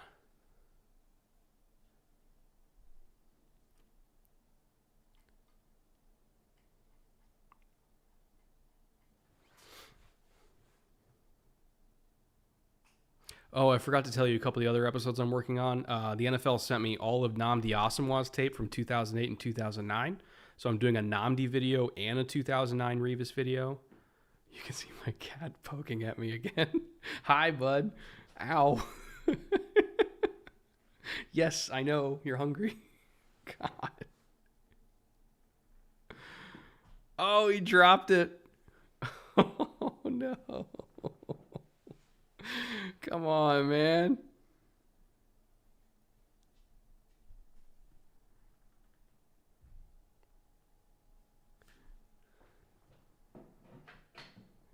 But I'm not only doing Nnamdi and Revis, I'm also doing 2006 Champ Bailey. The NFL sent me all the 2006 Broncos tape too. So all three of those corners I'm doing episodes on.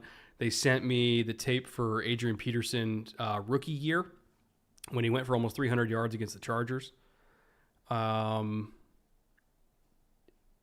Huge seam ball to Likely. What a dot. What a dot. Did nobody carry him? It looked like nobody even carried him. All right, so you're rotating to 3 strong. Nobody carried. So that's a combination. I mean, it's really more on Benford than it is on Rapp. So Rapp was spinning to the post. Benford, if you don't have your nickel carrying the seam, Benford is supposed to squeeze that, especially when number 1 is out short. Benford's supposed to squeeze that and handle the seam and stay over the top of it, and he didn't do that. So that's more of a bust on Benford than on the safety, who had no shot at getting there because they were spinning from the other side. So kind of a brutal bust there.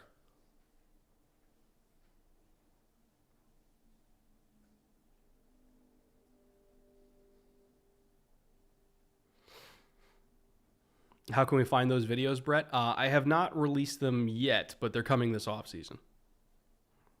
And they'll be on this channel. The podcast channel will be focused on draft coverage because EJ and I are going to the Shrine Bowl this coming week, and then we're going to the Combine, and the NFL is being very kind and putting us on the field during the drills again. So that'll be fun. Me and EJ will be out there on the field during the drills. And so we'll be doing all of our draft coverage on Bootleg, and then we get into our team preview series starting in like June, where we do 32 episodes, hour plus long, previewing every single team. So while I do all of my fun artsy-fartsy content here, are you guys going to Senior Bowl? Nah, we're not going to Senior. We're just going to Shrine. They're in the same week, and it's kind of annoying. Oh, God, easy touchdown. They just marched down the field. See, this is what I was afraid of, right? Was the Baltimore kind of doing the same script as last time of jumping out in front and then taking Buffalo's run game out of it, because Buffalo kind of lives and dies by their run game. And if you can get them to do a negative game script and make it so they don't run the ball, people forget, like, in the second and third quarter of their first matchup, Buffalo only ran the ball 24% of the time because they had to. They were down 21-3 almost immediately. If you could take their run game out of it, you can take their offense out of it. If you can take their offense out of it, they're fucked. So this was worst case scenario as a start. Okay, so I have videos on all the different coverages, whether it's cover 3 quarters, cover 2, Vic Fangio video, Champ Bailey, Revis, Nnamdi, Adrian Peterson. I did get the 2006 Chargers tape, so I could do a video on all of LT's touchdowns that year if I wanted to. Let's see if I have time. I have a video on Bob Sanders, that 2006 Bob Sanders run that they went on where he was out and then he came back and their defense was amazing and they went on to win the Super Bowl. I do have all the early to mid 2000s Colts offensive all 22. So I was thinking about doing a comparison between Marv Jr. and Marv Sr.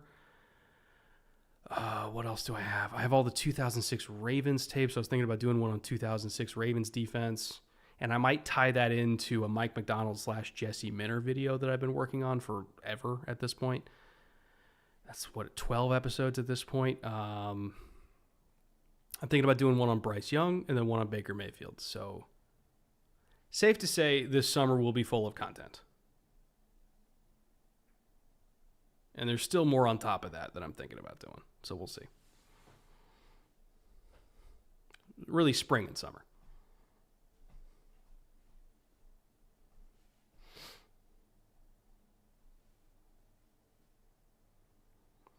Is the Vic Fangio video the 2011 to 2012 49ers defense video you mentioned in the past? No, the 2011 49ers video, well, I had two, but I think I'm going up to the Bay to record those, is doing one on Patrick Willis and Navarro Bowman as a linebacker duo. I got to see if Navarro is going to be willing to be interviewed for that one. Maybe he will because he's the Chargers linebackers coach, so I might be able to get that to work. So if I can get Navarro to help me out and contribute with that Willis and Bowman episode, that would be cool. But the 2011 division round game between the Saints and the 49ers, I want to do one on that one as well, but I want to shoot that up in the Bay. So I got to get on the horn with the 49ers and see if they'll let me shoot it at Levi. Which maybe they will. I don't know. They lost, or they won that game, so maybe they'd be willing to. I don't know.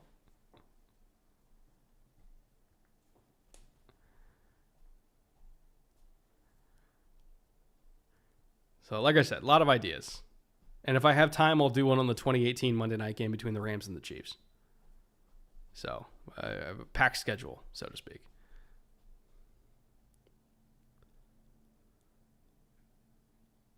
Suffice to say, I will not be doing fantasy rankings this coming year because I won't have time to.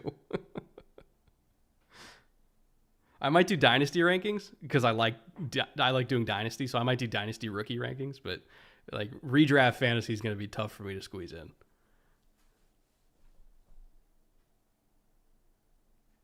Unless people really, really, really need them, I could put them together.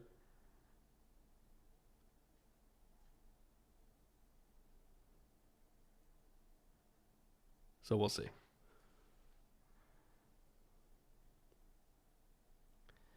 All right. Josh Allen walking out. Jesus Christ, can I stop hitting the mic for 5 seconds? Josh Allen walking out for his first drive.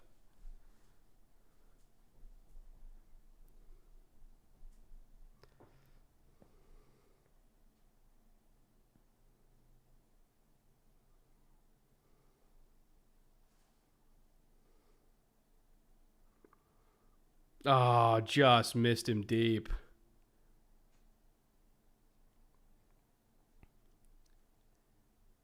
Just completely overthrew it. He had the whole shot. Just left it about 2 to 3 yards too deep.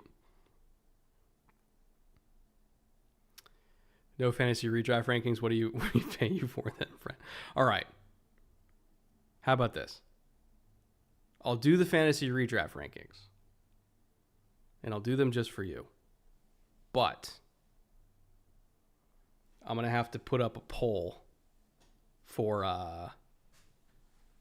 what video you're willing to not see until later in order to get those rankings, because it's one of those where it's like based on how I have the calendar arranged, there's 1 week where I either have to do a video or I have to do the rankings, and I can't do both.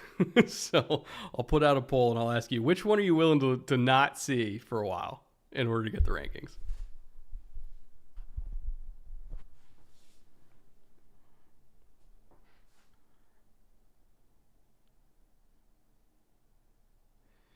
All right, 3rd and 8 here.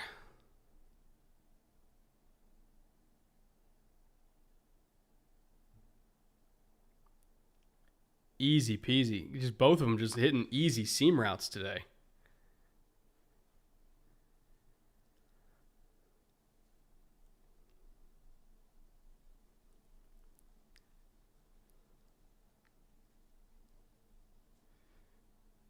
So he hit the middle seam against cover 2. And for whatever reason, 21, whoever was carrying that, just stopped running. Probably not ideal.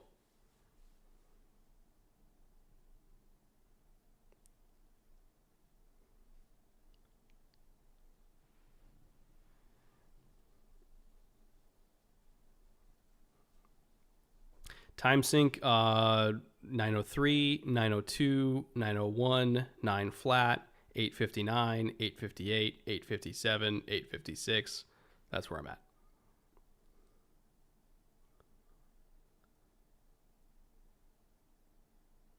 Oh. Just a war at the line of scrimmage. Look at that. They ran behind Osiris Torrance and got nothing.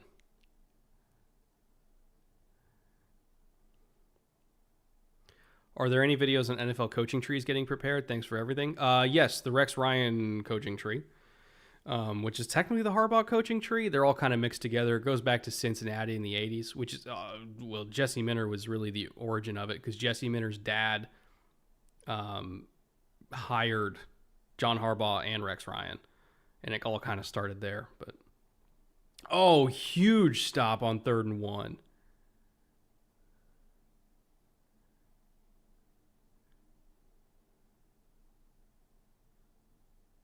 I need to see a replay of that.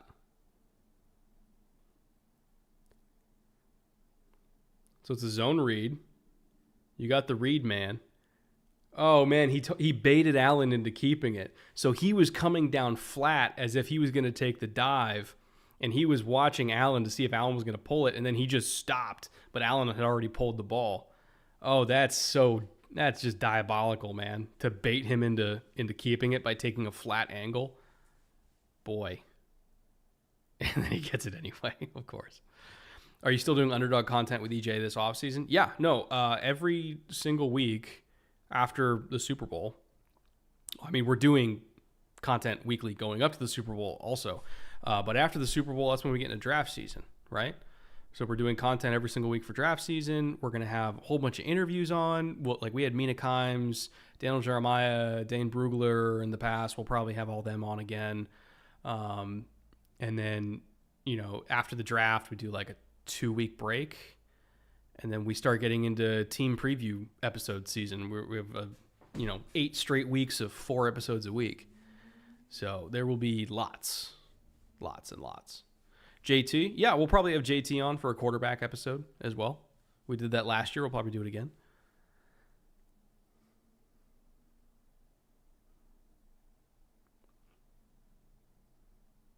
Oof, James almost got tackled by his dreads.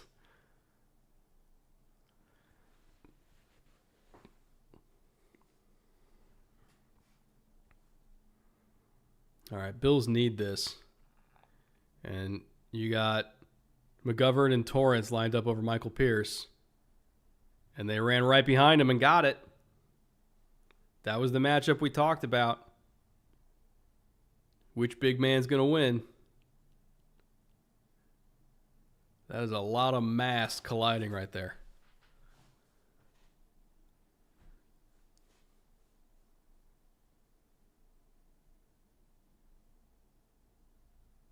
Having long hair at a skill position is pretty ballsy.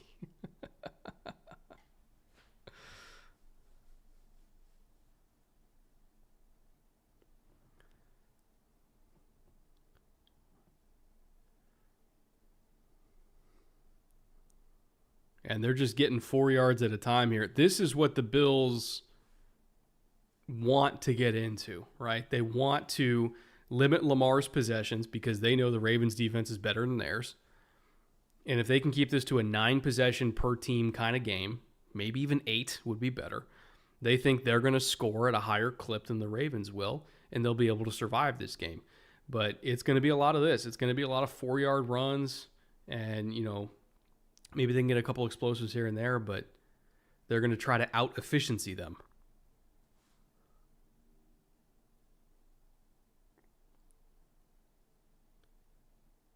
And there it is. Walk-in TD. Well, almost walk-in TD.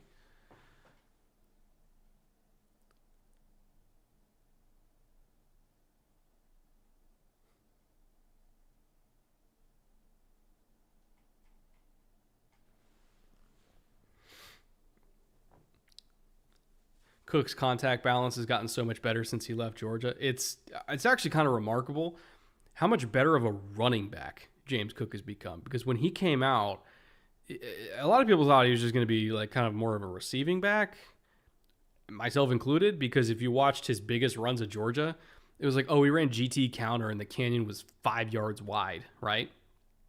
But he didn't really have any contact balance to speak of. Like, he was not a good in-between the tackles runner unless they called something that just opened up a big-ass seam. And 2 years into his career in Buffalo, he runs harder than he's ever run. His contact balance is really good. He's an exceptional red zone weapon. And also, he still can catch the ball really well. So, James Cook going from Theo Riddick to, David Montgomery in 2 years, as far as play styles go, absolutely insane to me. Absolutely insane. I would argue he's better than his brother was, and I never thought I would say that.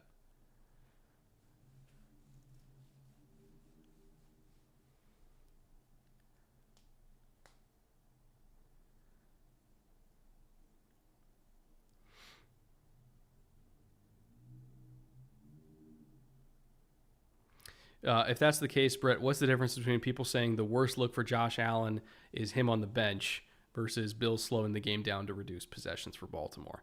No, if I'm the Bills, I don't want possessions for Baltimore, right? Let me pull up the exact numbers. I'll tell you why. Hold on.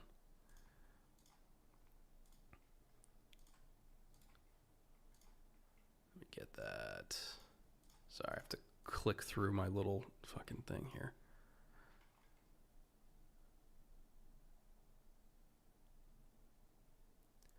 Waiting for it to load.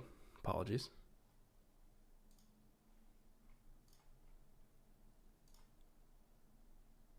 There we go.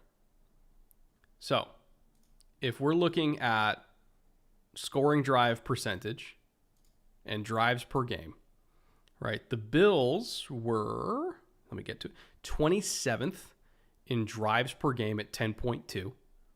They were, in terms of plays per drive, they were 9th at 6.3. And if we're looking at the Ravens in terms of total drives per game, they were 17th at 10.7, and they had fewer plays per drive at 6.1, also 17th. So their average in terms of plays per drive, average in terms of number of drives per game, whereas the Bills, very low in drives per game, higher in plays per drive. It was more about efficiency, long drives, running the ball, yada, yada. The Bills were 3rd in scoring drive percentage. The Ravens were 5th in scoring drive percentage. If we're talking about touchdown drive percentage, the Bills were 2nd. The Ravens were 3rd.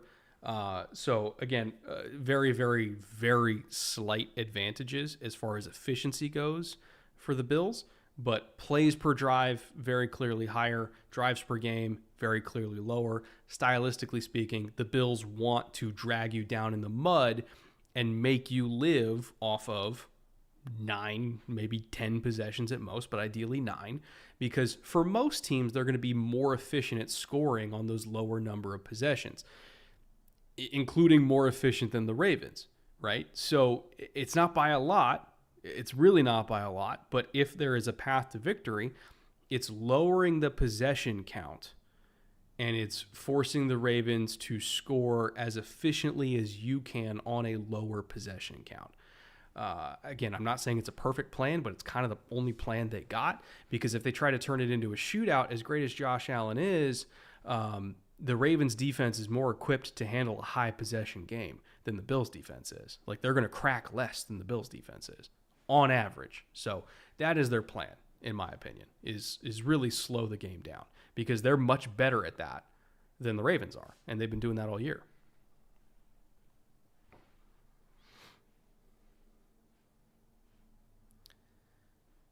How has Brandon Stevens not been benched? He was awful for the first half of the year, and then, he got a little bit better in the second half of the year. Not a lot better, but a little bit better, and he wasn't as much of a liability, and now he's a liability again. So it's kind of an issue. Raven, okay. I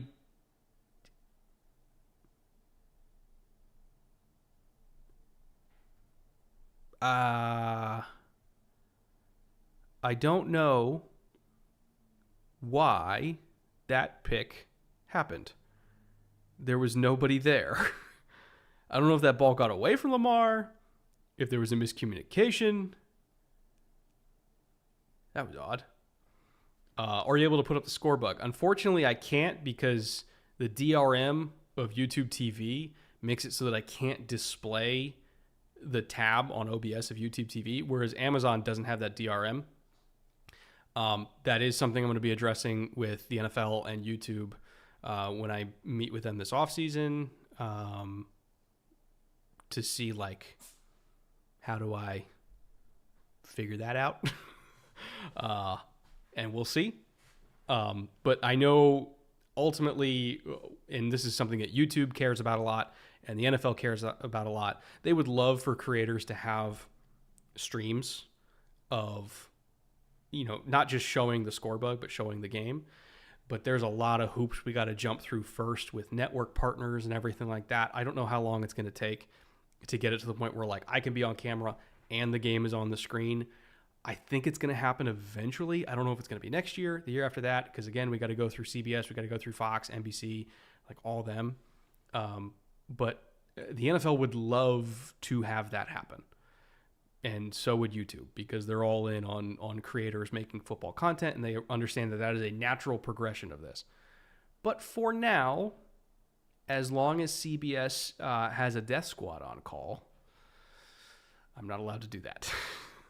So we'll get there. We'll get there. I don't know how long it'll take, but we'll get there. But believe me, the NFL wants that as much as you guys do. We'll see. Get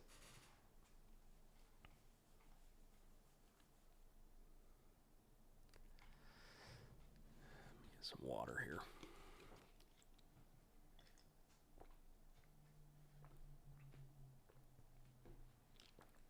Hi, yes, hello.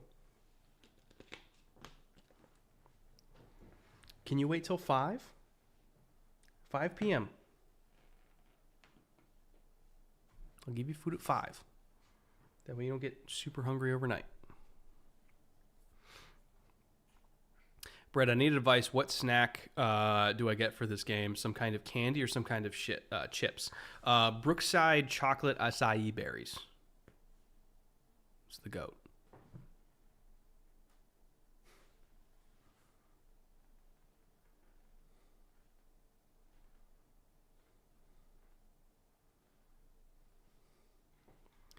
CBS needs to acknowledge the 21st century. I agree, but they want to get paid. So that's the hard part about it. It all comes down to money, folks. We know that. We know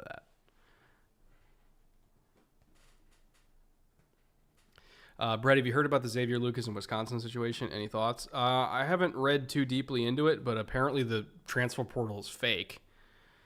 So that's good to know that the portal doesn't exist. So what have we been doing the last 5 years? I need to see the legal specifics of it, but I'm like, what are you talking about? The portal isn't real. College football, man. It just makes no sense to me.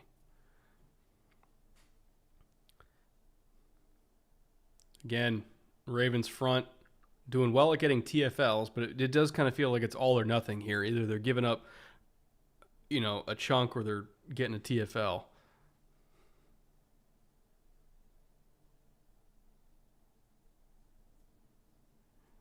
Hi, Brett. Any reason you tweeted the Autumn Wind video this week? Namdi video.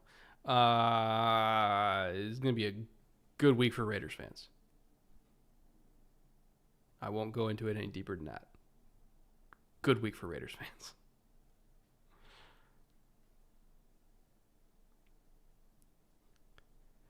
All right. 2nd and 12. Easy little chunk. Get into 3rd and... it's going to be a 3rd and a long 3. I still think it's probably a passing situation. Expect the Ravens to be in man coverage here. They love man coverage on 3rd and short because they don't like giving up cheap shit. Oh, hold? What are we, 2nd and 22 now?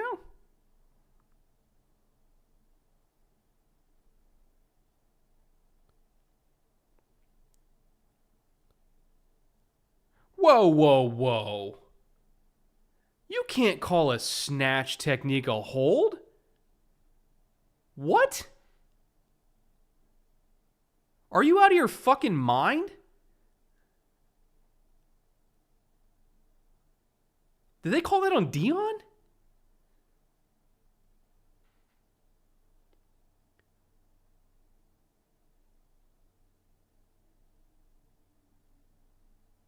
There's no way you can call a hold on a snatch. That is garbage. Like, that's literally how you're... it's teach tape. Unbelievable.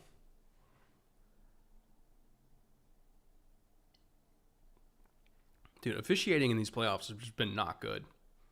Not good.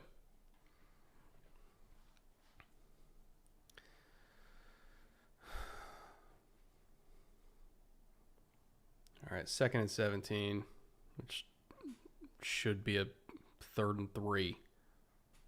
And now it's going to be 3rd and 11. Fucking cool.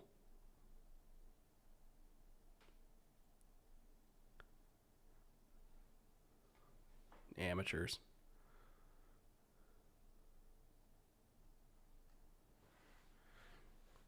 What's a snatch technique now you want to tell us? Wait, hold on. I was trying to see if he flopped there. He did get shoved. He didn't. I'm on Josh Allen flop watch here.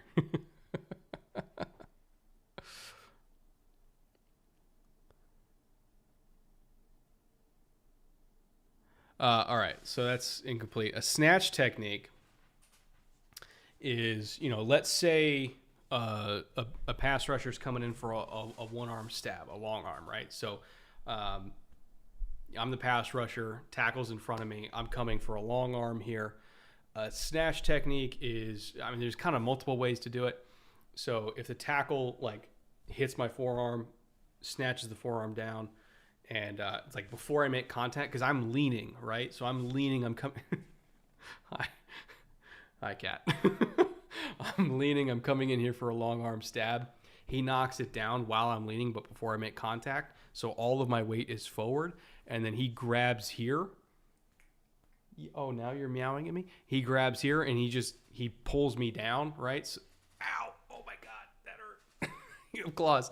And he pulls me down so that my momentum just carries me face down in the dirt. He didn't knock away a long arm, but he still did the thing where okay, he was leaning forward because he was coming for a power move. He just grabbed in the front and he yanked him. It's a classic snatch technique. It's what you do against a power rusher is you use their balance or lack of balance against them and you get them on the ground. Bills offensive tackles do it all the time. Every great offensive tackle does it. And to call that a hold, he's literally, it's in the frame. It's in the frame. By definition.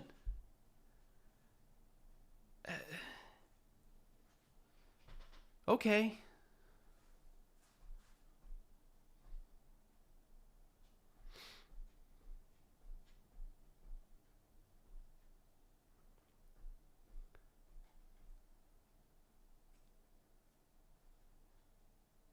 What about Kincaid's lasting image, Brett?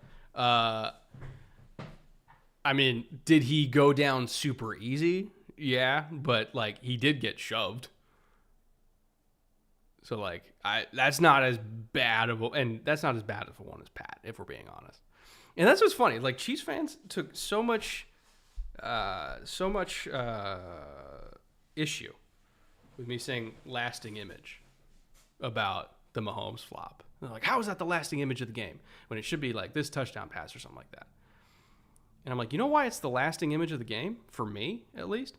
I've seen Pat make ridiculous touchdown throws all the time. That is not, that is usual to see Pat do that.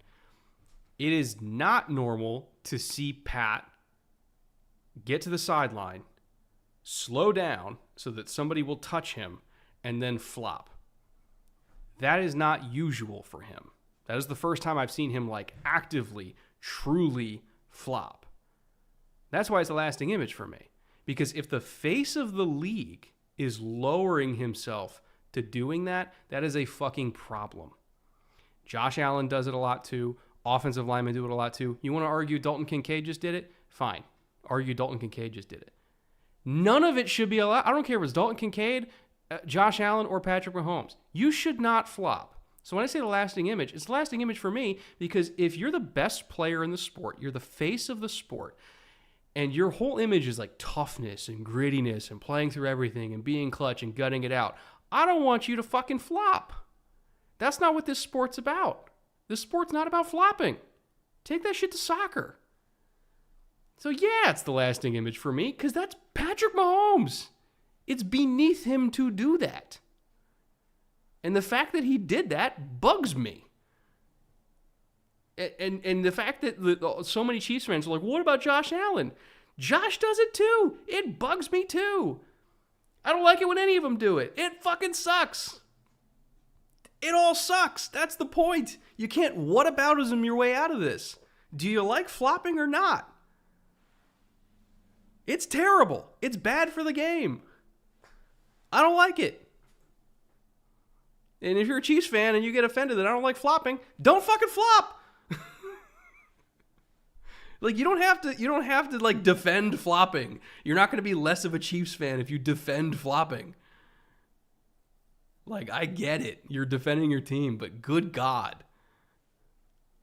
I acknowledge that my team sucked on special teams and couldn't pass protect. You can acknowledge that the modern GOAT flopped. It's bad.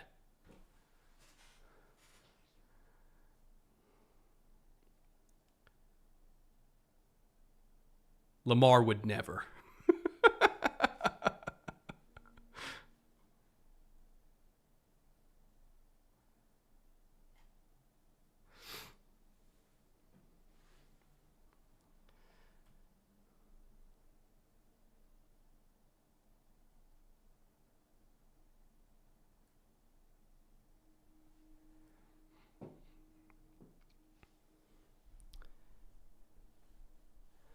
As a Chiefs fan, I don't disagree with you at all, but it's about taking crap from all sides constantly these days because the internet is broken about talking about the Chiefs. I think it depends, right? And I feel like, I have spent a lot of this season, especially over on the podcast, defending the Chiefs and talking about exactly how they keep winning these ugly games. Not just, oh, they're lucky or, oh, it's the refs. I have spent so much time this season talking about what they're good at and why they win. And so, for people to label me a Chiefs hater, and it's like, have you listened to anything I've said this year? I've been trying to explain why you're a winning team. I'm not a Chiefs hater just because I don't like flopping. Like, I'm not blaming the refs for the Texans losing. The Texans played a shitty game. Doesn't mean I gotta like that, though. And also, like, if we're talking about, this is a side note to it. If we're talking about player safety, Pat is setting himself up to get hurt. This is also another reason I don't like it. Pat is setting himself up to get hurt. Because if you're running around and you're extending plays and you're playing games with defenders and you're sliding at the last second and you're getting calls, right? And then later on, like minutes later, you slow down on the sideline and initiate contact and flop in order to try to get a call, the message that sends to a defensive player is, fuck it, I'm just going to light him up. I'm just going to hurt him because if I'm going to get flagged either way or if he's going to try to draw a flag either way, I'm just going to fucking hit him. And so it's in Pat's interest to not do that or else people will actively annihilate him. And I don't want to see that. And this goes for all quarterbacks. It goes for Josh Allen. It goes for everybody. Like, if you want player safety, we cannot have this, or else defensive players will start teeing off because they're going to get flagged either way. Simple truth.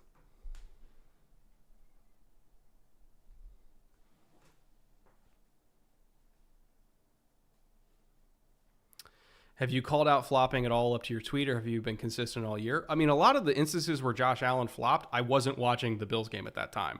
Most Bills games, I've gone back and like watched the all 22. So like I'm not like part of flopping discourse in real time. The reason why I talked about it in real time yesterday is because it's a playoff game that was on my television against my team that I was actively watching.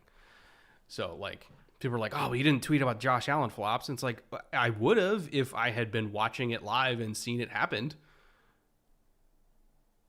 So like, again, it's the whataboutism that gets me. It's like, it doesn't matter who's flopping. Like the one that happened on my TV is the one that I was talking about. I'll light up anybody who's flopping. I fucking hate it. It shouldn't be part of this sport. Like, there's a reason why the James Harden MVP era was like the worst era of basketball that I've ever had to watch. I hate it. All right, back to the game.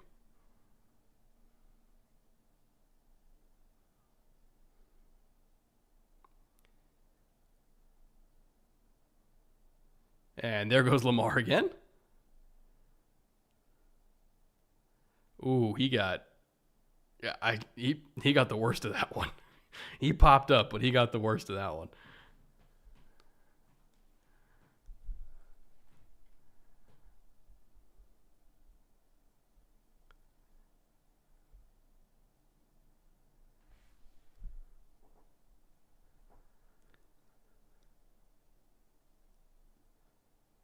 God, he got sandwiched between like 4 Bills defenders at once.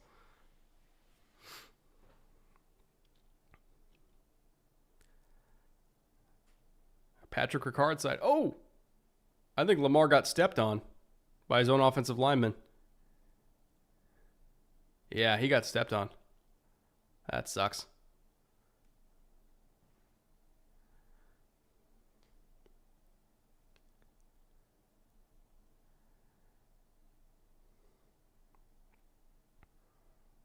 Oh, not stepped on. He just tripped over Linderbaum because Linderbaum got shoved back.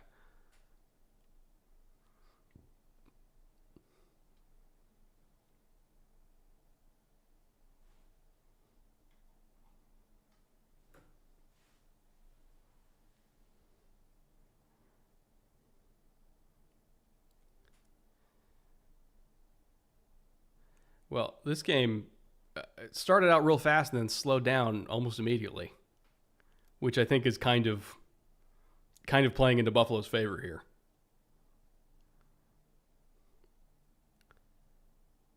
So now we're going to be in what, 3rd and 9, I think, right? Yeah, 3rd and 9, 14 on the clock, or on the play clock at this point for people that are trying to see where I'm at. And they're also sort of in no man's land here. So if you can get 5, I think you're in go for it territory. They picked it up anyway. The crossing routes will continue until morale improves.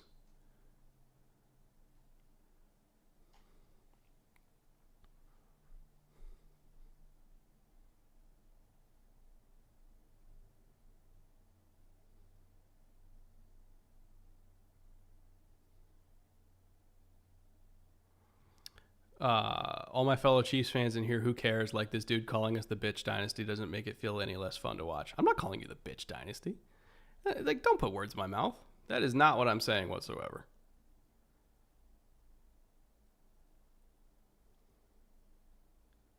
And that, again, now we're talking about how the discourse with Chiefs fans is like, you say a criticism about the team, and they're like, "Wow, we're not the bitch dynasty." It's like, did I say that's what you were?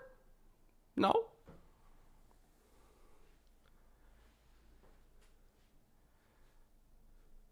Not you, Brett. Okay. Sorry. My B.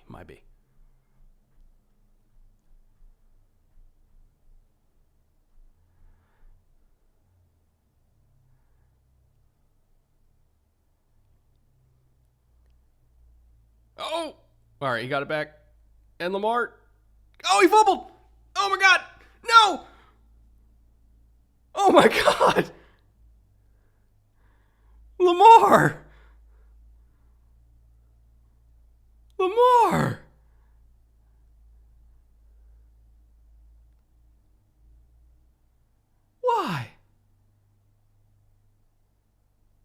Why?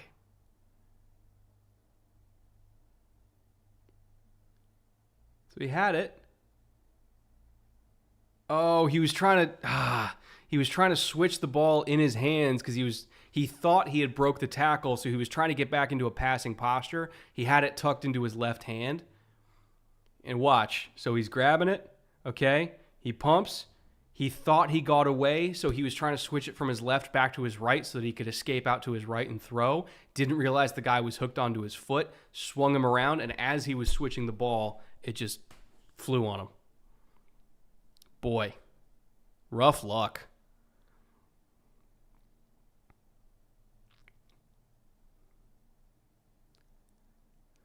That's just terrible timing.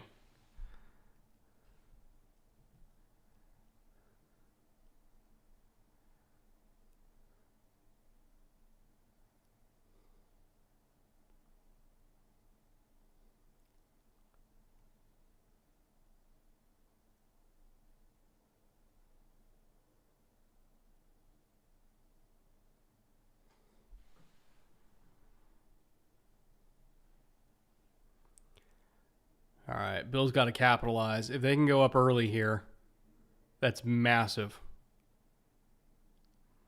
Because remember, the Bills' objective is to also take Derrick Henry out of the game. So if they can do the same thing that the Ravens did to them earlier this year, take the run game off the table, that's massive. Because we all know the Ravens' Achilles heel is panicking and stopping running the ball, right? In the playoffs, at least.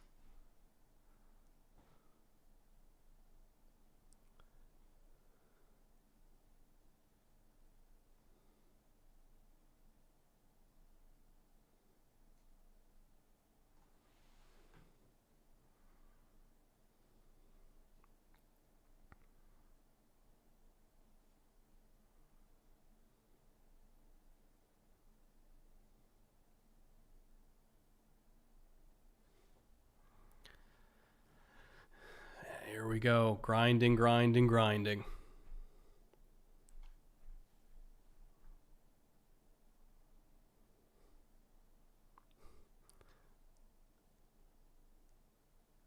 So it's going to be down to the 1, I think, right?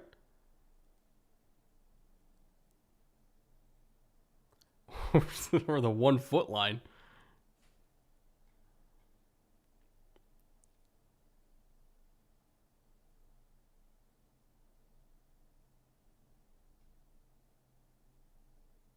And they're in. Maybe? Yeah, they're in. Play shout, Siri.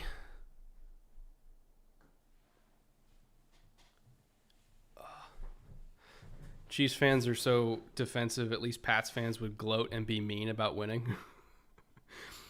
Trust me, we remember when Boston sports were good. We didn't like that either. I would kill for a Buffalo dynasty.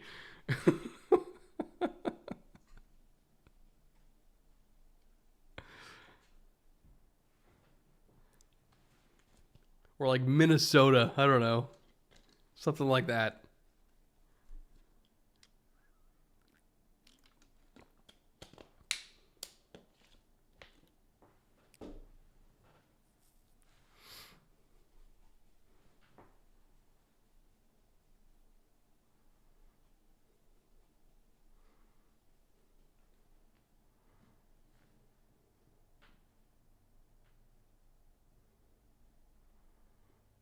On behalf of Pats fans, I must offer an apology and up yours at the same time. Oh, man.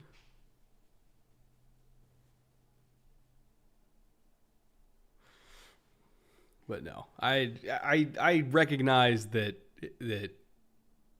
you know my relationship with Chiefs fans is tenuous, but not on my part. Like, I have no problem with Chiefs fans whatsoever. I think they're wonderful people. I think they've been through a lot in their life. They have dealt with some really shitty teams. But Chiefs fans certainly have a problem with me.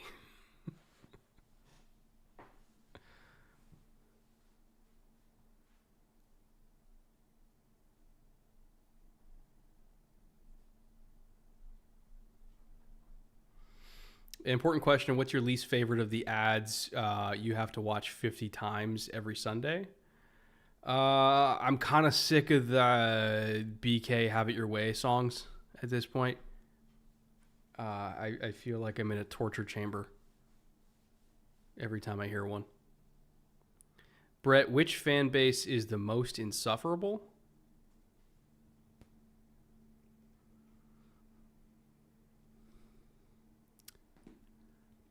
I don't know. You know, I don't know if I can really generalize entire fan bases, right? Because every single fan base is going to have assholes. Every single fan base is going to have some people that are like straight up delusional. Every single fan base are going to be, you know, they're going to have people that you're engaging with them on Twitter and you're like, I like pancakes. And they're going to say, so you hate waffles?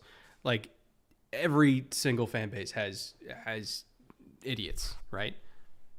So I can't really generalize entire fan bases and say like, oh, this one's worse, this one, blah, blah, blah.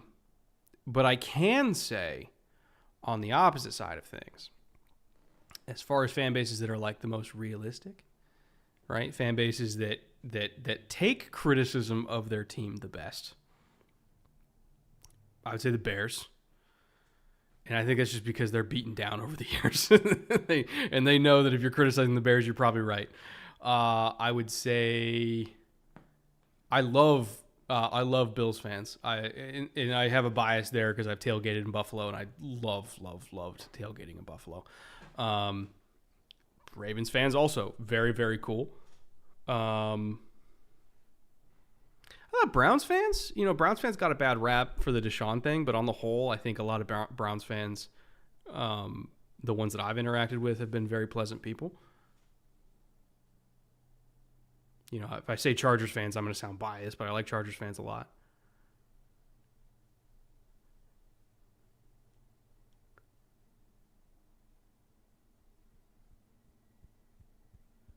And then I would probably say, man, you know what Dolphins fan or what fan base has the quickest trigger? It's probably Dolphins fans, right? They got a quick trigger. Say something bad about Tua on Twitter, I dare you.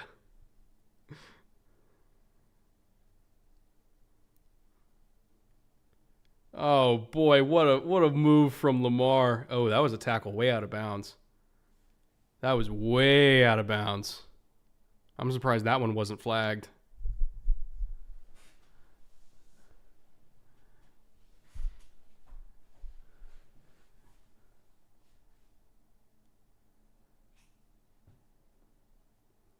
He was dragging him down like on the outside edge of the white.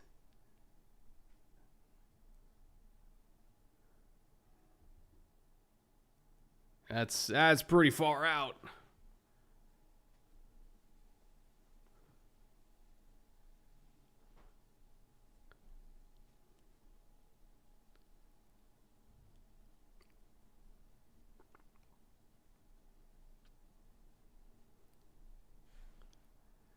Just to say, I don't know where Chiefs fan base gained issues with you. Chiefs fans were very cool with me before I started working with the Chargers. Once I started working with the Chargers, anytime I criticized the Chiefs, then it became like, oh, he's only saying that because he works with the Chargers. That's where I noticed the switch happened, right? Yeah, it happens. It's media.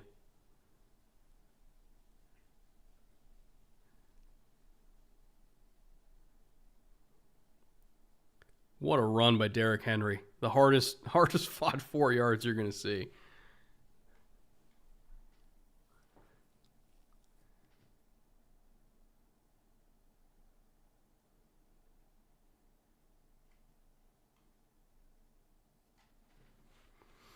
How many Cards fans have you interacted with? I haven't met one yet. I met a bunch of Cards fans when I was in Arizona for the Super Bowl. But, it was in Phoenix, so that's to be expected. When I was in Cleveland for a Cardinals-Browns game, there was dozens of them there. They were pretty chill. No issue with Cards fans.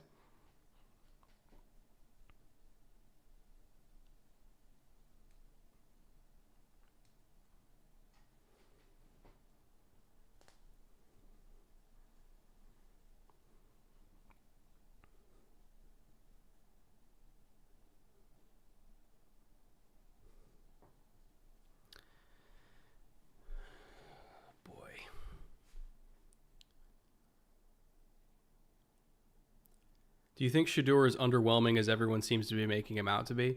I personally have Shedeur as like a second round grade for me, but he's a quarterback, so even if he has a second round grade, he's going to go in the first round.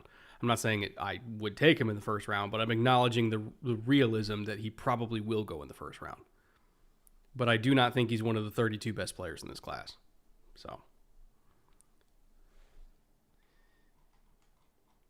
Super chat from Iken for $5. Since Jayden Daniels decided to become QB Jesus, who do you think is the second spot for QB2 of 2024 so far, Caleb or Drake? Neither of them had really good. Did he get that? Yeah, Andrew's got that. I'd probably say Caleb just because neither of them had a good situation, but the one that Caleb dealt with was awful. He had like 3 different play callers, 2 different head coaches, bad offensive line. As bad as the Patriots situation was, I'd say Chicago's was even worse. Lamar going for it. What a seed. Oh my God. What a throw. Just cut through the air.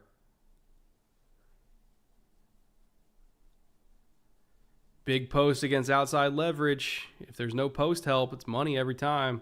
Hamlin was there. He just wasn't deep enough. That's just out of position right there.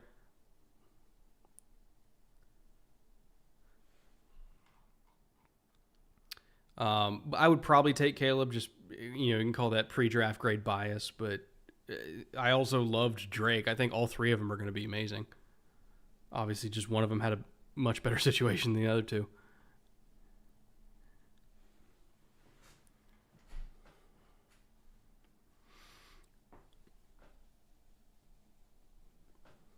Can we get a quick time sync? 505, 504, 503, 502, 501, 5 flat, 459, 458, 457.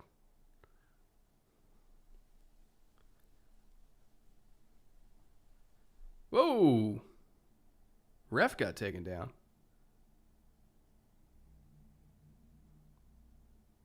Did Phillips grab him and drag him down? Did I see that right? Also, Ed Oliver, stop calling for a hold in the middle of the fucking play. Keep playing. I hate when defensive linemen do that. Like, they get through and they're like, oh, he's holding me. Like, while the quarterback's running around.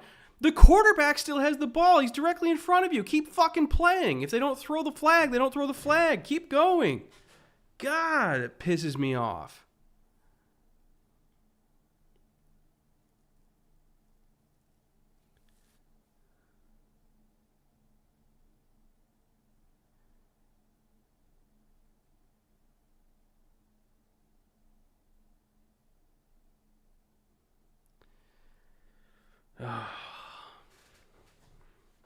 Calling for a hold or a penalty mid-play is the same as flopping, in my opinion. Work the ref between plays. Yeah, it's different, but it's the same, but it's different, right? Like, it just feels like you're not playing football. You're just trying to get cheap yards when you do that. Just play football. Like, what are we doing here? There's snow on the ground and it's January.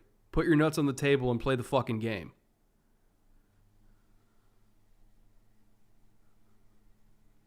Just annoys me.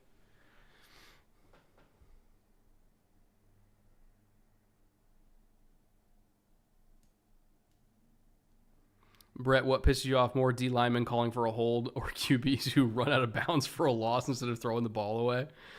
The ones who I desperately want to ask a quarterback this who does it a lot. The quarterbacks who take quote-unquote sacks by running out of bounds behind the line of scrimmage rather than throwing the ball away, I swear to God they're just doing it so it doesn't hurt their completion percentage. And it irritates me to no end.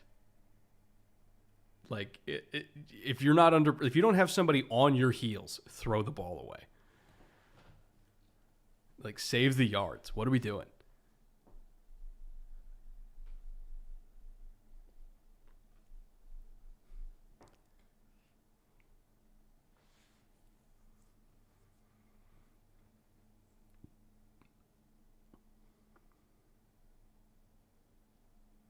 Who was the Bills play carded away? I think it was Taylor Rapp, right?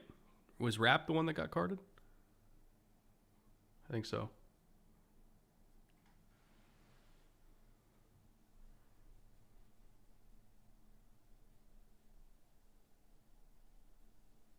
Yeah, it was Rapp.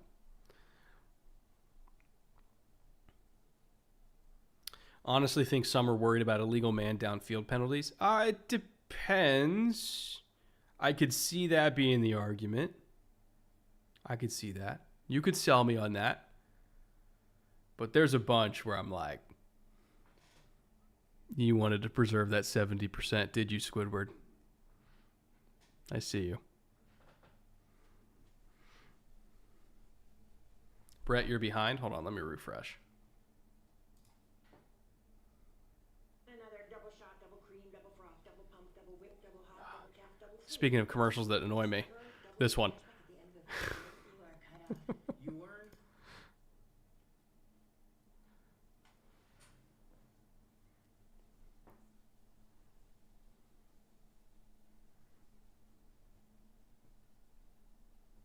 How is the kick of destiny still a thing, and how is it legal to bet on an event organized and designed by a casino? Thank you. The Gronk kick every single Super Bowl, I do not know how that is legal. You will never convince me that it's live. You will never convince me that it's organic. How is that legal to bet? It's like betting on WWE to me. Like, I can't believe that.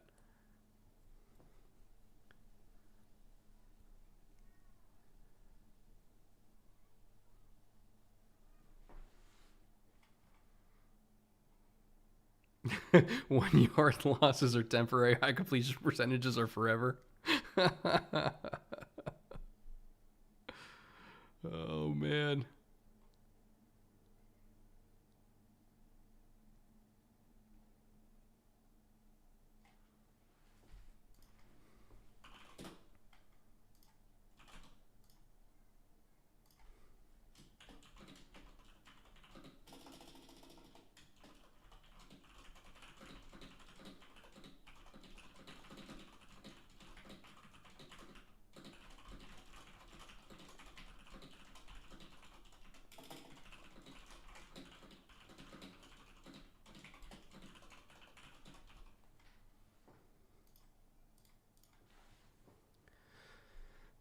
All right, let me check in on my underdog slip here.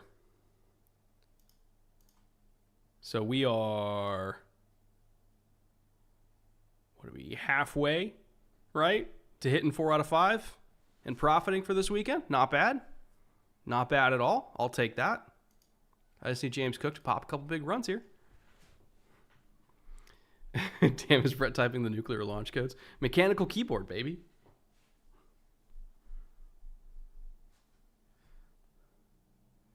All right. 3 minutes left. On the other side of the 50. You still got 3 timeouts. I would just run the shit out of the ball here. Oh, God, there you go. And getting explosives while you're at it. And just bleed as much as you can. Because if you can get on the other side of the 2-minute warning and still have 3 timeouts, score, and then when they get the ball back, if you can time it where you have like, with your 3 timeouts, if you can get it back with like a minute to go, you can try to steal 3 on the other side of this, or on the front side of halftime. It's going to take some finagling here, but there still might be another possession here for Buffalo if they play it just right. And it kind of looks like they are.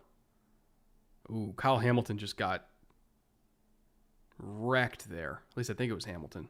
Unless it was Ardarius.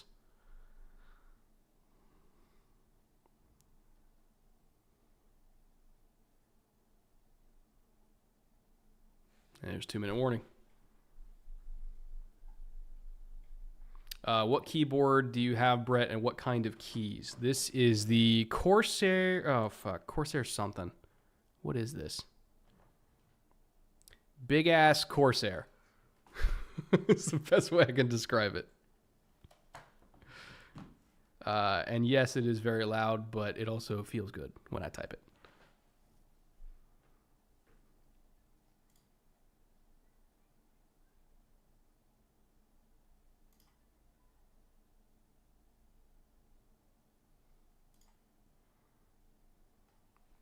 It sounds nice. It sounds loud. I don't mind it. My wife, when she works from home and she hears me go, does not like it at all. She's like, get one of the creamy ones. I was like, no, the creamy ones are fucking weird. I don't like that, like the silent tap, tap, tap, tap, tap. Like I want to sound like I am producing goods in the 1870s. on my keyboard. Brett, do you play Madden? Not as much these days. When I game, honestly, this is how you know I'm in my 30s. You know what game I'm looking forward to the most right now? Civ 7. It's coming out Super Bowl week. Well, I'm getting early access, so it's coming out for me Super Bowl week.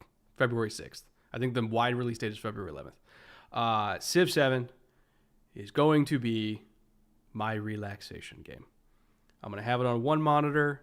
I'm going to be writing scripts and watching film over here, crushing draft prospects, do a couple turns, go back. Civilization has always helped me zone out while working. And now that I have a new Civ coming out, I couldn't be happier. Civ 6 came out a little after I had started this channel, and that Civ 6 got me through so many overnights when I was working, having it on my second monitor. So I'm stoked for Civ 7. If I want to lock in though and play a game and not do anything else, it'll be, what will I do?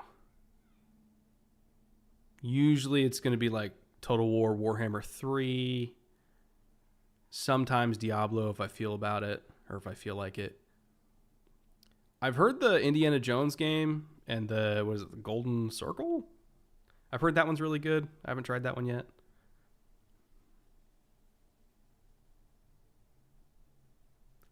I got to get around to it. I did a little bit of Black Ops, the recent one that came out, and it was fine. It was fine, but I still feel like it didn't recapture the magic of COD 4, Modern Warfare 2, or Black Ops 2. So I'm it's whatever.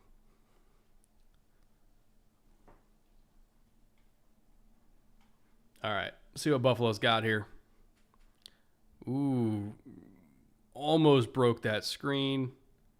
They're in field goal range now. I think they're just going to let this thing bleed down and try to end the half with the ball. Did you play Red Dead 2? I played way too much Red Dead 2. My TV that I have downstairs, I bought at the time specifically for Red Dead 2.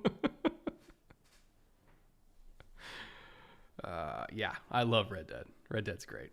GTA 6, whenever that comes out in 5 years, I'm gonna love that game, I'm sure.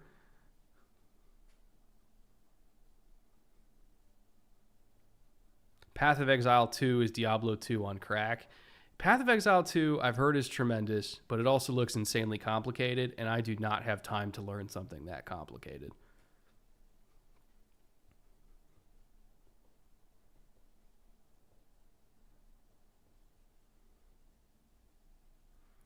What about Borderlands? Do you like that? I played Borderlands a lot back in the day. I know EJ and his son play a shit ton of Borderlands now. Especially Borderlands 2.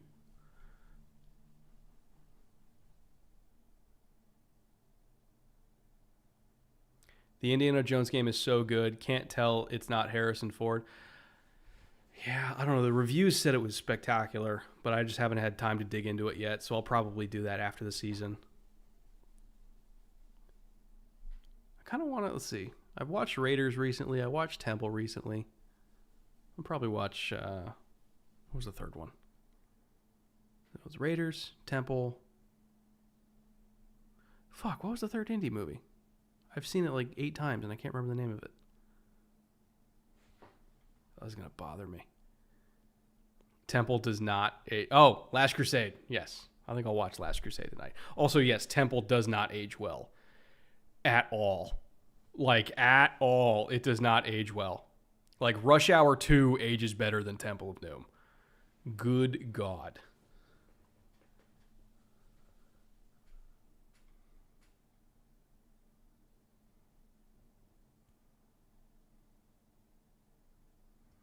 Anyone else find themselves replaying the same old games over and over because learning new games seems like too much effort? Yes, welcome to being 33.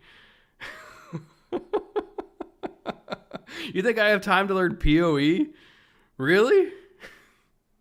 That's what cracked me up so much about Elon saying that he was a top 20 player in Diablo and Path of Exile. And I'm aren't you like running the government and like 3 giant companies. How the fuck do you have time to play Diablo and PoE? Like, what are we doing here? There's literally no way. No way. You get to do one of 2 things. Run the government or play PoE. You can't do both.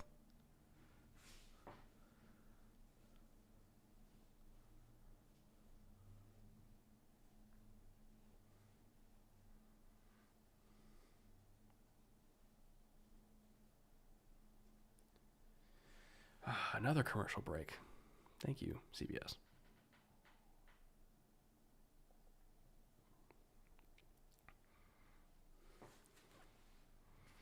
He's just that good, Brett. No practice required. Brain genius. I feel like I'm watching like a Saturday SEC game in October with all these fucking commercials. Your average 4-hour South Carolina game.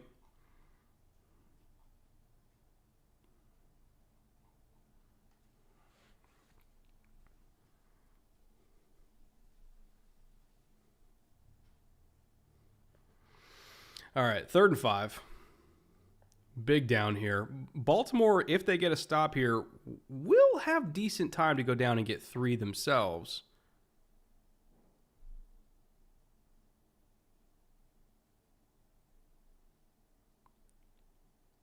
Oh. Wait. They're not calling DPI on that, right? If anything, that's OPI. Show me a replay. Hold on.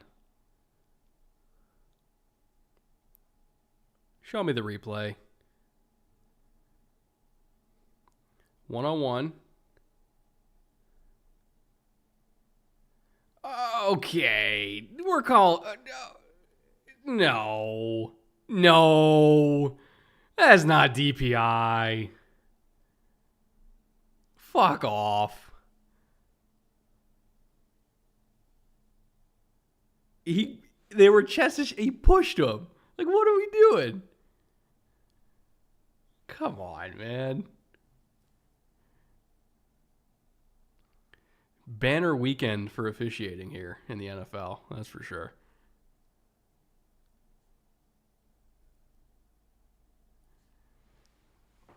Making up for the holding earlier. I guess.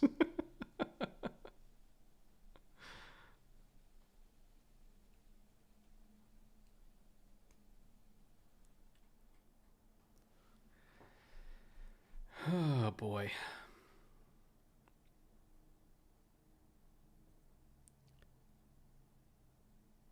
We're getting one hole here.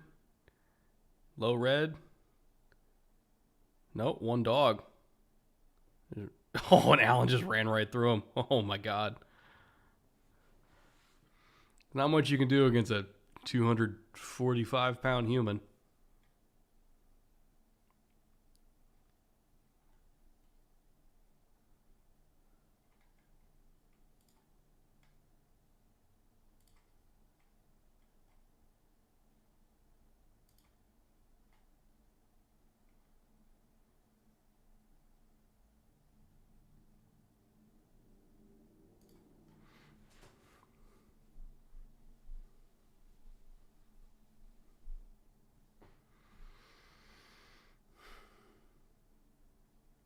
All these stoppages. Like,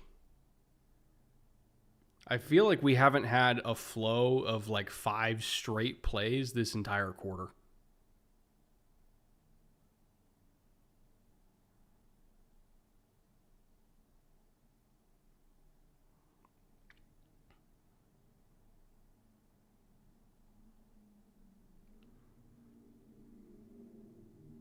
Ooh, interesting little formation.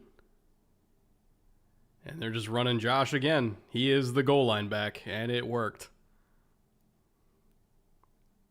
All eye candy. Just give the ball to the giant dude.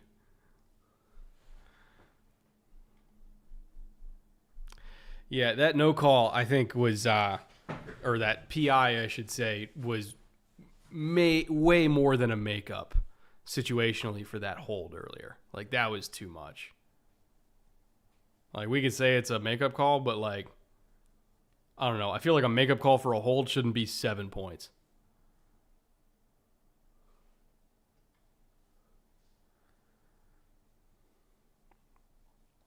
Nick Gamble for $5. I don't know if it's me, but it feels like in many games this season, the Ravens' run game doesn't get started until the passing game does. I don't have any numbers to disagree or agree with you, but that is something I'd like to look into as far as like rushing success rate at certain thresholds of passing success. I'll have to figure out exactly how to parse that out, but that is an interesting point. I don't have the numbers to dispute it. I also don't have the numbers to agree with it, but it's interesting.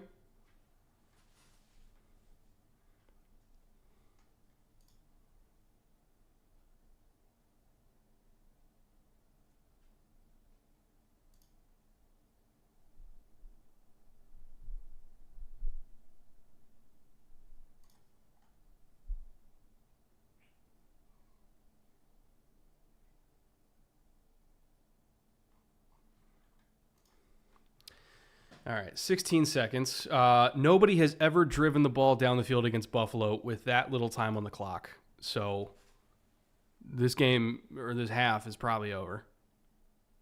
Right? Yeah, it's legitimately almost time for you to eat, yes. As soon as halftime starts, I'm going to go get your chicken, and I'm going to bring it back up here. I'm going to put it in a bowl, and you can eat it on the ground.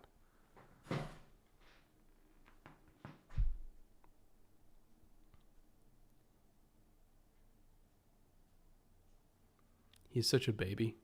I boil chicken in chicken stock for him, and I shred it up, and I mix it with this is glycobalance food because it's cat diabetes food, and it comes with this delicious gravy that he loves so much. And so this hand shredded chicken covered in gravy is what he eats every meal. And he acts like I'm starving him. Okay, I'm going to go grab that chicken. I'll be right back.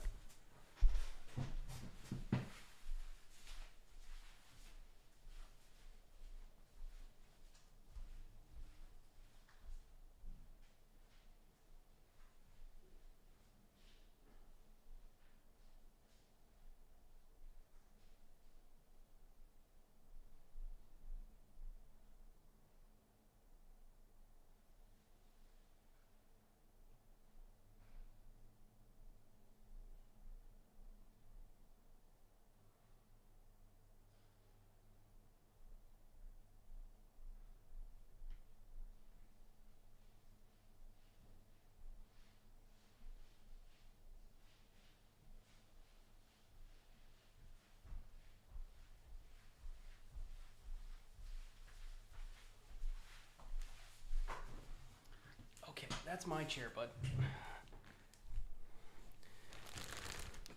All right. Let's prepare your dinner.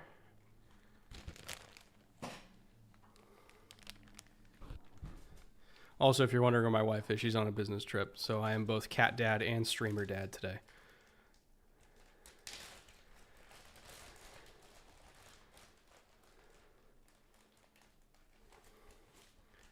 Yes, look, chicken. Ooh. And then I have to shred it even finer for him. Watch.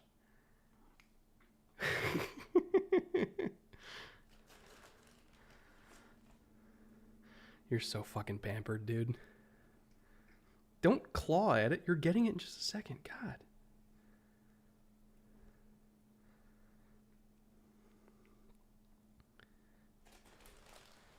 He's such a princess, I swear to God. The things we do for our children.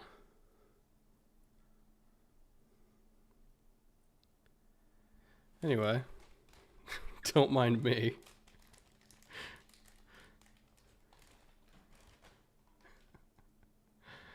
Oh, God. I will say, when we originally got cats, it's because we thought they were going to be easier than dogs. Little did we know, diabetic cats are way harder than dogs. All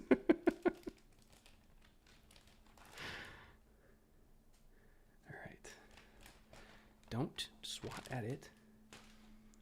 Do this.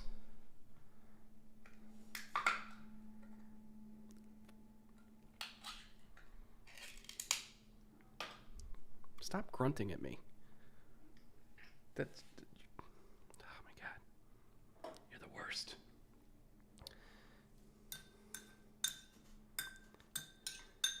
I'm going to mix it. And, all right. There you go. It's like literally just grunting and yelling at me the entire time. Okay.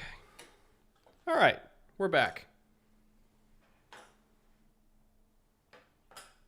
I'll satiate him, and I'll give him his insulin after the second half.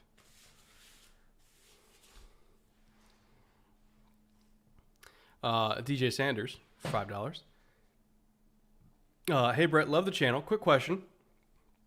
I drafted Dalton in fantasy. Could you explain why he's not utilized the same as other tight ends of his play style? Are you talking about Dalton Kincaid? So the Bills' offense went through a pretty massive transformation this year in terms of becoming way more run-heavy than pass-heavy. And also, you know, in lieu of having 2 tight ends on the field, they had a lot of snaps with 6 offensive linemen.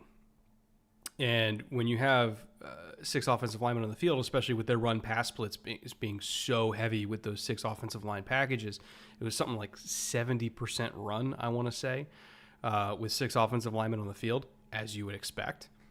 All of those snaps with 6 offensive linemen really cut into the other snaps that they would have had in either 12 personnel or 11 personnel, and especially like pass-oriented packages and everything like that. And I just feel like ultimately the shift in identity for the Bills offense, like somebody was going to have to really get hurt by that receiving production wise. And it was Kincaid, right? Like Khalil Shakir was very consistent for them. You saw, some big weeks for Keon. Amari never really popped off that often. And Curtis Samuel had a couple big plays here and there, but ultimately they didn't throw the ball a whole lot to just feed Dalton Kincaid. And that was by design. Like, they want to be a run heavy team. Let me pull up the exact numbers, but as far as run pass, here we go. Pull up the exact numbers here. As far as run percentage goes, it's loading.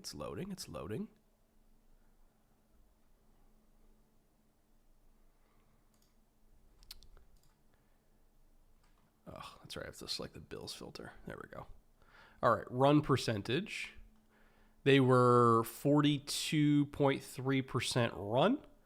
And they were 57.7% pass. You compare that to last year, where they were 40% run. So they were up in terms of run percentage this year. If I set it to in between the 20s, so I'm just playing around with filters here to give you exact numbers. They were 38.7% run last year, in between the 20s, which is fucking low, compared to 41% this year. That's a pretty, over the course of an entire season, by the way, that is a sizable jump in terms of run pass percentage. If I'm looking at first and second down this year in between the 20s, they're at 45.5%. Compared to last year, they were 41%. So again, we're talking about a 4% jump in terms of run pass percentage. That is significant. And over the course of an entire season, when you have, maybe a total snap count of 900 to 1,000 for an offense, for the Bills it'll be lower, probably about 900. That 4% matters a lot for run pass splits, and that can cut into a tight end's production when they already weren't the top receiving option on the team.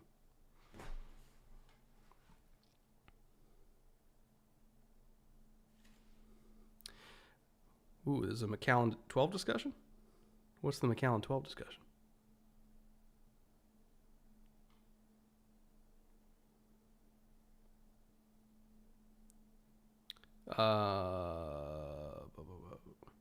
Was somebody asking, like, what's the best intro scotch to get? Catch me up, chat. I'm not sure what I missed out on here. Nick Gamble for... Oh, wait, I already did Nick's. Am I already caught up on Super Chats? Look at me. Look at me go. How about that? Heavily sherried is your flavor. So I do love a sherried scotch, for one. Let me see. Oh, I wish I had my thing organized. All my scotches are all entirely split up from one another right now, or I would... hold on. Do I have it?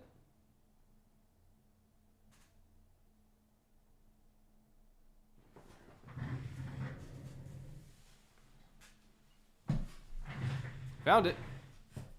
So this is one of my absolute favorite scotches. Aberlour 16. So I'm trying to see. I don't think it has. There we go. It does. Mix of rare and expensive sherry butts and traditional oak casks insert the perfect balance of flavors. Blah, blah, blah, blah, blah, blah. But as far as sherried scotches go, this is one of my absolute favorites. As far as any scotches go,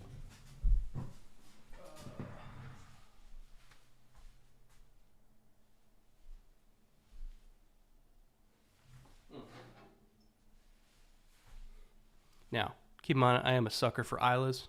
Lagavulin 16. It's an acquired taste, but it's exactly my taste. It feels like you're drinking a campfire.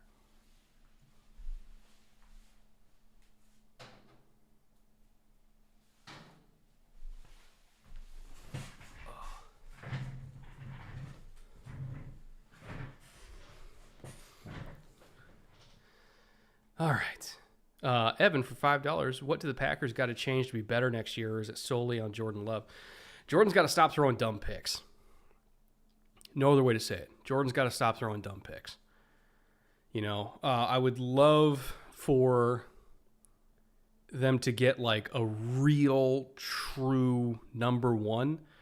They went into the season saying like, oh, we have 4 number one receivers, and they kind of didn't.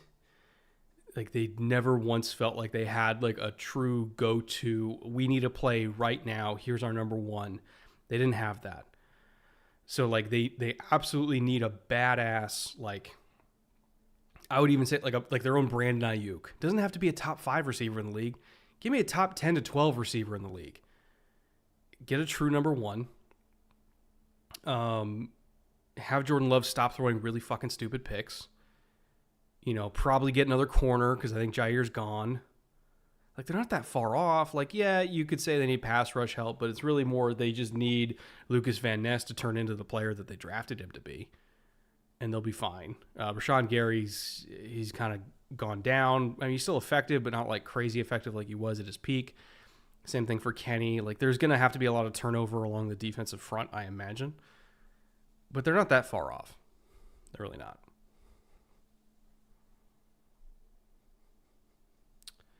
Connor for $5. A Brett Coleman Netflix show sounds like something out of my dreams, man. I know it would be elite. Would you still do Bootleg podcast? Oh yeah, Bootleg's never going away. I use Bootleg to talk about, and this is kind of how I see the channel going in 2025. Using Bootleg to talk about the right now and what's happening in the league day to day, week to week, and you know, reactions to everything that is happening right now. And then I use my channel to discuss either things that happened in the past and kind of doing like nostalgia breakdowns of past games and players and everything like that, or hyper macro concepts, right? Like how cover 3 works, or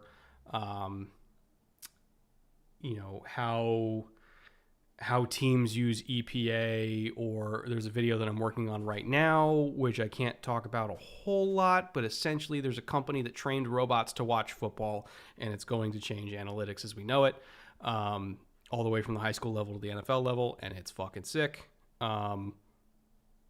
So that kind of content I think would be on my channel. Whereas like the day-to-day, week-to-week, the stuff that really mostly applies for like a week to 3 week period and then gets replaced by new information, new games, new events, blah, blah, blah. That'll be on Bootleg.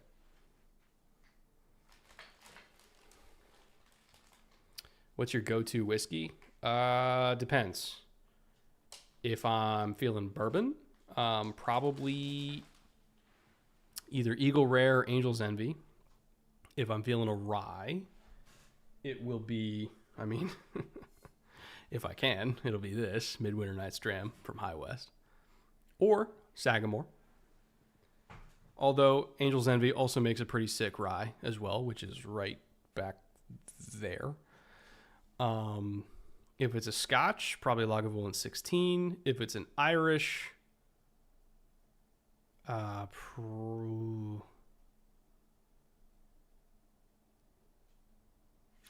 maybe Redbreast. Maybe Redbreast. I think it's pretty classic Irish whiskey, right? Everything you want from an Irish. And then Japanese, probably Yamazaki 12. I'm trying to think what else I have. I have a couple like random ones here and there. So like I have a bunch of Texas whiskeys. I'm a big fan of Balcones. So it just kind of depends on the mood that I'm in. All right, kickoff here. Second half. We made it.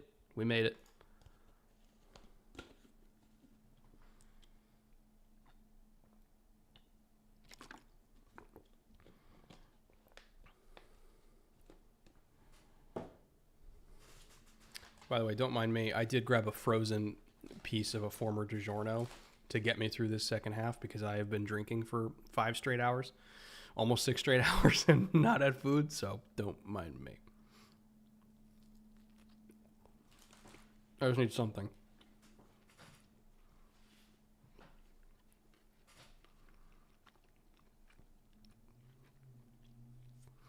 All right. Reggie Gilliam sighting. Let's go.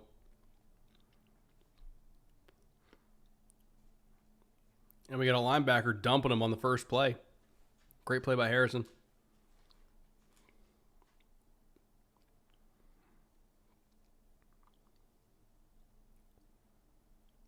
Oh, Glenn Morangi's amazing. I think I have a 15 or a 14 back there. Is Jair leaving real? I think Jair's leaving the Packers. My best guess is that he is. All right, 2nd and 9. Probably going to be a pass here. And it is. They tried to hit the rail. Wasn't there. Oh, he dropped it. Maybe that's why they don't throw to Dalton anymore. Time check, 14:05 with 30 seconds on the play clock.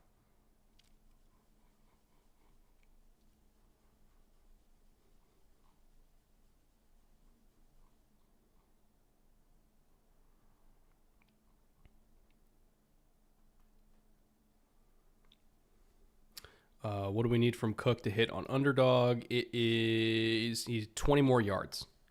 So if he pops a couple big runs here, we're in the money.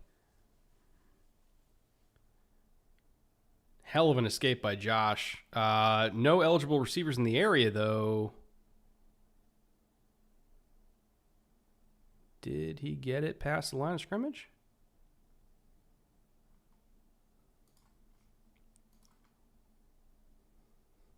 Let me see.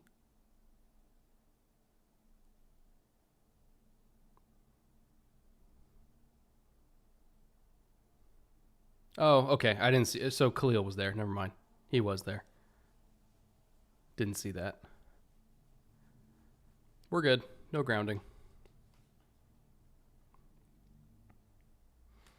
When did you really get into liquor/beer as a college student? I still just drink basically whatever my dad liked. I probably got into it mid-20s, I would say.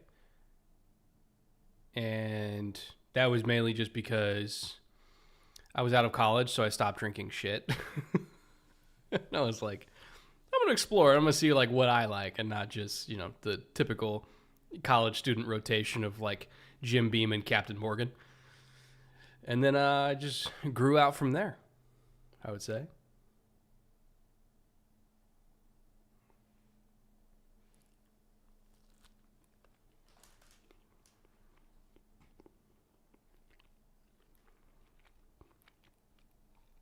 Who's my MVP? If I had to... It's kind of hard to not give it to Lamar, honestly. Like, if I had to choose one, it's kind of hard not to. Like, he's just had such a ridiculous season. Had many good nights and bad mornings on Captain Morgan.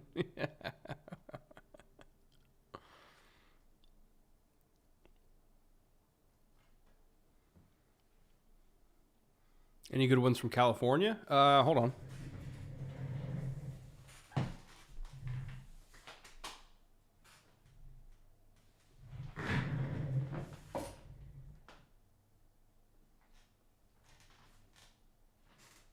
It's here somewhere. Hold on.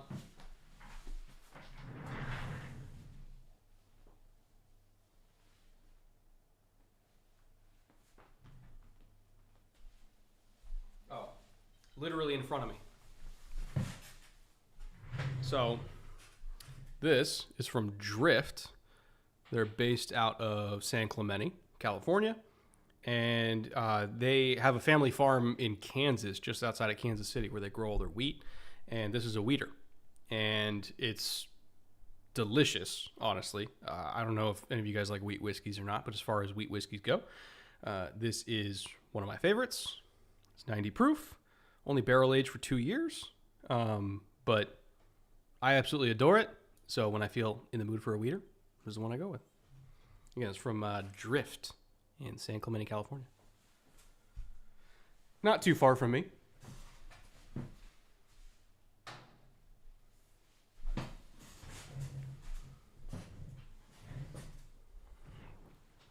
I feel like when you hit your 30s, you really get into a type of alcohol. I'm on 3 wine clubs. Yeah. We're part of, I don't know if you guys have heard of Foley or Foley Johnson, but they have like 22 different wineries up and down the West Coast from like Washington all the way to, I think they might have one in Temecula, but I think there's most southern one, I think, is Santa Barbara. So we just get different shit every single shipment from different regions. It's good stuff. Good deal. And you can like do free tastings at any one of their 22 different wineries. It's good stuff.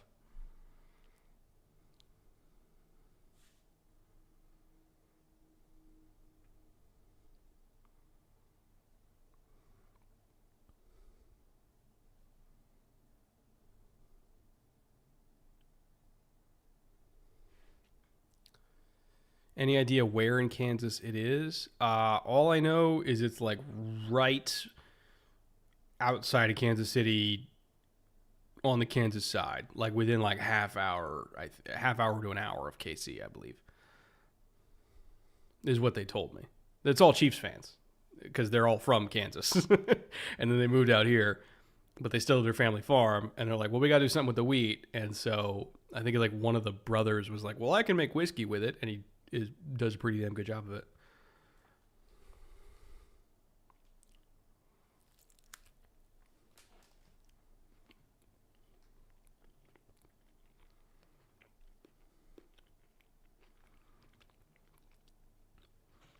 All right, 3rd and 5. This is a nut up kind of situation for Lamar. Like they really need it.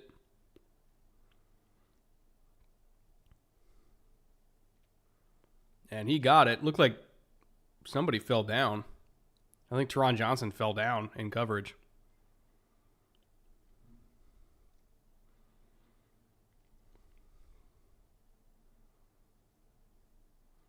Oh, Andrews threw him down. Okay. Okay. Yeah, sure. You can get open that way. Why not?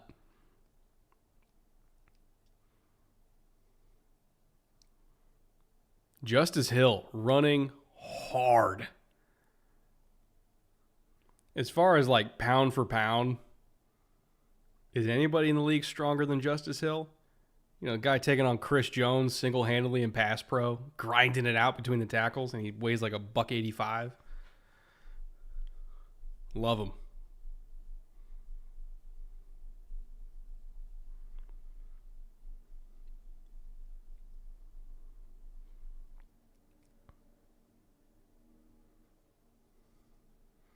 And here we go, getting back into the run game. This is what Baltimore needs to do. They need to not forget to run the ball. Don't panic because you're down by 2 possessions. Keep running the ball. They cannot get out of that groove. If they do, Buffalo wins.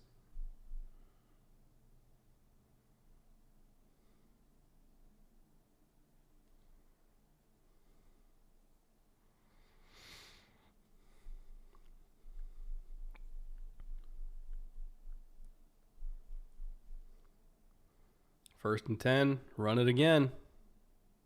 Just keep doing it. There it is.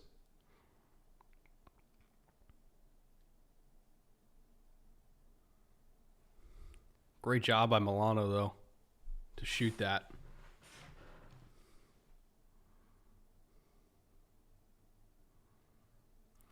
I love that decision that Milano made on the backside to just realize, like, I can't go over the top, so I'm going to go under it. Hell of a job by him.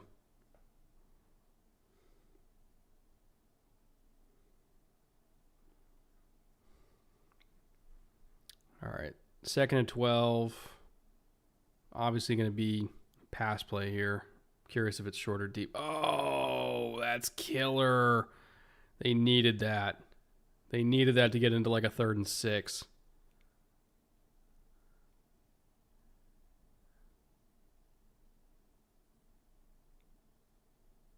Lamar just missed. That's rough. Andrew sat it down where he was supposed to. Lamar just threw it a little too far outside.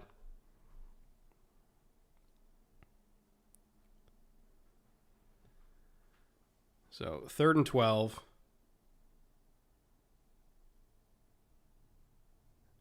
Are they going to get a cover 3 look here? Kind of looks like they are. Nope, they're backing out of it.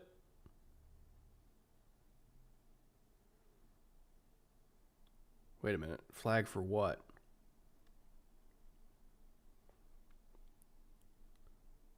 Oh, delay game. Okay. So what? 3rd and 17?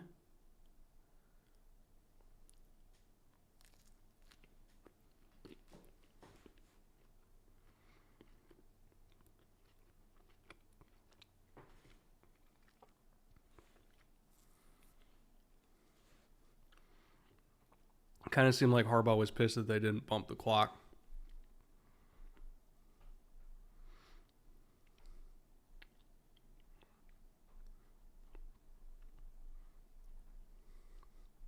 I'd be stunned if Buffalo played anything but cover 2 here. So look for Lamar to either try a hole shot or maybe try to hit the middle seam. Nah, they're just going to try to catch and run. Okay. Get nothing.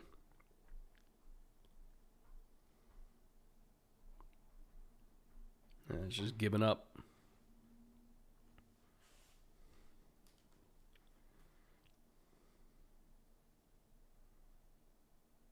Fucking great hit by Milano, though. Oh, man.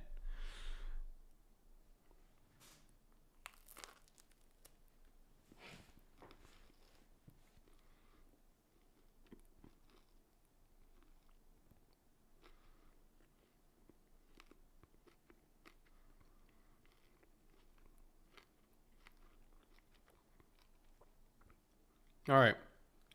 1 possession game. I do not think the Ravens are in a position where they should stop running the ball. We are very far away from that. But here's the caveat. Because it's already an 8-point game, if the Bills mount a long drive here, which they tend to do, if they mount a long drive here, eat up the entire rest of the 3rd quarter, or at least most of the rest of the 3rd quarter, and they get a touchdown, all of a sudden you're looking at a 15-point deficit with 1 quarter to go. That is a nightmare scenario. Sound it out, Brett. Nightmare scenario. There we go. Good job. For Baltimore. Because I worry at that point Monken's going to stop running the ball. I don't think he should stop running the ball, but that is the exact kind of situation where he would stop running the ball, in which case Baltimore loses. So getting a stop is crucial here and keeping it to an 8-point game because if they don't, I really worry that they're going to do the typical Baltimore in the playoff thing and not lean into their strengths anymore.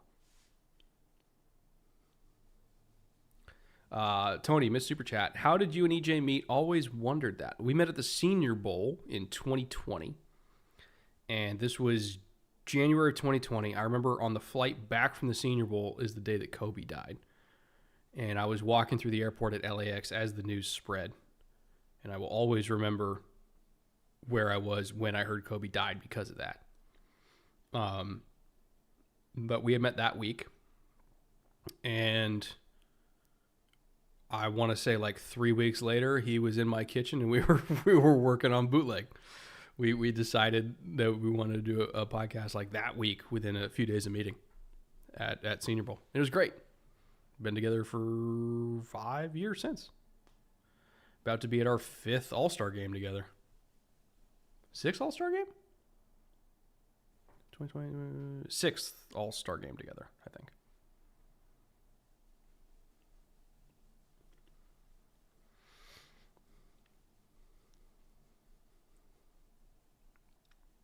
It's crazy that I have zero faith in Justin Tucker. Yeah, if Tucker doesn't retire after this year, I could see the Ravens, making a move.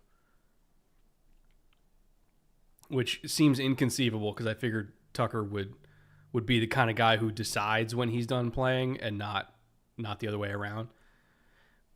But I don't know if the Ravens could go into next season and feel comfortable with that again, right? So I almost feel like this might be the last ride for Tuck as well.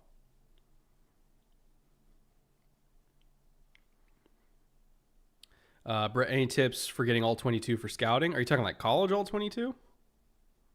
Because college all 22 is annoying to get your hands on, and even more annoying to make content with. Because anytime you post anything on YouTube with college all 22, XOS will send a hit squad after you. And I hate them. And so does every other media company on earth. As for getting your hands on college all 22, I get it from a way that is not necessarily replicable for most folks, so I'm bad at giving tips for that. But I don't know if that black market for it still exists. Back in the day, I say back in the day, like 2-3 years ago, there was kind of like a college film black market that popped up for various media folks, and I don't know if that's still going. But that was where I got it for a while, or where I got it from for a while. I'd have to see if he's still running that. Now I get it from a different source, but I know a lot of people get it from like coaches and staffs now too, because there's no like singular place to get it from, which is extremely annoying. Which also makes it hard for me to be like, oh, here's how to get it, because there's not one single way to get it. Especially when you get like I've been trying to hunt down Middlebury tape, like D3 Middlebury tape, because they have a guard that's going to be at the Shrine Bowl this year that I've never seen in my life. Good luck trying to get D3 tape. Like, even I'm struggling with that one. So I wish I had better advice for that.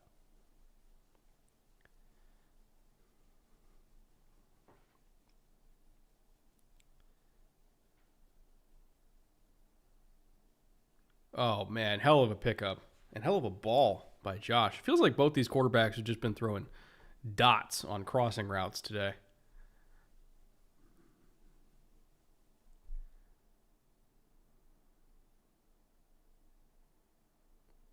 Oh, that wasn't a crossing route. That was a return. He faked the crossing route and ran the whip return off it. Great route. It's annoying they don't sell it, and they could make so much money if they did. Believe me, I have told XOS this many times. They don't care.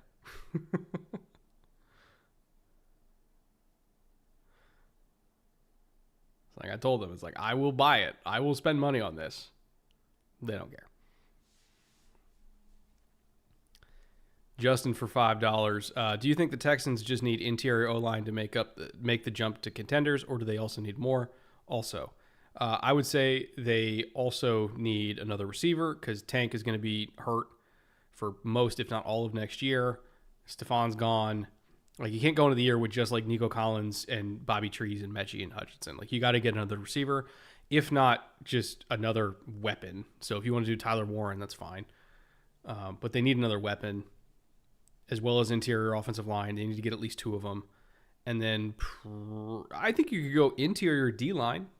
I think you could do that for sure if you want to go defense, but I don't know if they would do it early. But 2 of their first 4 picks need to be interior O-line. I would accept nothing less.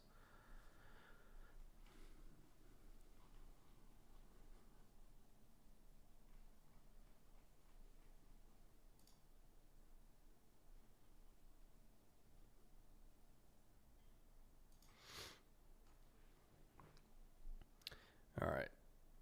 Yeah, that was kind of an... Oh, boy, big hit. That was kind of an odd screen to Kincaid. It felt like he caught it outside of his blockers when he was supposed to be inside of them. The timing of it looked kind of off to me. Like, I don't know if he was supposed to come back inside of Dion.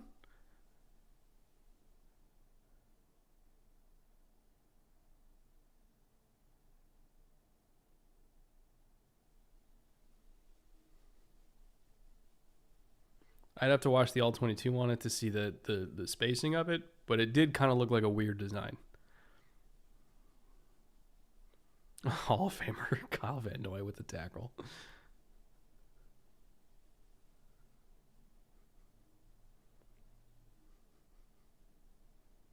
Ooh, do we get a running into the punter? No?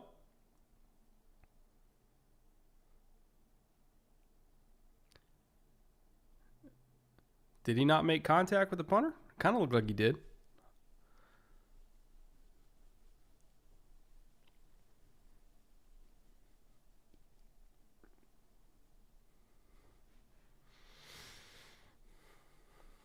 At least the 2025 wide receiver class is deep this year.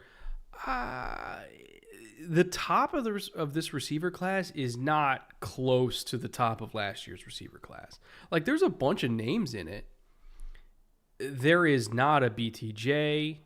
There is not a Malik Neighbors or a Marvin or a Rome. And I know Rome didn't have the production that we hoped he would, but like the entire Bears offense was bad, so it's whatever. But like you look at the top receiver in this class, Teteroa McMillan. He would be at best competing for wide receiver 4 in last year's class. And I could see people arguing last year for BTJ over him. I could see people arguing last year for whoever their wide receiver 5 was. Some people had Keon, some people had A.D. Mitchell, some like he might have been wide receiver 5 last year, and that's wide receiver 1 this year. So yeah, there's a bunch of names in this class, but like the top end talent of this wide receiver class is not the same.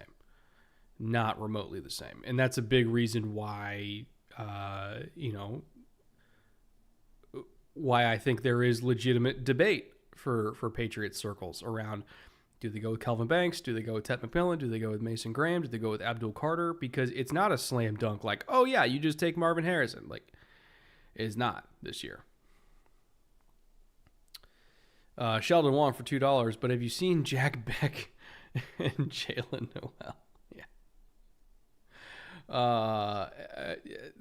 Isaiah, who was the Nebraska kid who was at Texas, and before that he was at Wyoming. He's like a 6-year kid. He's a name that a lot of people like a lot. There's one out of Louisville who's also going to be at Shrine. I haven't got to him yet. He's one of my projects for this week. Ja'Cory. Fuck, that's going to bother me. Hold on. Ja'Cory Brooks. That's who it was. A lot of people like Ja'Cory Brooks. Again, I got to get to him later this week. Jayden Higgins. Yeah. A lot of people like Jayden Higgins. A lot of people love all of the Colorado kids.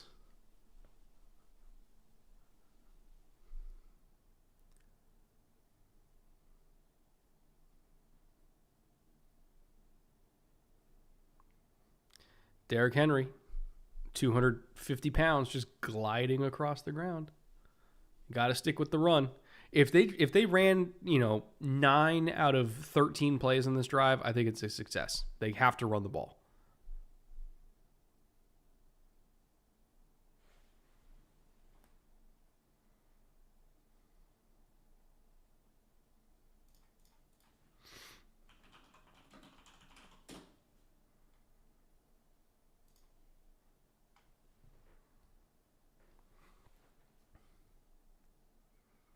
Your Jayden Higgins comment was satire. There's a lot of people who love Jayden Higgins.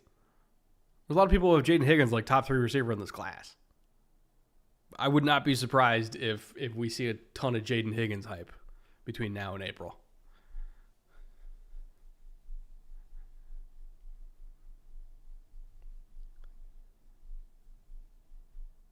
Have wide receivers this year been depressed by bad quarterbacks? No, it's just position groups move in cycles. And this is just not a year for wide receiver. Oh, there goes Henry. Oh, he was so close to breaking it. So close.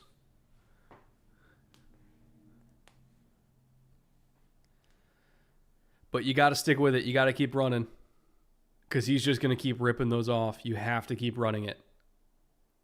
You cannot get distracted by the shiny objects.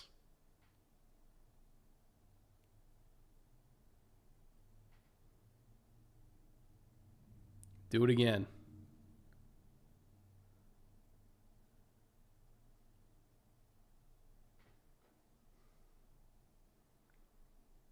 They're passing. You better fucking hit it. All right, they did.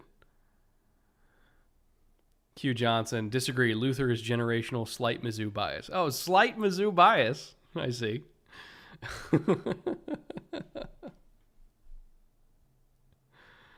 Oh, man.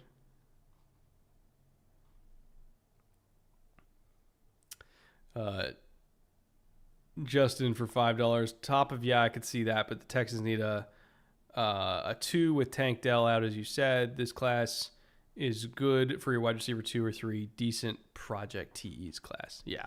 If the Texans are going to get a 2, it'll be like sweet spot's probably day 2 this year. There's a bunch of dudes that are going to be 2s in the league.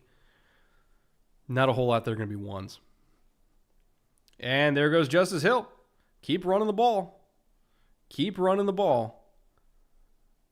This Buffalo defensive front is soft and susceptible. You have to stick with the run game. Look at that. Just watch them get thrown out the club, man. See, this is what I was surprised Denver didn't do against Buffalo. I was very surprised that they could not get the ground game going against them. Because it is not a tough run defense. I saw chat talk about Deion Walker. You know where Deion Walker should go? Buffalo. I mean, just look at this. Every run is 15 yards.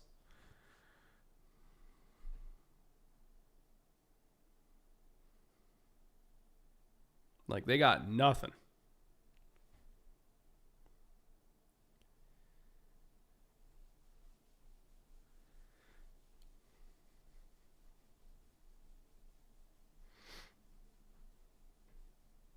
Give it to him again. Feed him again.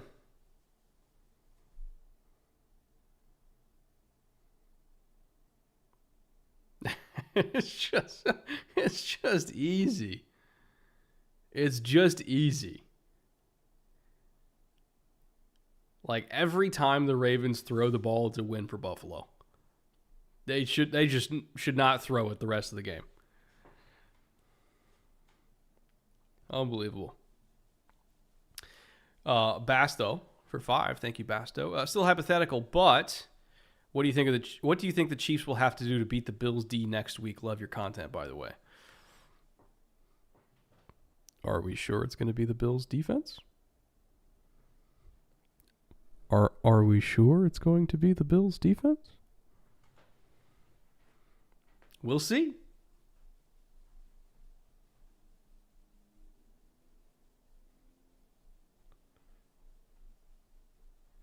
Now, as for if it is the Bills defense, do this. Run the ball. Like Kareem Hunt, 15 touches. Run the ball.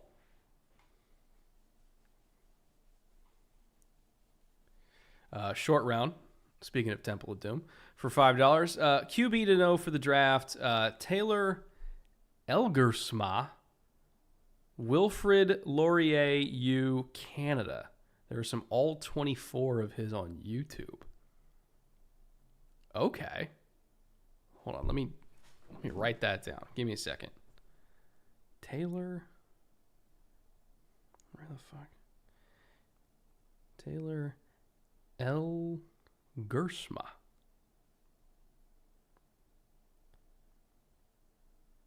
How do I pronounce that? Is it Elgersma? Elgersma?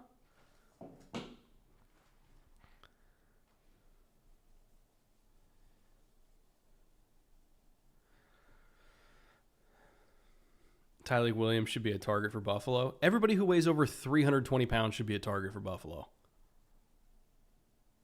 Like, trade their entire draft for Mason Graham. How about that? Or Kenneth Grant. Whoever. Doesn't matter to me.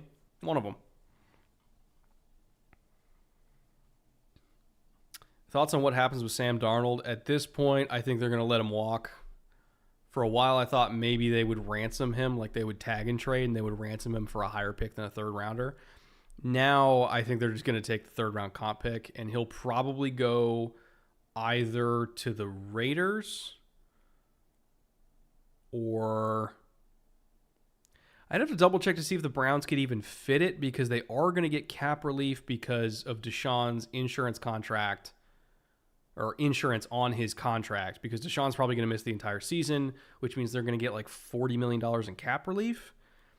But I'm not sure when that hits and how you could structure the Darnold contract to not overlap with the biggest hit that you're taking with Deshaun. So I have to do some math on if Darnold could work in Cleveland. But we know that Darnold is a very good fit for Cleveland offensively for what they like to do.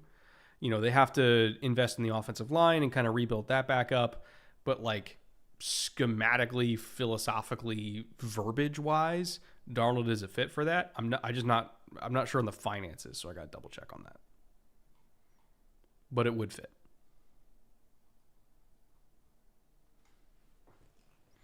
The relief isn't until 26. So, but what I'm saying is, if you're signing a deal for Darnold, is there a way, because their actual cap space for this year or for 2025 is they're 30 over, and there is a whole bunch of stuff they can do to get under.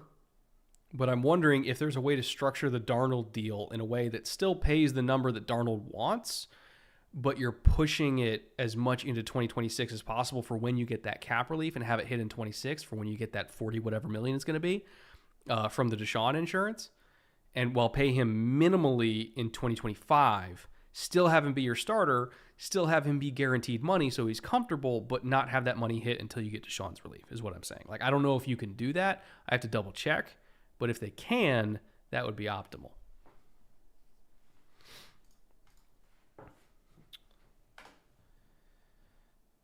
All right, James Cook just got the ball. Really nice carry for another first down, which means we are, 10 yards away from being profitable on the weekend? Not even 8 yards away. I'm feeling good, boys. Feeling good. Give me one more big James Cook carry and we're good to go. And that will pay us out, let's see. If I get 4... $62.50. Not bad. Let's go. Pay for a couple lunches. All I needed was Jayden Daniels to get 4 more yards. Would have paid for more than a couple lunches, but hey. We're in the green. We're good.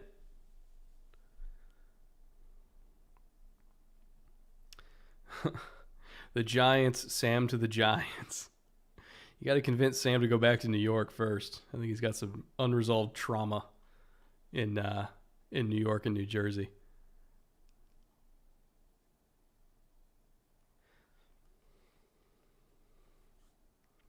All right, 2nd 11.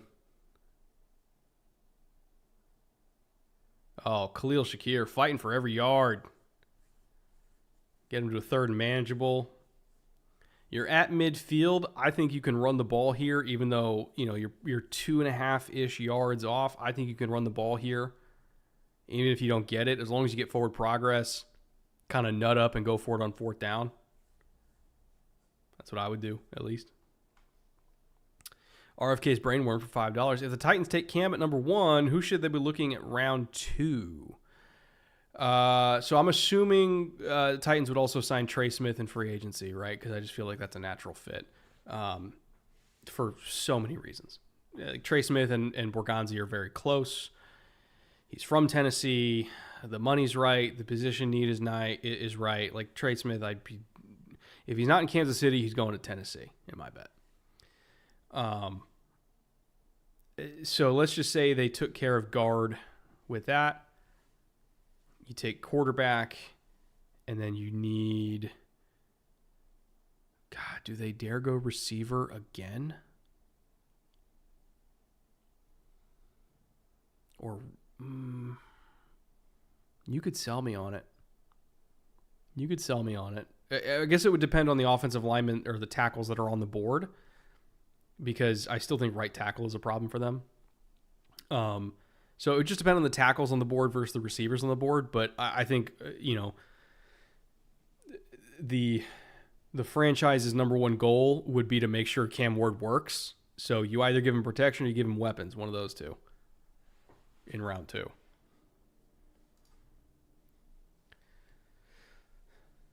Echo for $5 just got back from dinner. How's Torrance v. Pierce going? So far, I would say Torrance is winning, but Pierce has had a couple nice reps. But I would say James Cook getting not just 1, not just 2, but like 3 8 to 9 yard runs right behind Osiris Torrance. I would give him a slight edge. But yes, physics is being tested.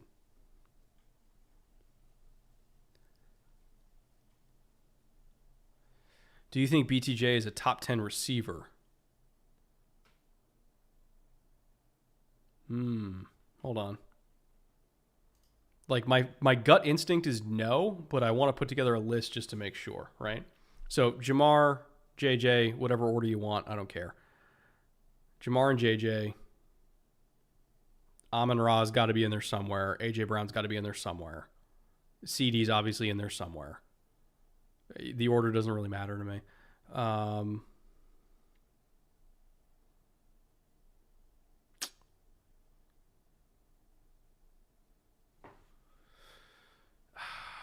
I still want to put Tyreek? Bill's converted, by the way. 3rd and 2. Let me hold Tyreek in the maybes because I'm directly comparing BTJ to Tyreek at this point.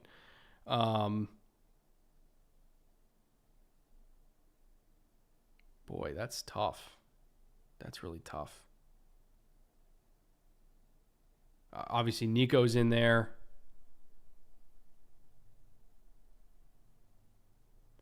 Do I want to put Mike, Tyreek, Garrett?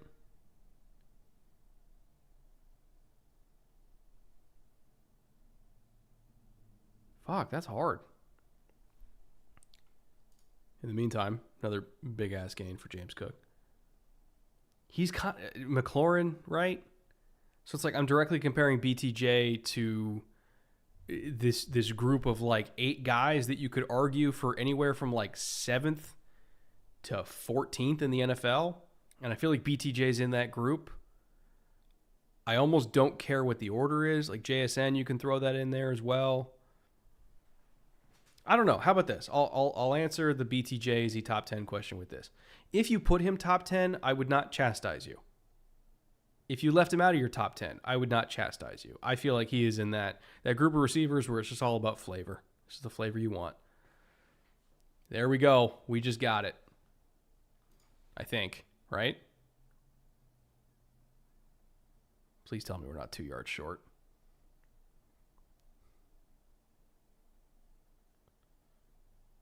Come on now. Come on now. Populate.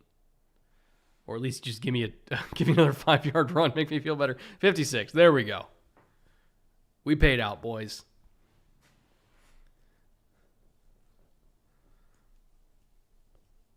This weekend is now a success.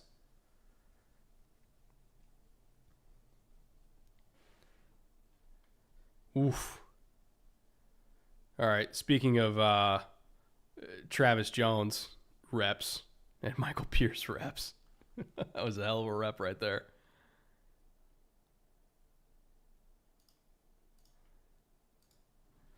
They're not going to give us a replay of it? No? Defensive lineman doing stack and shit? Not worthy of replay? All right. Noted. The underappreciation. I get it.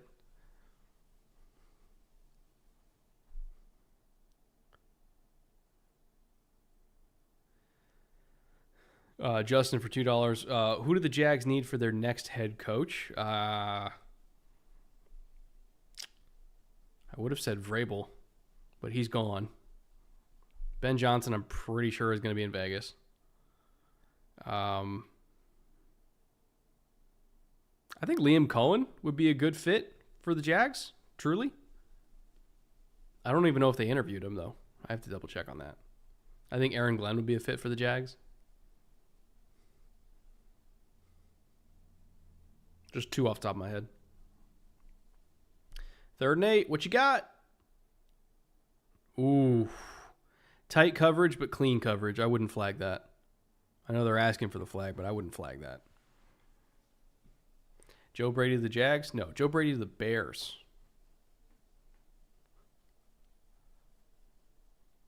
Yeah, that little tug on the upfield hip is not enough for me to throw a flag on that. I know Bills fans are going to want a flag, but the ball was like 4 yards in front of Shakir. That's not a flag.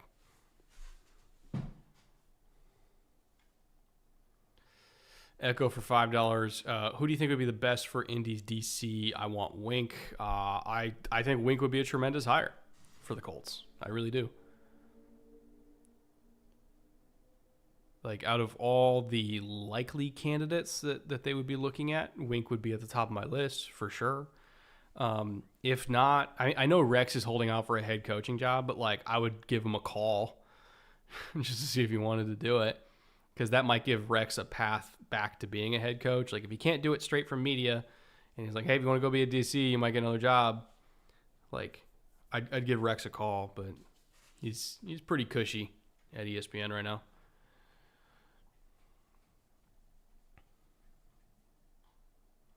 Flu's back in Indy. From what I had heard, Flu's was going to get fired. And then the Bears hired him as their head coach. But he was about to be fired. So, good job, Bears. You promoted a guy, essentially, who was about to get fired. So Bears of you.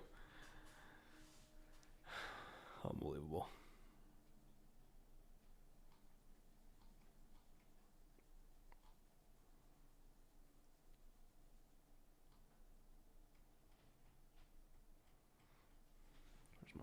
Backup water. Here we go. Does Monken get a head coach position this cycle? It kind of seems like he's not.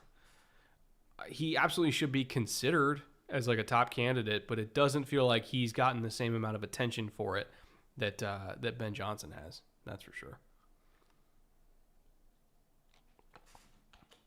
But I would absolutely interview him if I was running a team.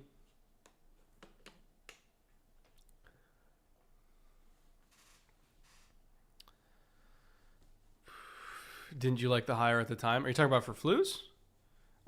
So the funny thing that happens with Bears head coaches is I don't find out what's wrong with them until after, when I'll get a phone call or a text from somebody who's like, oh, by the way, da-da-da-da-da. And I'm like, wow, it would have been really handy to know that before they got a head coaching job with a team that I actively root for, and praise the hire. And he's like, oh, you didn't know about that? No, I didn't fucking know about that. It's happened like 3 times in a row now with the Bears. So, yeah. Fun stories.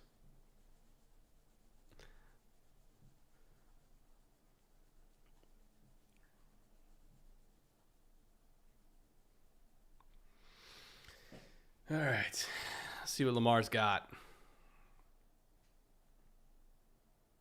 And Brandon Stevens cannot be on the team next year. Got to go get Jair or something. I don't think Brandon Stevens will be on the team next year because if we can all tell he's a liability, trust me, they can tell he's a liability too.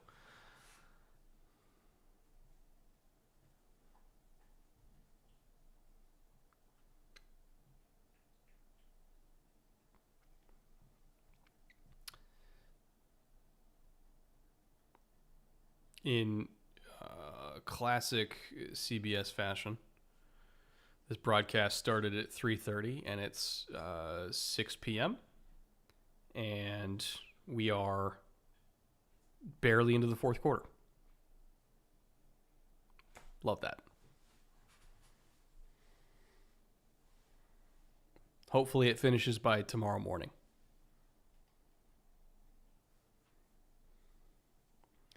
Matthew Levis for $5.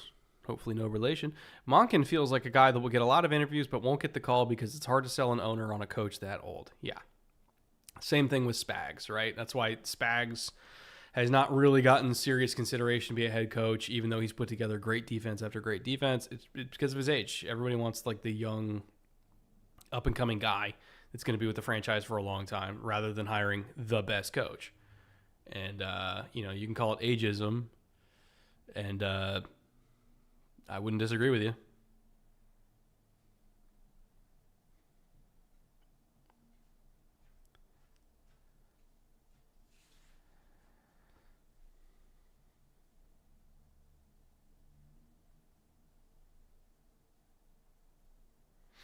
All right, 2nd and 7. If the Ravens throw the ball here on 2nd and 7, they do not want to win this game. Unless it's complete for an explosive play, in which case I will ignore that. All right, they ran. Let's go. Good decision still being made. Love to see it.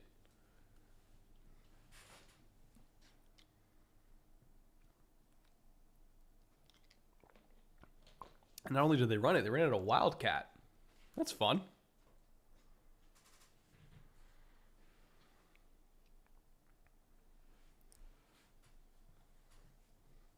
Third and 1, run it again.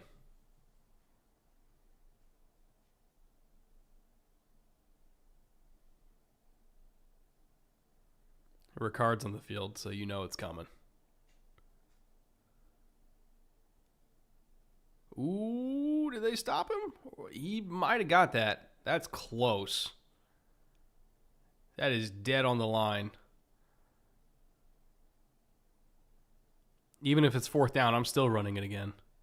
I'm not getting off the field right now. No way.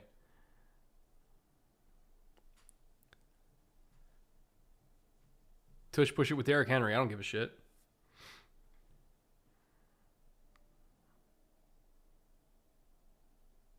Oh, yeah. It's barely short. Like a foot. They got it. Did they actually tush push it with Derrick Henry? I think they might have. Or no, it was with Andrews. All right.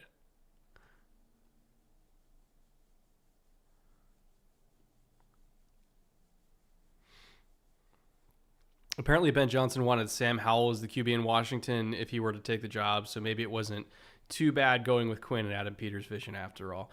I'm not 100% sure how much I believe that, because I heard different stuff at the time, and I'm not saying it definitely didn't happen, but it would surprise me if that was real, based on other things that I'd heard.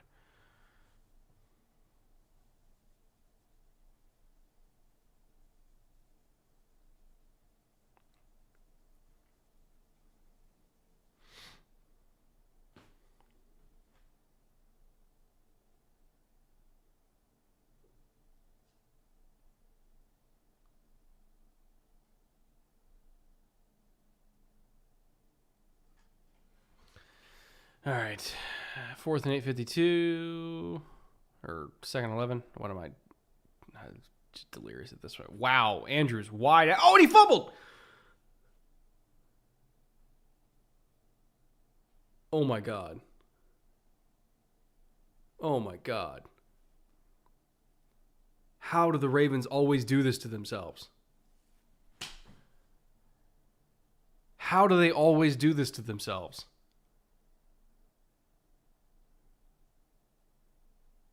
Oh, my God.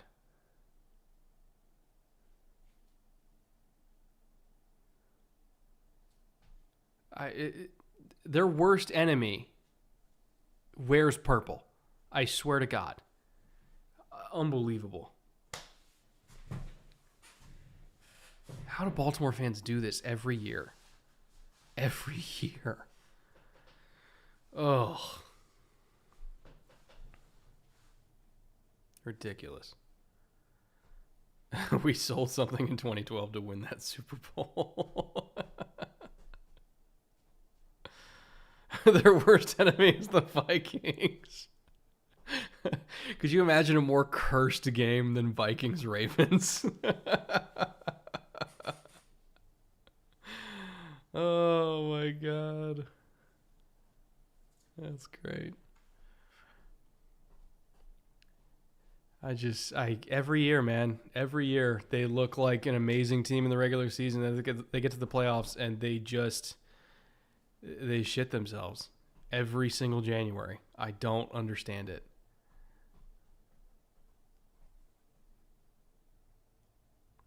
And like, I'm not even like, I wouldn't even really lay this at the feet of Lamar. I really wouldn't. Right? Like, you had the one interception, which it kind of seemed like more of a miscommunication than anything else.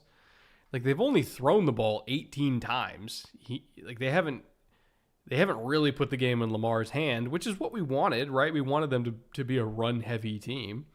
They have 29 runs, 18 passes. That's the ratio we wanted to see. But they've fumbled it twice.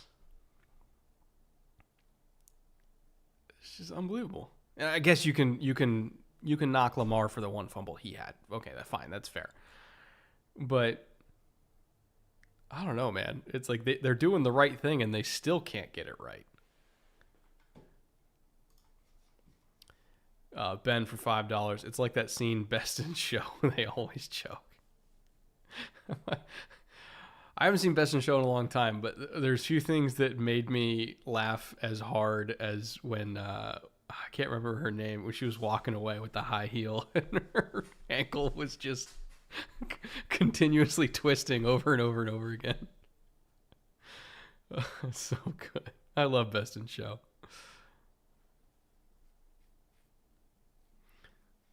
Was the pick on the wrong route or a bad throw? I'm not entirely sure. All I know is a miscommunication.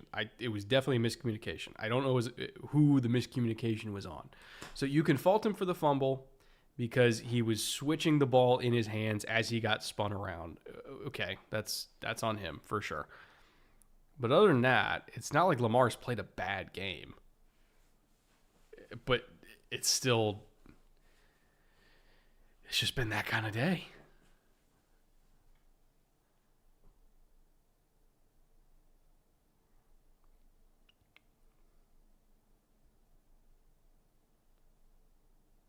God, and if they can just get free first downs on you with mesh, what else can you do?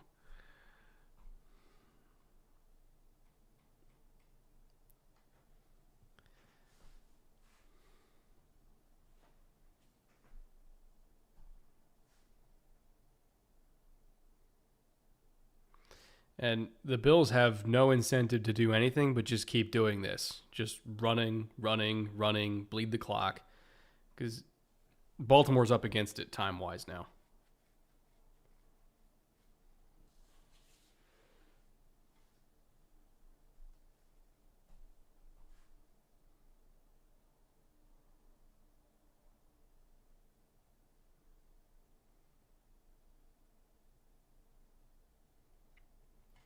And another penalty, another first down.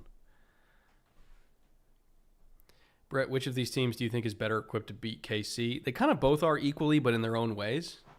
Although I will say Baltimore sure loves to shoot themselves in the foot more than Buffalo does. And that's saying a lot.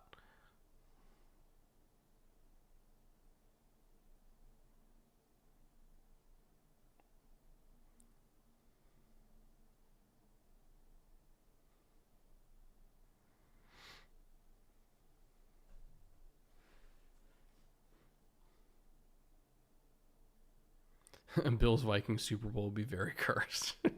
The first Super Bowl ever to end in a tie. All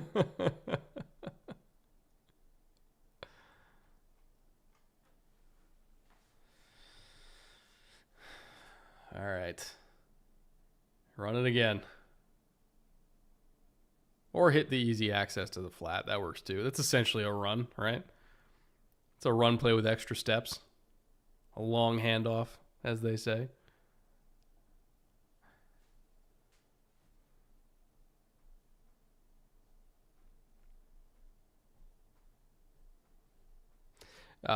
B more is okay if they hold them to 3. That entirely depends on how much time is left on the clock. Right? Because if they can take off, let's see, first and 10, where are they? From the 20-yard line. If they can bleed another 2 minutes off,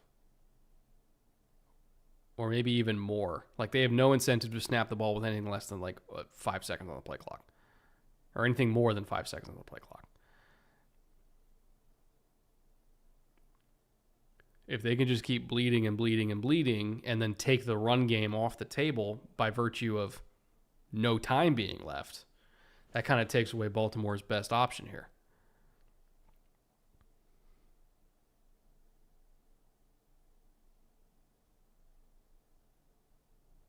Did Marlon get hurt on that block?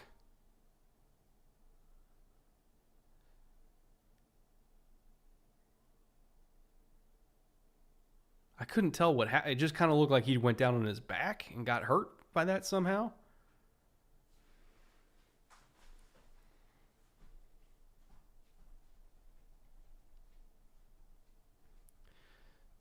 So right now we have 5:55 in the fourth. It is, what's the actual down and distance? Hold on. 2nd and 9 from the Baltimore 20. So 40. In theory, you could probably bleed it down to, again, if you're just running the ball and you get 4-yard chunks at a time. In theory, you could bleed it down to a little over 2 minutes to go, just outside the 2-minute warning. Baltimore does have all 3 timeouts. And even if you're getting 3 on that, they will not be, I want to say they won't be able to run the ball, but they will likely start to go into a very, very pass-heavy mindset, which is what you want from them. And if they get 7 here, then it's basically just over. But if I'm Buffalo, I'm really, really trying to bleed this down to 2:30 on the clock, make them panic, make them pass, take Derrick Henry out of the game by doing that, and then you got a much better shot.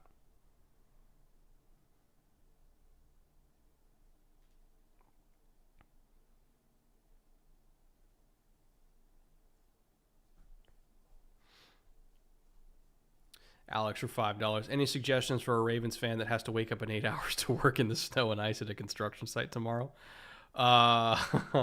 Crown Royal. Crown Royal is your friend. And being on a site, you know that intimately. Or Sagamore. Hashtag not sponsored, but this also works wonders. Jason for $5. Who do you think the Eagles hire if Kellen Moore goes to the Cowboys? Been frustrating watching this offense this season. If Kellen goes to the Cowboys, who would the Eagles hire? Fuck. That's a good one. I'm trying to think who could come in, because they don't want to change the offense again, right? So I almost feel like it would have to be an internal hire so that you don't have 3 different philosophies in back-to-back-to-back years, right?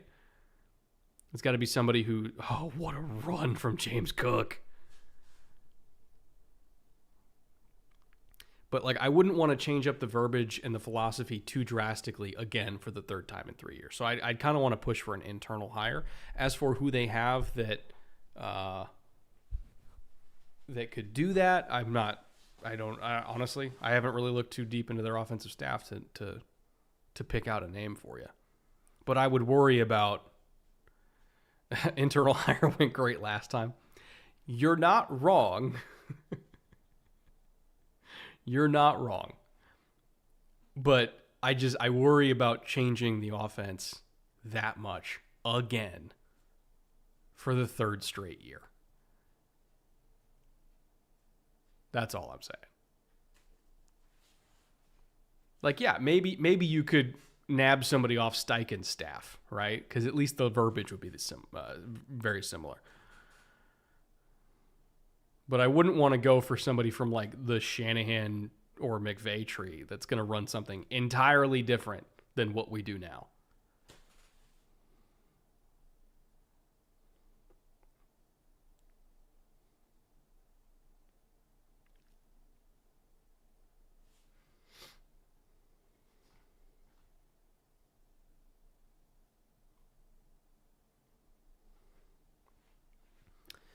All right.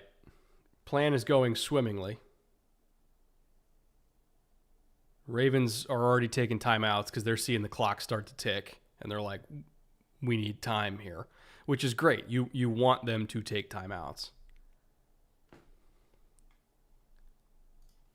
You don't want them to have those available to them.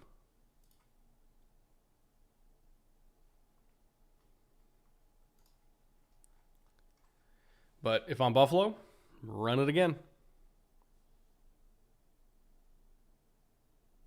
In fact, I almost want to take 2 runs to score, not 3, or not 1. Which is perfect. All right, now we're on the 1-yard line. Clock is still ticking. Baltimore already committed to calling timeout, so they're going to do it again because they have to preserve clock. Punch it in on the next run. They're only going to have 1 timeout left with only 4 minutes to go, and they would be down, 12? If I did my math right? That's a pretty unwinnable situation there.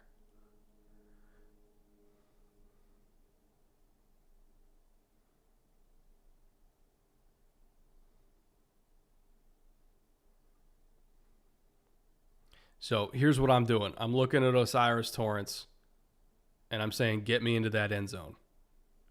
I don't care if you have a 370-pound human in front of you. Get me into that end zone. We are running behind you, big boy. That is my call.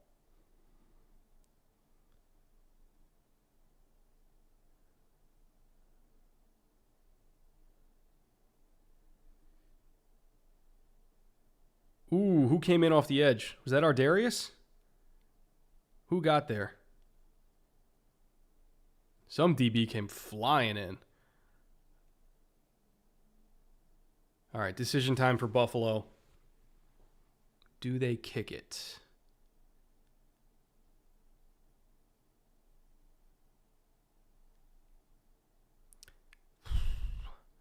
I think I would kick it, honestly, so that at worst, even if they march down the field and get 6 plus 2, at worst, we're getting overtime. If we try to go for it and we don't get it, now they could potentially win with a touchdown. I would probably kick it here.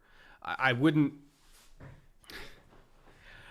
say that going for it is a terrible call, but I don't know if I would have the balls to do it. And I would have immense respect for Sean McDermott if he had the balls to do that.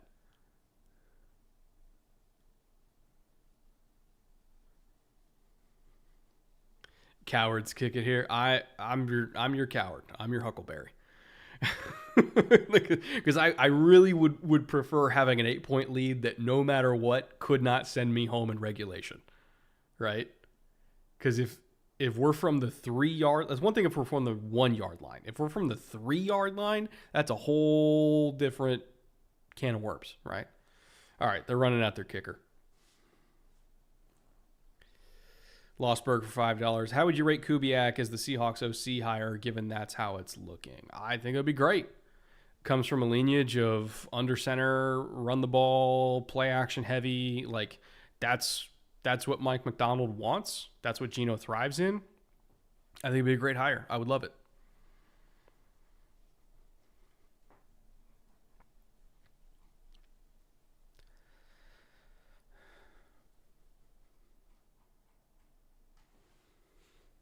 I'm trying my hardest not to get banned on all platforms.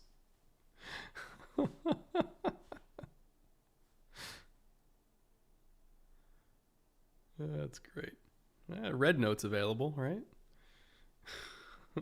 Just cursing in Mandarin.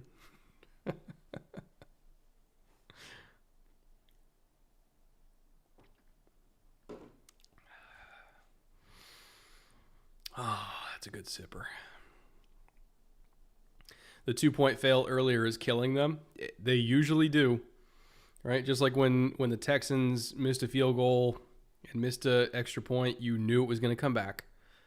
Like, special teams very often in games like this are the determining factor in who wins and who loses, because that's points. That's direct points.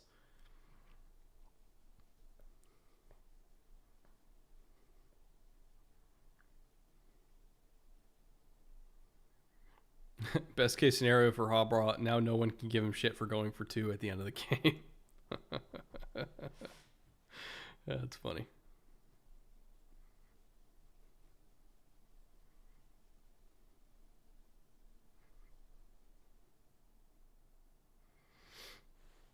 Oh, man. It's been a good Sunday. It's been a good game so far. You know, I'm not saying all of it was good football, but they were at least close, entertaining games. Even if 3 out of the 4 teams that played today have just been stepping on their own dick repeatedly.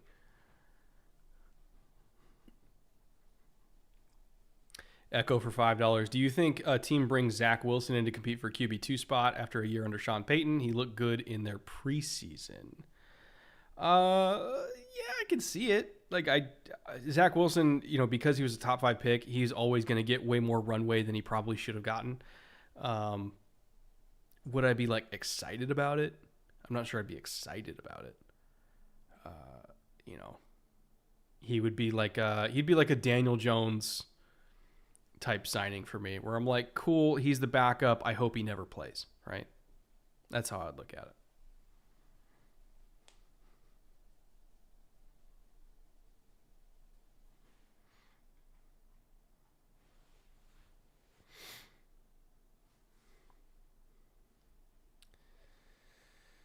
The most important drive to Lamar's legacy? I feel like he had a couple pretty important AFC Championship drives last year.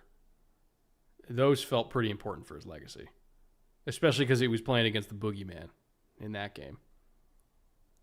Like, Josh is a boogeyman. He is not the boogeyman.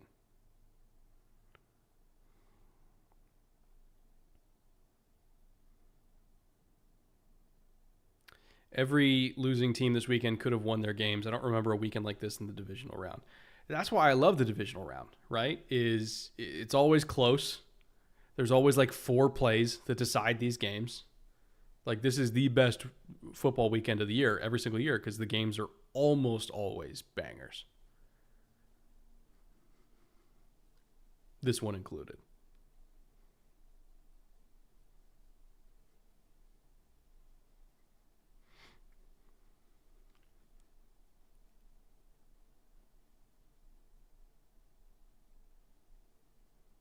At least if you lose to Mahomes, you're just like everybody else. That's true. All right, Lamar. 98 yards to glory. What you got?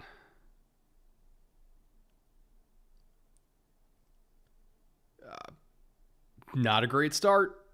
Not a great start. Bad ball. Got away from him. About 4 yards too deep.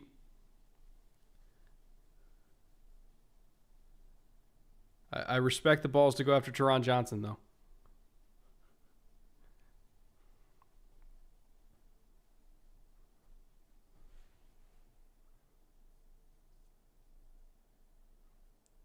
Ooh, who's hurt? I didn't see a number. Oh, Teron got hurt? Oh, shit. That's not good. Shoulder. You could see it as soon as he went down. That's rough. He just landed kind of awkward on it.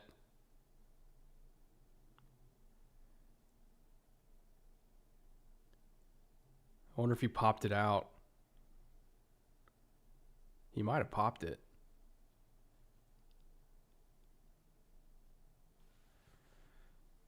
That's not good. Like, because when he went down, you could see the pad kind of pinched as he put his full weight. And I think that kind of leveraged it in a pretty bad way.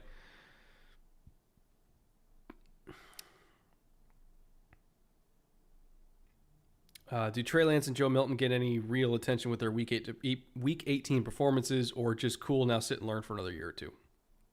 I'd probably say both of them are still riding the bench for their respective teams. Milton was very exciting, though. So if Milton can become like their own Snoop Huntley, who sits there for a couple years and has some nice preseasons, and then they offload him for a pick, like that's probably what they're hoping for, right? Or if Drake gets hurt, if they have a quality starter with high upside, they'd take that too. Carter, Brett, when you and EJ go to pro days, are you there as media, and how does that process work? Yeah, we're there as media, and usually we have to go through the schools themselves. So we'll talk to like the media, what's the word? Communications directors typically, or PR directors typically for individual football programs. That's how we get credentialed for it, and then we just show up and go. And usually there's like a area where we're supposed to stand and watch from, and yeah, pretty straightforward. For the combine, it's a whole different beast because EJ, Tom Grossi, and Johnny Barks were like the only independent media allowed on the field during the combine drills last year. That was a whole different beast. We had to have like these certain like NFL media vests on, and like a whole different kind of credential. And that one took a lot. So combine, very different process than pro days. All right, got the first down. Got to go, though. Got to go. Because remember, you only got one timeout, so you got to get as many plays on this side of the 2-minute warning as you can.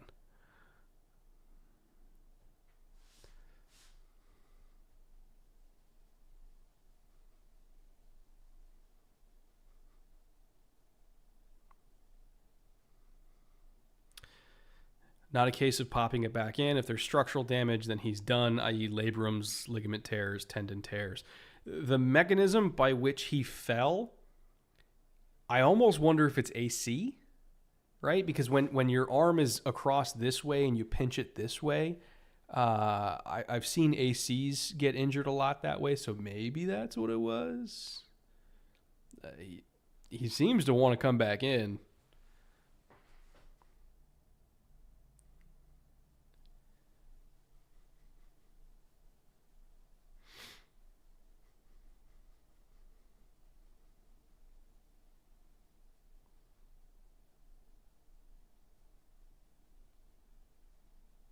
Toradol's a hell of a drug. Yes, it is. Yes, it is.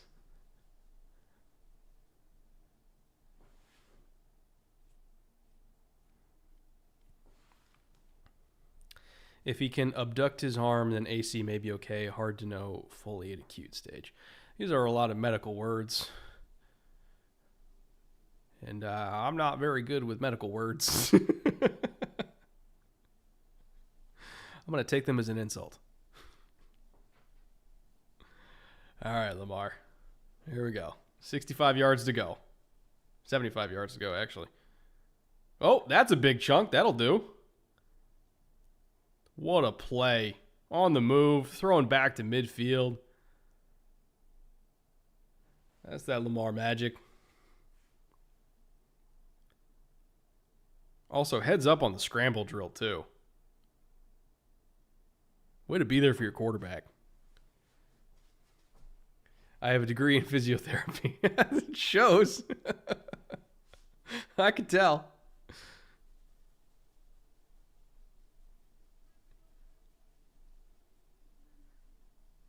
We either have a lot of medical professionals or a lot of people like me with chronic shoulder problems in this chat. I got into a car accident one time. This was, I don't know, 7 years ago. And I never went to the doctor because I'm a moron and also didn't have any money back then at all. So I couldn't go to the doctor because I couldn't afford to go to the doctor. And it took me a solid month before I could like put a shirt on normal because I couldn't get my arm above like this height. And I tried to like take off my jacket when I got home that night, and I literally had to lie on the ground and have my wife like manually remove it inch by inch from my body because I could not get my arm up. Probably should have gone to the doctor, but you know, it felt better eventually. You know, only took 8 months. Does a little fun little clicking noise every now and then, you know.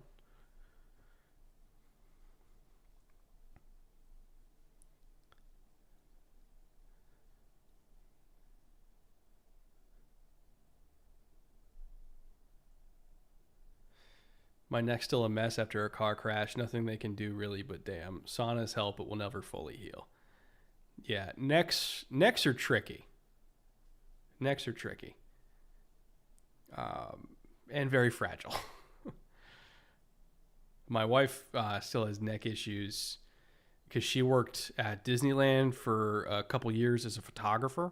Like, you know, the people that like stand around the park and do photos and everything like that. And the camera strap with the gear on her neck for 8 hours a day, 5 days a week, did serious damage over time.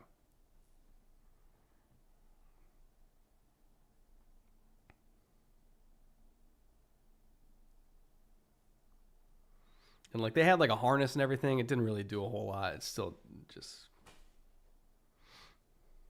you know. All right. Game's back.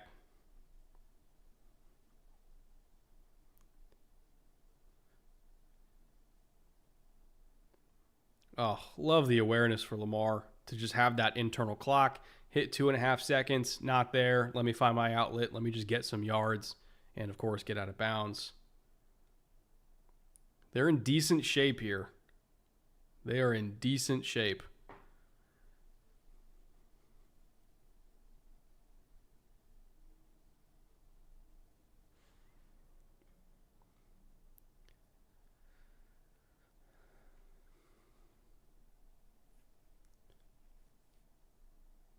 This guy thinks he's Jayden Daniels or something.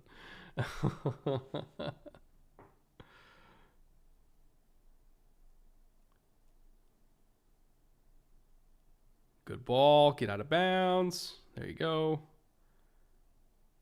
All right. Now the Ravens have some calculations of their own to do. Right? So you're getting into the red zone. You're in the high red zone area. Minute 44 left. The Bills have 2 timeouts. If you score and get the 2, you know, if you don't do it, like if you leave them a minute with 2 timeouts and they only need a field goal, like Ravens got to slow it down a little bit now.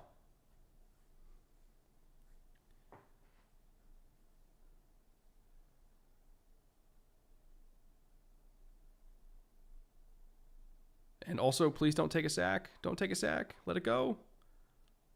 Okay, they got it. But I am immediately concerned.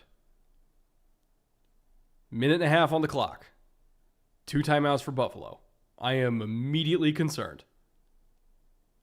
I get it. We got a ways to go. They got to get the 2 point first. But even if they get the 2 point, that's a lot of time on the clock, boys. I said slow down. They scored in one play. Not ideal.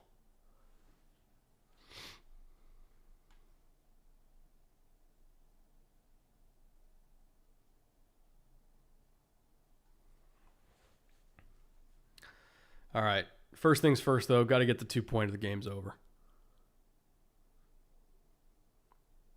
Oh, he dropped it! No!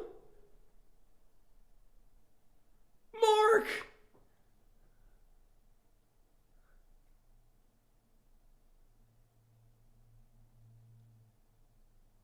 He dropped it. It was there. It's Lee Evans all over again. Oh, God. Oh, that one's going to hurt forever. Oh.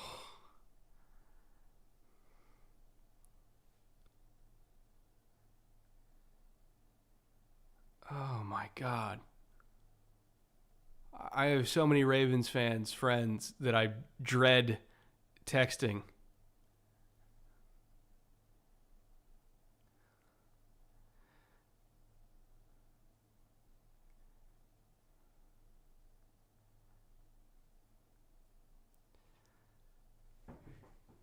Oh my God, that is brutal. That is absolutely brutal.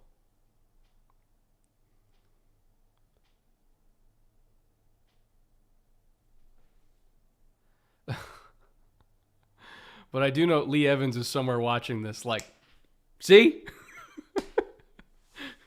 It's harder than it looks. I never thought Mark Andrews would be the sole reason why the Ravens would lose a playoff game. And here we are. Lee Evans spent most of his career with the Bills. Yeah, very true. Very true.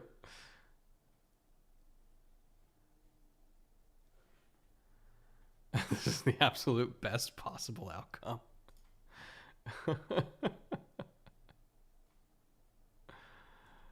Oh, man.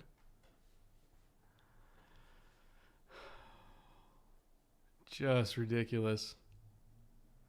What a way to end 2 football games today.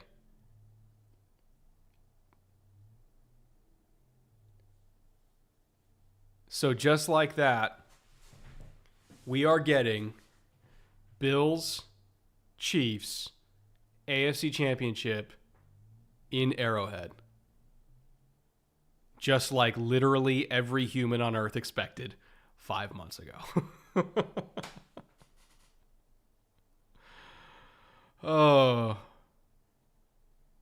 it's amazing. It's amazing how every single year we go through the exercise of playing through 17 regular season games and a whole bunch of playoff games. We wind up at the exact same spot every year.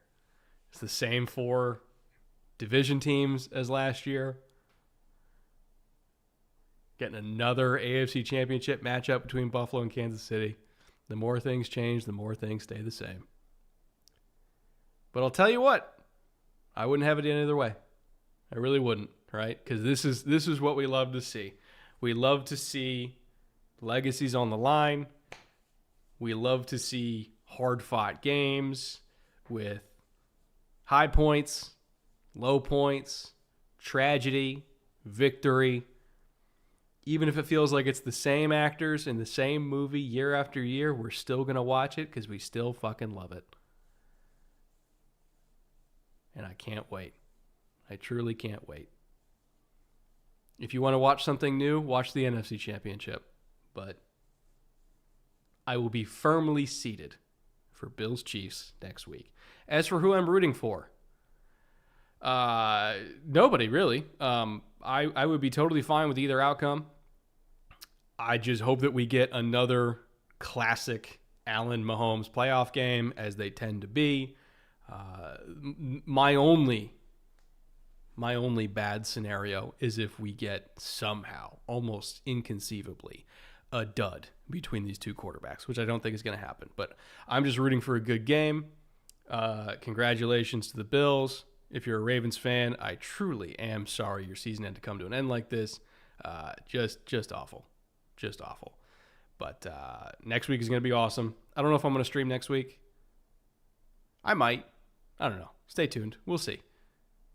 But either way, I thoroughly enjoyed today. I want to thank all of you for spending the last 7 hours and 5 minutes with me. This has been a long one. I appreciate you. My cat appreciates you.